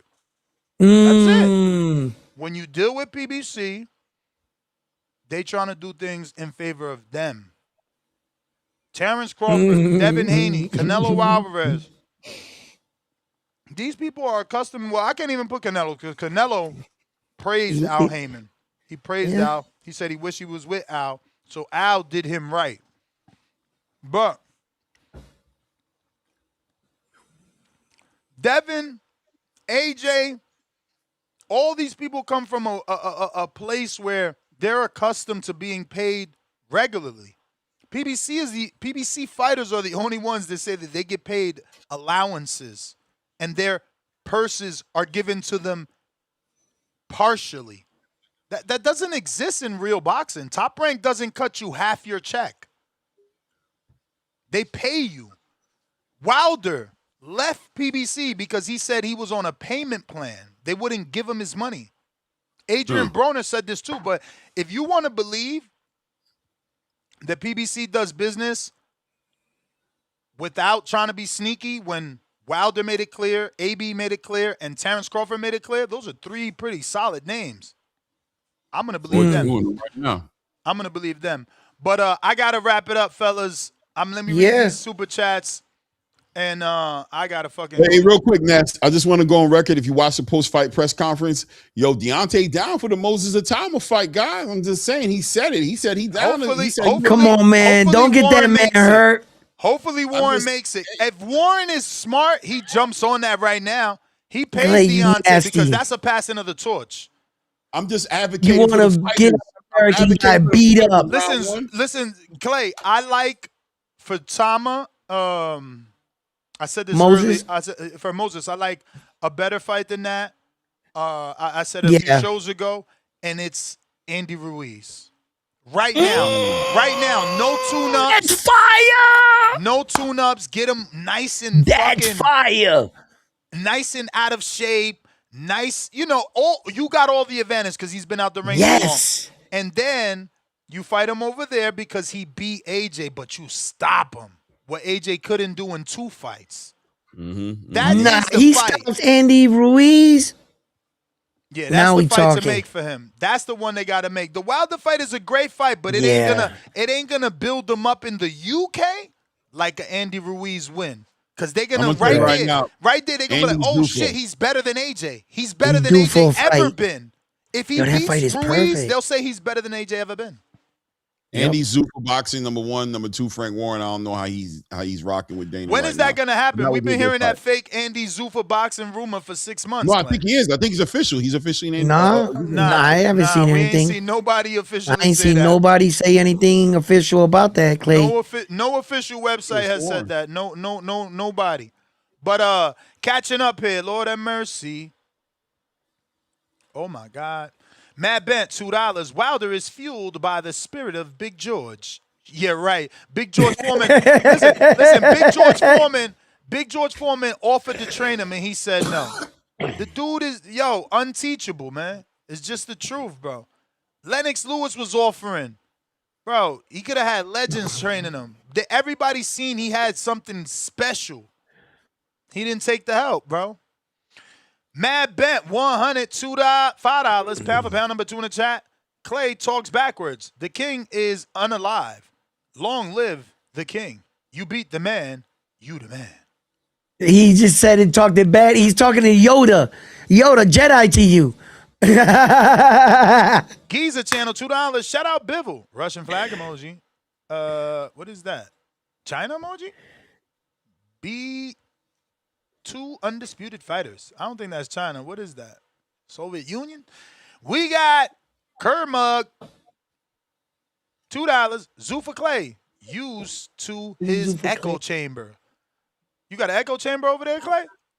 Hey, bro, I got it all, man. Listen, man. One thing I know. That's why, by the way, shout out to everybody. I was fasting from Ramadan. You dudes are just toxic sometimes, bro. I know, bro. Let me tell you, I quit Twitter. I quit Twitter for like a good couple of years, bro. Because, on Twitter, dudes just want to argue. They don't want to even talk boxing. Right. It sucks, man. You there's so many boxing fans on Twitter, but there's too many dudes that just want to debate. Mm-hmm. And it's like, bro, who got time? Like, I know they changed the rules now. That's how I'm old Twitter too. Before the 130 characters, these dudes they could type too much now. It's way too much to say now. No, you don't think so? It's way. I mean, this should be paragraphs, bro. Yeah.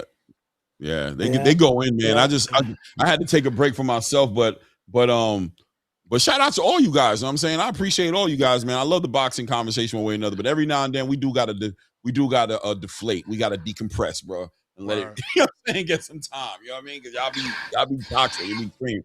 Yo, I love the lifesaver, man. You having fun over there. Clay, hey, listen, before you die, you need to do this one time in your room in the dark. Just like let it.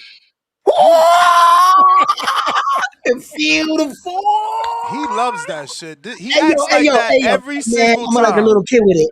Yo, and I got all the colors. Round 1, I gotta go, nigga.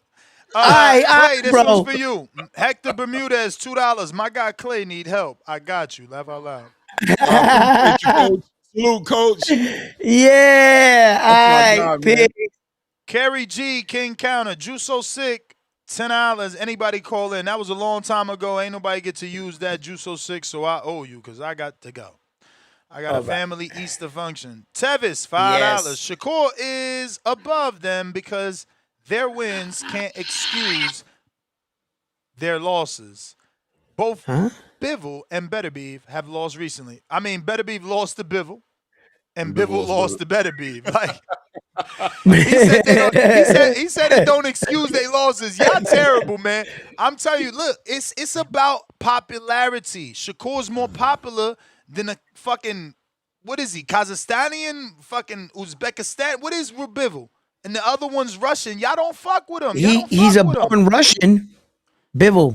Nah, he's definitely something. No, he's from one of the Asian Russian sides. Come on. Yo, I didn't even know he could do that. $10, Jalil West, a lineal champion who beat the number 2 ranked welterweight fighter, and then would beat a current unified top 3 ranked middleweight fighter. Sounds pound for pound to me. Beat a number 2 welterweight. And then beat a current unified top 3 ranked middleweight. I don't know who you're talking about, bro. I wish it would have clicked. Mad Bent, $5. You talking about Clay? David? Huh? He's talking about David. He said middleweight. Okay, no. Yeah. Go ahead, my bad. Clay used verbal eloquence to hate. Round 1 cooked him. Sorry, you feel that way. Round 1 mispronounced all names. Yo. Yo, who he was called? He was called Chisora. What the fuck was he even saying? Lord, he be coming up with some shit sometimes. Ty, Ness, you sound ridiculous. Derek Chisora clinched the whole fight. Oh, I read that. And AJ Chin soft as ice cream. Wilder in 6. That is crazy. They still picking Wilder to get a knockout. Sin City Lows, member for 22 months on the prospect level. AJ packs up Wilder. Fundamentals. What the hell? FTW. What is that? Fuck the world?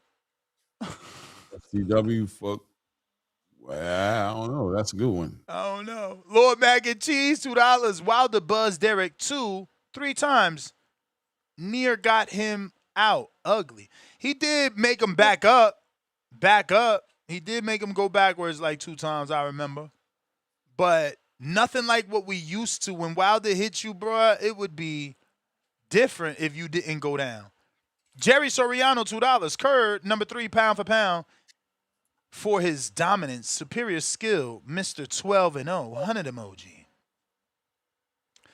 That's what I'm saying. Dominance. Was he dominant over the Edwin De Los Santos fight? Because Bivol was dominant in all his performances. There's no hiccups. What was he dominant in the Nakatilia? Well, I guess he did knock down Nakatilia. Didn't he knock down Nakatilia? Shakur, you talking about? Yeah. I mean, I don't even know if I could call him dominant. Tito Mercado slept him. There's a bunch of people that Murataya slept Nakatilia. I don't know, man. Look, whatever. Kerry G, 5 for the time. You the man. Jalil back with another 5, pound for pound, number 1 in the chat. And for the Dr. Jermaine point, Oscar Collazo is currently pound for pound at minimum weight, hasn't moved anywhere. Exactly. That's what I'm saying. It's Google. It's like you come on here and you making these examples and then acting like you're right without using Google. Shit's crazy. Mad Bet, 100, $2, pound for pound, number 2 in the chat. Clay, a Zufrican. Zufarican. Oh, man, it's boring. Can't stay awake. Don't they got a show today, Clay, with Andre Cortez? I'm calling it tonight, bro. Andres Cortez and Arizona Garcia. You know what I'm saying? Are they starting late again? They doing this bullshit with They're that starting late at 6 start. p.m. Okay. 6 p.m. Ain't that 2 hours earlier? Maybe. Or are you talking prelims? Don't be giving credit for prelims. We're talking about the main card, man. Because these dudes be going on at 12 at night on a Sunday. Like, come on, man, it's God's day. They got to figure it out. They got to figure it out. They got to do better than that on the East, man. They killing me. And they got a decent undercard, too. The undercard's decent. Troy Nash on there. Robert Merriweather's on there. Okay. I mean, we got a decent undercard, Dan, that's bro. crazy. I literally just text Robert Merriweather dad, like, yo, when is this fight? And he said today. I ain't even checked the text. Lord have mercy. That's crazy. They doing horrible, Clay. You got to call your people. Good. The promotion. If you're in the algorithm, you in the algorithm, man. But I do follow them. And that's not good either. I've been knowing about Zuffa. I've been knowing about Zuffa 5 coming on today. It was for a long that's time. also not good that you got to be in the algorithm. How you gonna get new people? Paramount got it. Mad commercials. I don't know. I watch Paramount. You know what I'm saying? I don't know. I've seen a lot about it. Zuffa Rican is hilarious. Shout out to everybody, man. One day, just remember, this is going to age like wine. I love that y'all getting at me because in 2 years from now, when everybody's all Zuffa'd out watching Zuffa, y'all remember who the original Zuffa Rican is. Don't never, ever give that name to nobody else. Don't play because I'm going to be right here rubbing in your face. Don't do it. Don't do it. Let me find out, man. That's me. I'm going to take that. I'm going to wear that jacket, man. It fits me. I'm good. It's a good little fit. Shotgun Sleazy, $5. What about Maypac? Fury Wilder. Each promoter took care of their fighter. Was that not true? Hell no. Hell no. Fury Wilder, bro, the first fight was on Showtime. Who the fuck took care of Fury? Nobody, bro. That paid that the way the PBC approaches Hey yo, why negotiations is motherfuckers? Where weird, they bro. be getting this information from? Fans, Lord fans. have mercy. Dr. C Jr., TBB, the system says, you know what it is? I read this earlier. It says incorrect. Can you double check? No, nobody was calling in, and it sends you a notification like, yo, are you still live? And I didn't click yes because it was like nobody was using it. I'm like, fuck it. I don't need to waste that CPU. I don't need to. Yo, I got to do some research on Andy Ruiz, man. I need to find out for sure. I can't find nothing either, but I see articles talking about it, but I don't see. That's old, bro. Everything you talking about is old and it never came to fruition. Dude, you're right. But Warren needs to jump on him, man. I've been saying it. This is not like my third episode where I've said the same thing. I'm hoping it gets picked up. Andy Moses Atama is the fight to make. That's instant success for Atama in the UK. First of all, you fight him in Wembley. You fight him in Wembley, and then that's it. Then it's no different than his. Like, it's no different than, getting the torch passed here. So you fight him in Wembley, and then now you selling out Wembley because you beat him. I see these websites like Real Combat Media, Low Kick MMA, but I don't see the official. Let me see. MMA Junkie wrote something. Oh, man. I don't know, bro. I see people talking about it, but I don't see nothing official. I can't lie to you. You might be right, bro. Oh. Bro, Andy is not signing a Zuffa, bro. The dude wanted $20 million to fight Wilder. That dude ain't fighting on Zuffa card. Seconds out. Put a article out. You rocking with Seconds Out? Yeah. All right, so they say Dana White Zuffa Boxing have ruffled some feathers in recent days, and they have now set to announce the signing of former world heavyweight champion Andy Ruiz. Okay. According to who? Did it go on? Who's the source? Who they citing? Let me see. Andy Ruiz is headed to Because he's got to either say, that author has to either say, I spoke to Eddie Hearn, or I spoke to Zuffa who told me, or, it was said on this interview, and here's the link. Like, that's how sourcing works. You can't just say someone is signing to someone without telling us how you know. Unless you say like Dan Rayfield, my sources told me. I was told. Yeah, I'm reading it. I don't know, man.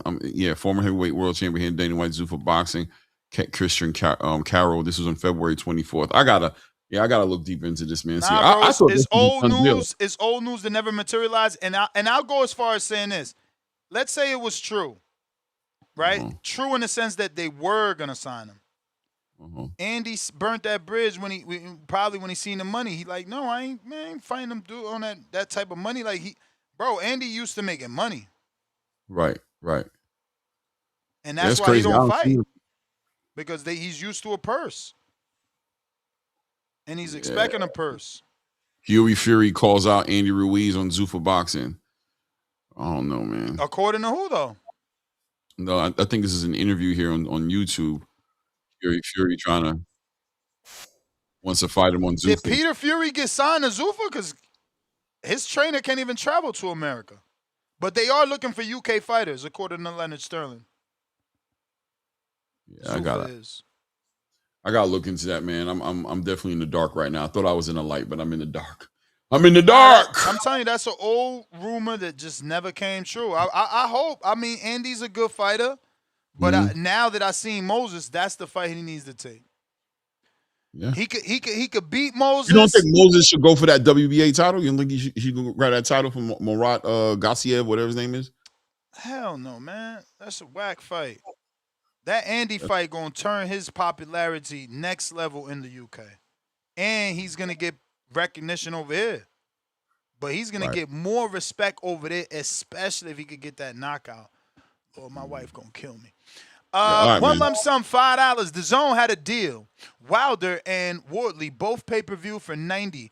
I'm not interested in 12 unknown pay-per-views. PBC charged $80 for Keith. I watched it for free on YouTube.